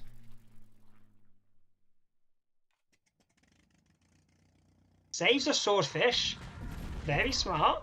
Yeah. You know there's the risk of AoE past the turn. Root out Carpet can come up from Leo, and then Kill Switch can respond with another wave of units. But the Flampanzer for Leo, able to Sky Barons and Flampanzer. The Sky Baron is really great against the Mosquito. I think you got one copy in the deck, and I think that was the exact scenario why this one Sky Baron is in the deck. Because Annihilation cannot kill the Mosquito, and none of these other tools can remove it. They're able to hit face for 4 damage and put Leo down to 2 HP, but it's not quite lethal. Just the longer you wait, the more likely you are to get discarded. You can go for it, and then you can also play some of these air superiorities, take out the Flampanzer. You need to do it on a bomber, because the longer you wait, the more protected that HQ is going to get, and the more difficult it's going to be. The question is, do you go now or do you wait? But with cards like Panzer III to find discard and this MI5, I feel like you need to get Leo using their credits to fight the board, and then that gives you an opportunity to draw more useful cards. You can find things like a Kitty Hawk for lethal. I think you've got to go face, pressure the face. You know how much removal is ran. Don't get caught up into a trade war because you're not going to win. Kill switch, going for the trade anyway. This is such a risky play. Yeah, but also a good play, I guess. But if you get Leo down to 2, Leo now has to use their credits to trade with the board. And that helps you to draw cards to find something like a Kitty Hawk. Because you know your units are going to get killed. You've used both your finest hours. What's that guard doing? It only protects from fighters. What fighter are you blitzing out?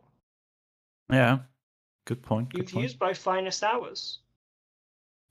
I understand if you still had one in the deck, you want to clear for the future. However, with the current situation, Leo just has so many opportunities. Annihilates 1, gets rid of Monty, and can go for the MI5. And this is exactly what I was concerned about. Now Leo has all the time in the world to find solutions to this situation, and Kill Switch is just completely out of resources. Yeah, really needs the land lease. He has 1 left, and I think he's out of convoy, so only has 1 land lease to refill his hand here, and it's not looking that great. But still then, you need to blitz these units out. Can you imagine if Leo was on 2 HP, but had a guard? You wouldn't mind. You'd rather they were on 2 HP. Yeah. Would have been completely different situation and way more pressure here for Leo. Looking for if the they find a Kitty Hawk, probably. MI5. MI5. Ooh, okay. This game draws is them a not card. into the direction that Killswitch wants it to go. We have seen Leo use 2 U16s early in the game to get rid of the Albacore, but there's a fortification. And that's starting to look like Leo's crawling back in. We had Leo with a great start, Killswitch crawling back into it, but Leo taking it back. And these players have just created such excellent games today. I'm honestly so impressed. And I think this is starting to look like GG. They do have an opportunity to find a lend lease, but what are they looking for in it? What's going to especially save them? with a fighter and the guard on the board now, so not even a bomber that you can blitz out, or a fighter can help you to deal 13 damage there. Yeah, and you're possible. You're out of finest hours. You're out of Shalling. You're out of Monty. What can you find? Absolutely nothing. So it looks like we have a 1-1 here. Wow. Very worthy finals, honestly, so far. 2 very close matches. Leo really showing how strong this German-Britain draw denial control deck is against aggressive decks like Brit Air. I think it's even a little bit better against Brit Air than it is against Chagro. like all these fighters are just protecting you very well against the bombers from Brit. And yeah, Killswitch just looking what to do here. But I think there's not much. Just passing. Another fortification. Leo able to put themselves all the way back to their original HP if they wanted. You know, when you're playing aggro and you spend so long doing this work. Yeah. And then they just undo it all in like 3 turns. This is very frustrating, I agree. Yeah, that's it. Second para is not really helping here. And that means we have a 1-1. Leo versus Killswitch. Who's going to win the first OCC? Both players just fighting for the title here like we are expecting it. And that means that is German Britain control deck is out of the way now for Leo. He's now left with Jaggro or Brit US Air. I want to see this Soviet self-damage deck come out soon. I'm very excited to see it. And almost like a prophet or an oracle, I summon it into being in this next game. Killswitch bringing the Soviet self-damage deck. And having a fairly nice hand with it as well. Ooh, 2 Red Zhukov. Dawns, Zhukov. You maybe get rid of the Great Patriotic War.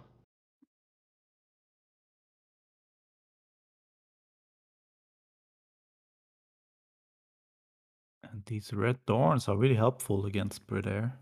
Good removal for the turn 1 swordfish. Or you can just use from the people you get out of this later.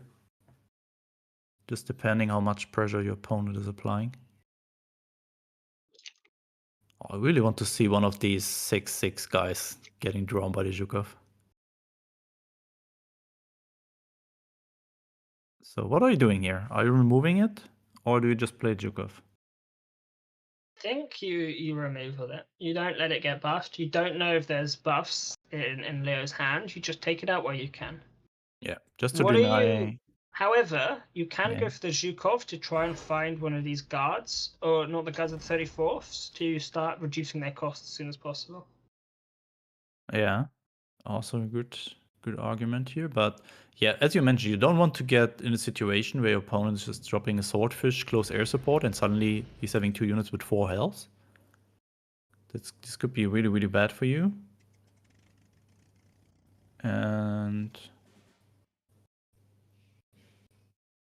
456 here for Killswitch.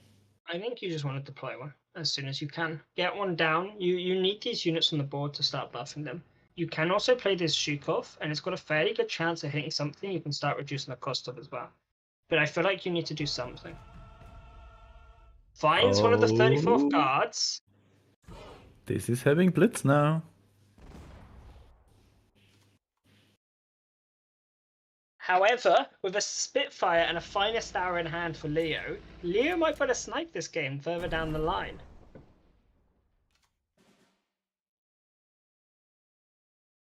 What do you do with your kill switch? Do you drop down one of these 456? Do you go for this parade? What are you even looking for if you do play parade? They definitely do this to deny more damage to your HQ here. All that The Leo swordfish can do is 1 could damage. be very problematic. I'd highly consider Finest Stabbering it, because then it's very difficult for kill switch to deal with. This naval is sort of their best option for it. Not looking But great at this point. Killswitch, yeah, it's not looking great. I think Killswitch was expecting to see the Jaggro deck and picked this, sort of expecting that. Yeah, that is a situation where it should be really hard for that Soviet self-damage deck to ever come back here. Can deploy the 34th guards, but losing the blitz ability because he's not having enough credits to operate it. And it's also not doing a lot there. Can kill the Greyhound next turn, but that's still a lot of damage down. Oh god. But I think it's still better than just dropping the 456, right? But It's very much a lose-lose situation. And the second Oh. power is C off the top. Mm. This game feels over to me. I don't even know what to say. This just seems over. Like, what can Leo pull out of the bag on this one? Maybe this Soviet self-damage deck needs some of those 52k artilleries that are the ones which deal 4 damage to an air unit. Because it feels like you get matched up against air and they get a bomber secure in the back line and you're just done. Yeah, especially when pincered with the second power. You can't do Yeah. anything about this. He's going to put down the guard, but it'll just get removed. Guard, winter offense, winter warfare. Obviously, he does get a chance with the naval brigade. Maybe we're being too hasty on this, but the moment Leo finds draw, you know, they'll just refill their hand and get going again. Yeah, that naval brigade will be huge next turn, but situation is not looking great here. Especially because the Zhukov unit is out now, so even Zhukov Ura prepared with the Great Periodic War is not really an out here now. Oh man. Might just use this Great Periodic to heal himself up. We're 100% seeing the Naval Brigade this turn on the Swordfish. And then Leo needs a very good top deck here to have lethal next turn. This is not it. No, it is certainly not. I'm thinking, what's kill switches out here? Because they're still in a very difficult situation. Leo still has all this board pressure. How can Leo remove of that?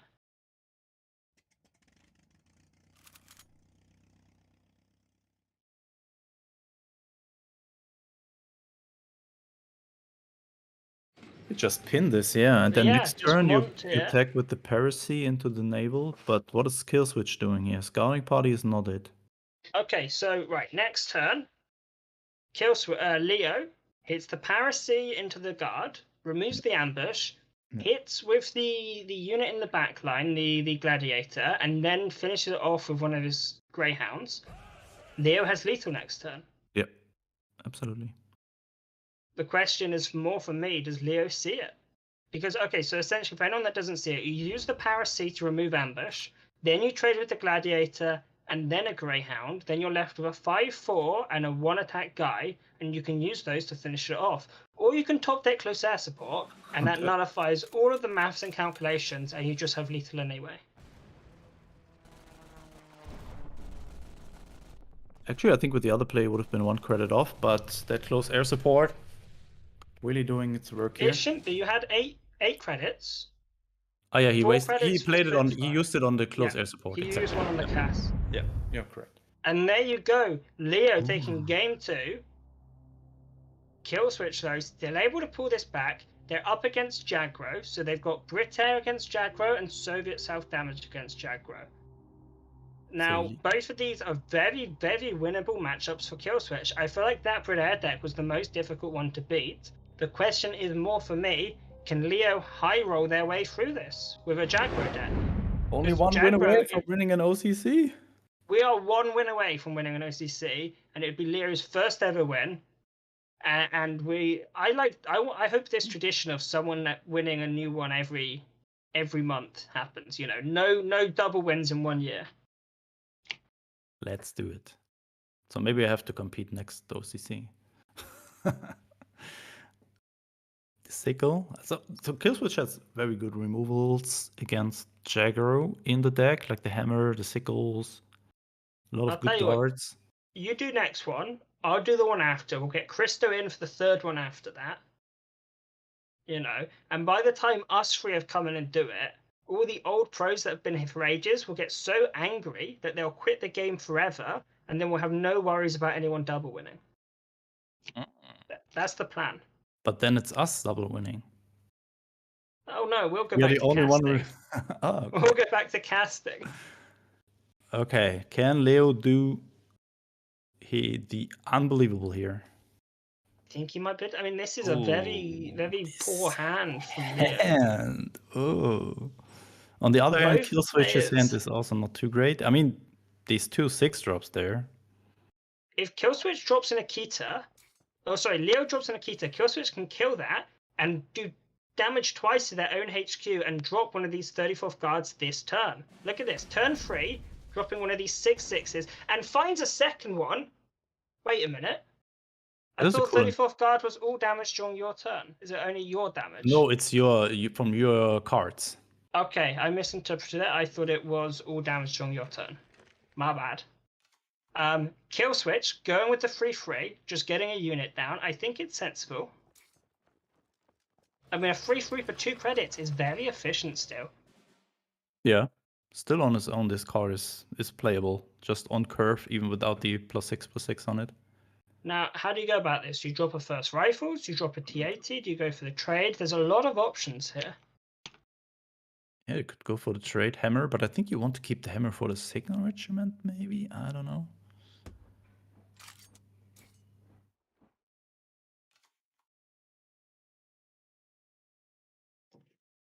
So many options. First rifle's really, really helping here. Now, you But can go they for was the having Sendai, Yeah. but what does it lead to this turn? You're Sendaiing with no follow-up, which gives Killswitch the opportunity to hammer it. Now, we do see, this is the second time we've seen it today, I hate to say it, units being put in the wrong position.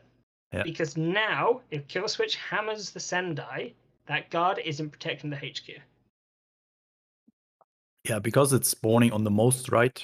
Yeah, when and we saw a respawning similar from the thing. Sendai. Yeah. We saw a similar thing earlier using a P40 Kitty Hawk alongside a HMS Illustrious, and we weren't able to cast all 3 of them. So unit placement matters, but only in certain situations. Leo not moving up the Panzer 35T, a very interesting decision. Yeah, because it's having No 0 operation value, yeah. cost anyway. You're not going to hit with it anyway, you may as well keep it back. I'm waiting for next Now- turn to drop the Sendai and then go face. Red Dawn coming out. What's the target? Goes for the draw engine. Ooh, also taking the damage there, just to get these 34s reduced to 2 deployment cost now. Going Can for the double trade and put down a 34th. Yeah, that's what we're probably going to see here. And Killswitch really hoping, I think you deploy the 31st force first, maybe, to have higher chances that this Akita is not hitting your face. Yeah, because this is the wrong kind of face damage. Yeah. You gain no benefit. There's no real benefits from this. Going for the T80, hitting first, hoping to get the 1 in 3 or the 1 in 4, the 25% chance for all of the 34th guards that you can. So it would be 2 of them this go. Now this looks like a fairly juicy desperate measures for Leo. You can go desperate measures Marder and then go for the trade and draw 1. And also this T80 now just dealing 2 more damage to Killswitch there.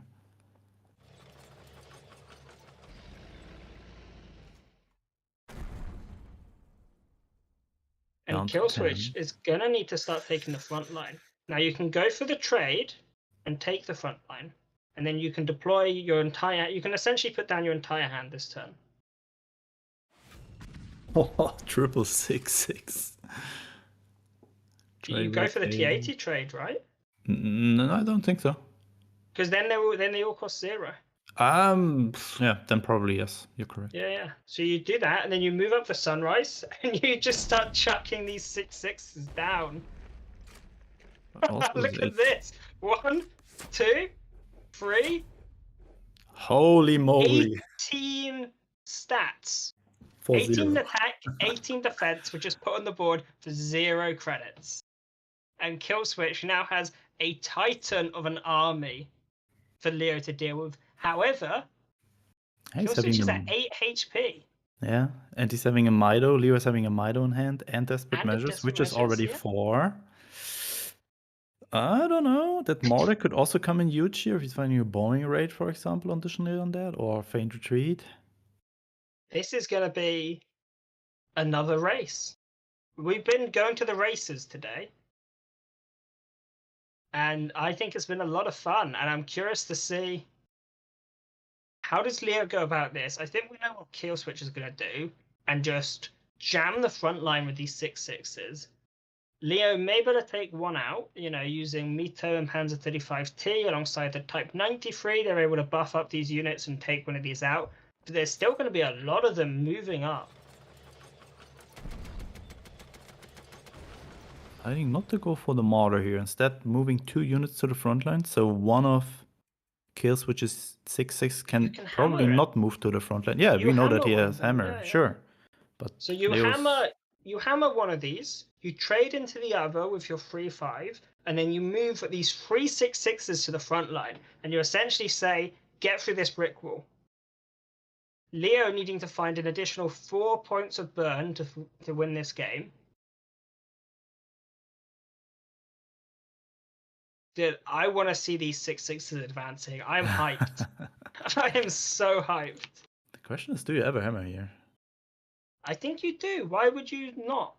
You hammer one of them, trade with the other, and push them up. If you sickle, you're reducing the amount of burn Leo needs. Yeah, I don't agree with that sickle, honestly.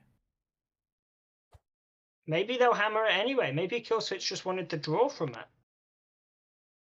Yeah, but what did he want to find? Winter Warfare or another sickle? Unless there's a signal regiment, why does 1 point matter? Well, actually, no, it does matter because of the bombing raid. Exactly. Deciding not to go for hammers. I think he's keeping it for the signal, actually.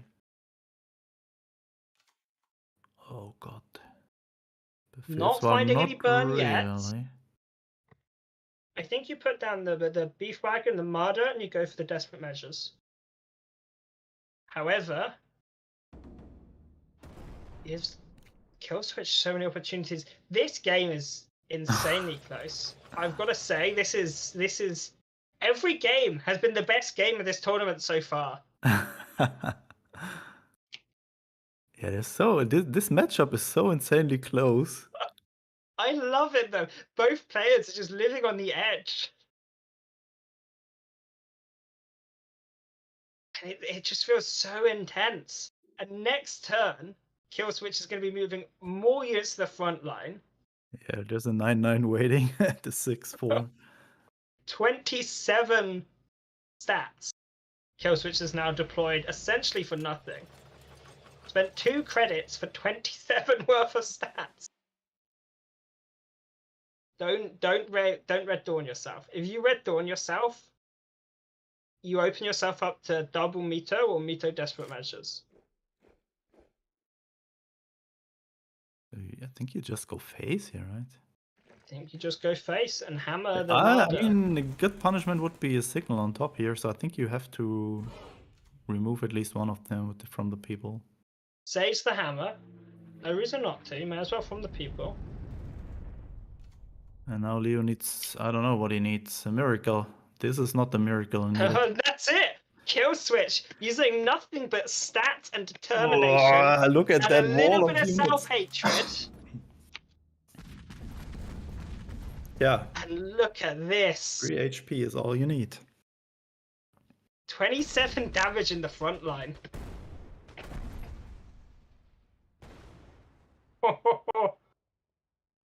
Leo fighting and fighting, but there's just too many stats. And Kill Switch taking it to a 2-2. Wow. And this is it, a best of 5 finals. The finals are going to be Brit Air from Kill Switch versus Jagro from Leo. Oh my god. So if Kill Switch can find an early Swordfish, Gladiator, stuff like that, he's having a good chance to taking that home after being back 2-1 here. Oh my god. This is very, very intense. Both players, you can feel it, both players really, really want to get a win in here. I'm at the edge of my seat, and I cannot imagine how the players feel. Oh, this must be, I don't know, I cannot imagine. Here we go. This is it for all the marbles. Empire Strikes as an option for Kill Switch. Leo finding desperate measures, raiding Andina, but considering just getting rid of everything. He wants to get the 1-drops in, I guess. I'd consider keeping the raiding. Yeah. But gets rid of all of it. Yeah. I would have loved to see. It's really worth keeping that noting. rating. Kill Switch goes first. If Kill Switch can find a Swordfish, that could be a game changer. Let's see, or at least an albacore or stuff like that. Although albacore is already a little bit too late if you just see 15th cavalry, 35T, stuff like that. I'm so nervous for this mulligan from Killswitch. I'm Wait for so it. excited to see it. It's either going to be like 2 swordfishes and another Cass, or it's going to be like Mosquito, Wrath, and Lend-Lease. Double Lend-Lease. There is a Oh, Albacore and albacore at Paracy. least. Passes turn 1. Leo runs up the 15th cav, but it's just going to get countered by the Albacore. Yeah.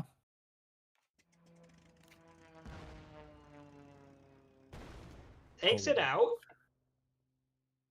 Arado and Akita, both excellent options for Leo. Goes for the Arado. Finds a bombing raid. That could be a huge game changer. Ooh. But there's the Swordfish. You can chuck down the Type 93, go for the trade into the Arado and chuck down the Swordfish as well. And that puts you with a huge amount of units on board. And it also really limits Leo's options. Then sets you up as well for a huge Empire Strikes when you need it. Now, the question is, do you put your bombers together, playing around the potential Cass, or do you spread them out, playing around the potential bombing raid? Goes for the finest hour now. Yeah, I like that one. That one, actually. Like, if you just go white here with the Type 93 Swordfish, you're just opening up your board very, very good for your opponent for the bombing raid. There's a Cass. Go Swordfish type Cass trade. None of your units die. One unit dies to a bombing raid, sorry. You can also just go... Oh, there's so many options. Do you put the Type 93 on the left side of your HQ because you know it's going to die to a bombing raid? No, don't put it there because it will die. There's no reason to put it there.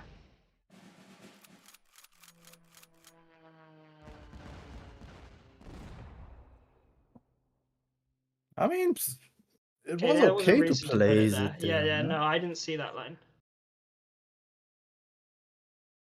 Could So have now been that- bad though.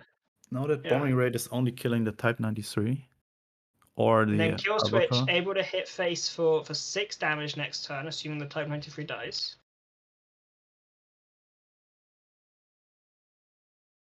Leo really needs a Sender regiment here. Or anything like a cheap...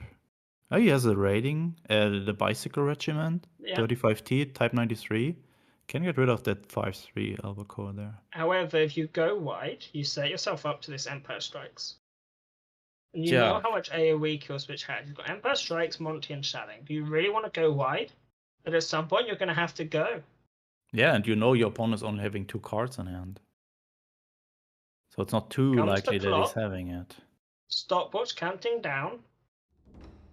The pressure hits, goes for the bombing raid. Kills the albacore. And then he can follow up next turn with a good removal turn here, maybe. What do you do with your kill switch? What do you play around? I mean, look at the size of Leo's hand. If you go to the front line, you open yourself up to Akita. If you go wide, you open yourself up to Desperate Measure. If you stay back, you're open to 35T. There's so many difficulties and nuances in this situation.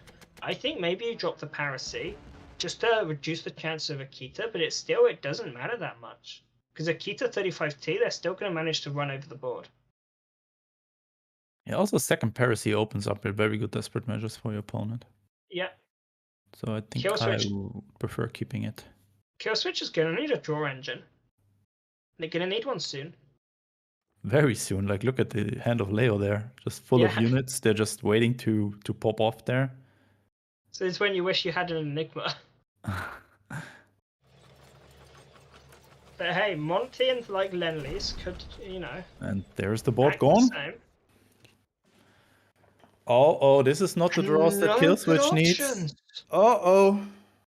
This is really looking bad for Kill Switch now. However, if Leo goes wide and Kill Switch can respond with like a HMS or something, it could be a huge blow to Leo's tempo. So do you just drop the shit in here if you're Leo? Kill Switch is not having that many good answers against that. Hey, Spooz, what about the Fame Retreat. No, I would never go Faint Just Retreat. get rid of it all. Not even you would play Faint Retreat. No, no. Never ever. Just goes for the shit in. And how's the question? I think you could also drop the bicycle regiment. I think you dropped the bicycle, yeah. Because this However, just opened up a very good. Oh, he's just deciding to go Tire 94. This does make the Monty a more viable option for Kill Switch. Yeah, definitely going Monty here.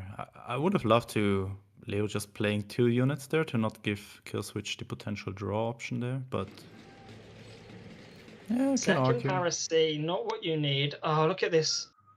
So, actually, the potential is here. If you find any bomber, you can go bomber, Empire Strikes into taking out the Shiden with this air superiority. Now, don't ask me how a Swordfish or an Albacore obtains air superiority against a Shiden. Actually, you don't even need a bomber. Any airplane that is cheap enough is enough. That is true, but the bomber buffs up the HMS, is my thinking. Yeah, sure. Then you also take out the 35T. Absolutely. Yeah. But I think the main problem for Kill Switch at the moment is that shit on waiting. And look at this. Now it's important if you find an airplane to play this air superiority first, because you are at risk when you AoE of these Akitas killing your airplane. Find the Sonia. Put down the Sonia, play air superiority first. Yeah, and then play the Empire Strikes. Do it in that order, please. But still, Goes for it first, yeah. And this is huge changing a AoE. lot No, here. you want these Akitas to both hit face if you're Kill Switch. Hit me in the face. I need the units. No, it takes out didn't. 2 of the units, and now Leo able to put down a bicycle, a Type 93, and go for, well, so many options. Mito, you Double can go 20 double Mito, second. that works. I mean, he's having the Faint Retreat, so maybe 22nd not really needed here. And another air superiority.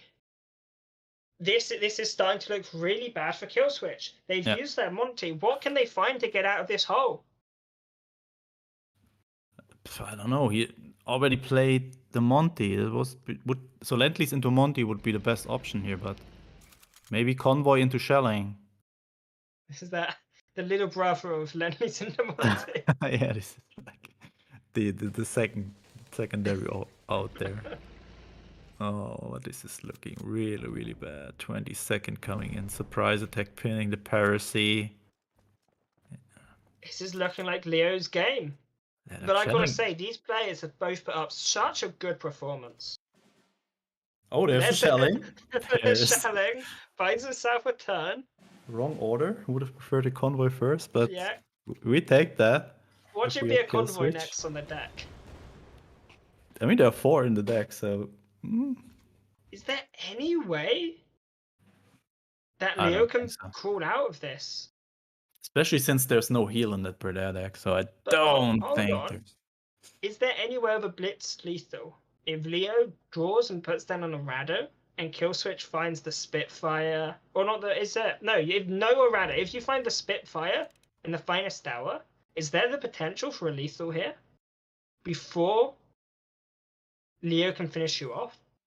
Yeah, but close air support is not really what you need. Not anymore. Oh, that is 1 so in 100 frustrating. has gone to 1 in a million. Oh man, Kill Switch had such a good matchup here, but the draws have been really, really bad. Oh my god. Kill Switch's best bet now is hoping Leo's internet cuts out. Like, if you compare this with Known 5's match, like, he had 5 draw cards, and Kill Switch did not find a single one in the whole game now. This is very frustrating. And that's game. Leo taking it in a best of 5 series, going all the way, but Kill Switch not going down without a fight. And both these players have performed unbelievably well. I think both these players have a right to be proud. And personally, I'm super, super impressed by both of them. That was an incredible series, an incredible performance by both of them. It was just beautiful to watch. And I think if anyone's looking for a series to go back and watch, that's the one. Yeah, absolutely. Really, really worthy finals here. Both players performed really well. You already mentioned it. Congrats to Leo for taking home $500 today, but also Killswitch with $300. Not too shabby. Yeah. Thank you, Bubbles, for this insane time we had today, and thanks to the players for these insane matches today. I think we're giving it back to Christo and Ollie, who are wrapping everything up and tell us their opinion about these finals. See you in the next one, guys. I don't think I could say it better than Bubbles did when he said every game is the new best game of this tournament. Right down to that game 5 of the finals. Just absolutely mind-blowing. Everyone got better and better right until the end. Yeah, I mean, that was a good series to end on. I mean, we had a quick series in the third place match. I think all the series that myself and Darkness casted today were like 2 out of the 3 games or 3 out of the 5 games, and then we get this banger of a series. I mean, right now I'm watching on the stream on the delay, and Killswitch just plopped down 18 damage and 18 health for 0 credits on the board, which is absolutely nuts. He only has 7 HP and he's playing up against Jagro. I mean, there's so many things that could have gone this way or that way throughout all of those games, and every single one of them was fantastic. And even the last one, it came down to the wire, just a couple draws here, a couple draws there, and things could have been very, very different. Huge congratulations to both of these players, and especially Leo. I believe I'm not mistaken when I say Leo has the least amount of games out of anyone that qualified for the OCC, and he stands here as a champion in his first ever Officer Club Championship. Killswitch taking home another second place, came in second in December. There you can see the bracket. Leo, our winner. Killswitch, our second place. Tank taking third place, and then of course the rest is history, with Noen rounding out the top 4. And all the players, huge talent and huge effort from all of them to get here, either through grinding the ladder or making it through the qualifiers. Awesome games, very interesting decks, and I just overall fantastic day of games here in the OCC, as it normally is, right? But like, we rarely get a series that was as cool as this Killswitch Leo series, right? Every game was a back and forth. It didn't matter if it was the first, second, third, fourth, fifth game. Man, it was great. And I think, we talked about it at the beginning, having new players mixed with some of the more seasoned vets. You get that mixture of just different energies, different decks, different play styles. Leo and Killswitch going back and forth in that final, and that last game where you've got Leo playing the more aggressive deck, but not overextending, playing very conservatively, really controlling the board, and then getting out ahead. I think that was just a masterclass in that matchup. It goes to show once again, you don't need to have played 20,000 games of cards to know the ins and outs of some of these matchups.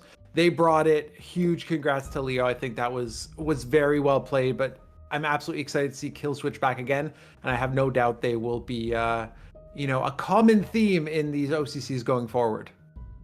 And listen, right? So every game, every esport, every sport has, a generational change, right? Mm-hmm. Like, it happens everywhere. At some point, new talent comes up, and the established players, they leave, right? It happens for many different reasons. Maybe we have some players that have been consistently in the top there, now getting, new jobs, or, getting into a relationship, or finding other life duties, or whatever. Things happen. But when you have, new hungry players coming up like Leo and Killswitch and AZ and Vinny and everyone else that was here that hasn't been a huge staple in the OCC for a long time, that makes me excited for the future, right? Yes. And I just want to use the opportunity to say, Leo, Killswitch, AZ, Vinny, all you guys, like, keep putting in the work. You belong here. One of these days you're going to be the one everybody's trying to take down. It takes effort. It takes, being honest with yourself, self-critical. Card games are especially easy to kind of blame variance and blame RNG and be like, but if you're truly honest with yourself and you know, you try and learn from every single mistake in every single game, even when you feel like it's just like, I didn't draw what I needed to draw, and it's like, well, could I have done something different in my deck construction, or what decks I chose, or whatnot? We're gonna see that happen, and I'm excited for it. We're about to see the game go out on mobile. We're about to see a lot more players. Those players are going to get into the competitive scene. Staying on top is going to get more difficult. So keep going, keep grinding, and give us more awesome tournaments like this, and then we're all going to be happy. Right on, Ollie. I could not have said it better myself. The future is very, very bright for cards. Mobile coming up. You know, you've recently talked about coming out on the Epic Game Store. So lots of new players, lots of fresh blood coming in to the events. And, you know, when you've got players who are consistent, winning 60, 70% of the time, you can't blame variance all that much, because it has shown that the grind and that skill absolutely can triumph luck any day of the week. So we had another great event here. We have the Open. Are we at Open 12? Yes, it's going to be Open 12. It's going to be coming up next week. The grand finals of Open 12 on Sunday next week. So exactly 8 days from now. And, you know, I also want to just use this opportunity to say, you know, to everyone that was watching as well, like, thanks so much for tuning in. Without, you know, you guys showing interest and being passionate about the game, none of this would exist. And I mean, let's just keep telling other people about cards. Let's be, you know, proud cards players all over the internet. Let's post about the game. Let's share these broadcasts. Let's share the highlight clips and videos, and you know, let's let everybody know here that this is a game that is fun, that is exciting, and that has a kick-ass competitive scene with awesome players that are putting on a show here every month. Absolutely, Ollie. And events like this are just that perfect showcase for the excitement that exists in esports for cards. Once again, congratulations to Leo, Kill Switch, to Tang Tang as well. Great performances from our top three. From Spooz, Darkness, Ollie, the Wolfman, Bubbles, and myself, Christo. Have a great rest of your Saturday. We'll see you again next weekend for Open number 12.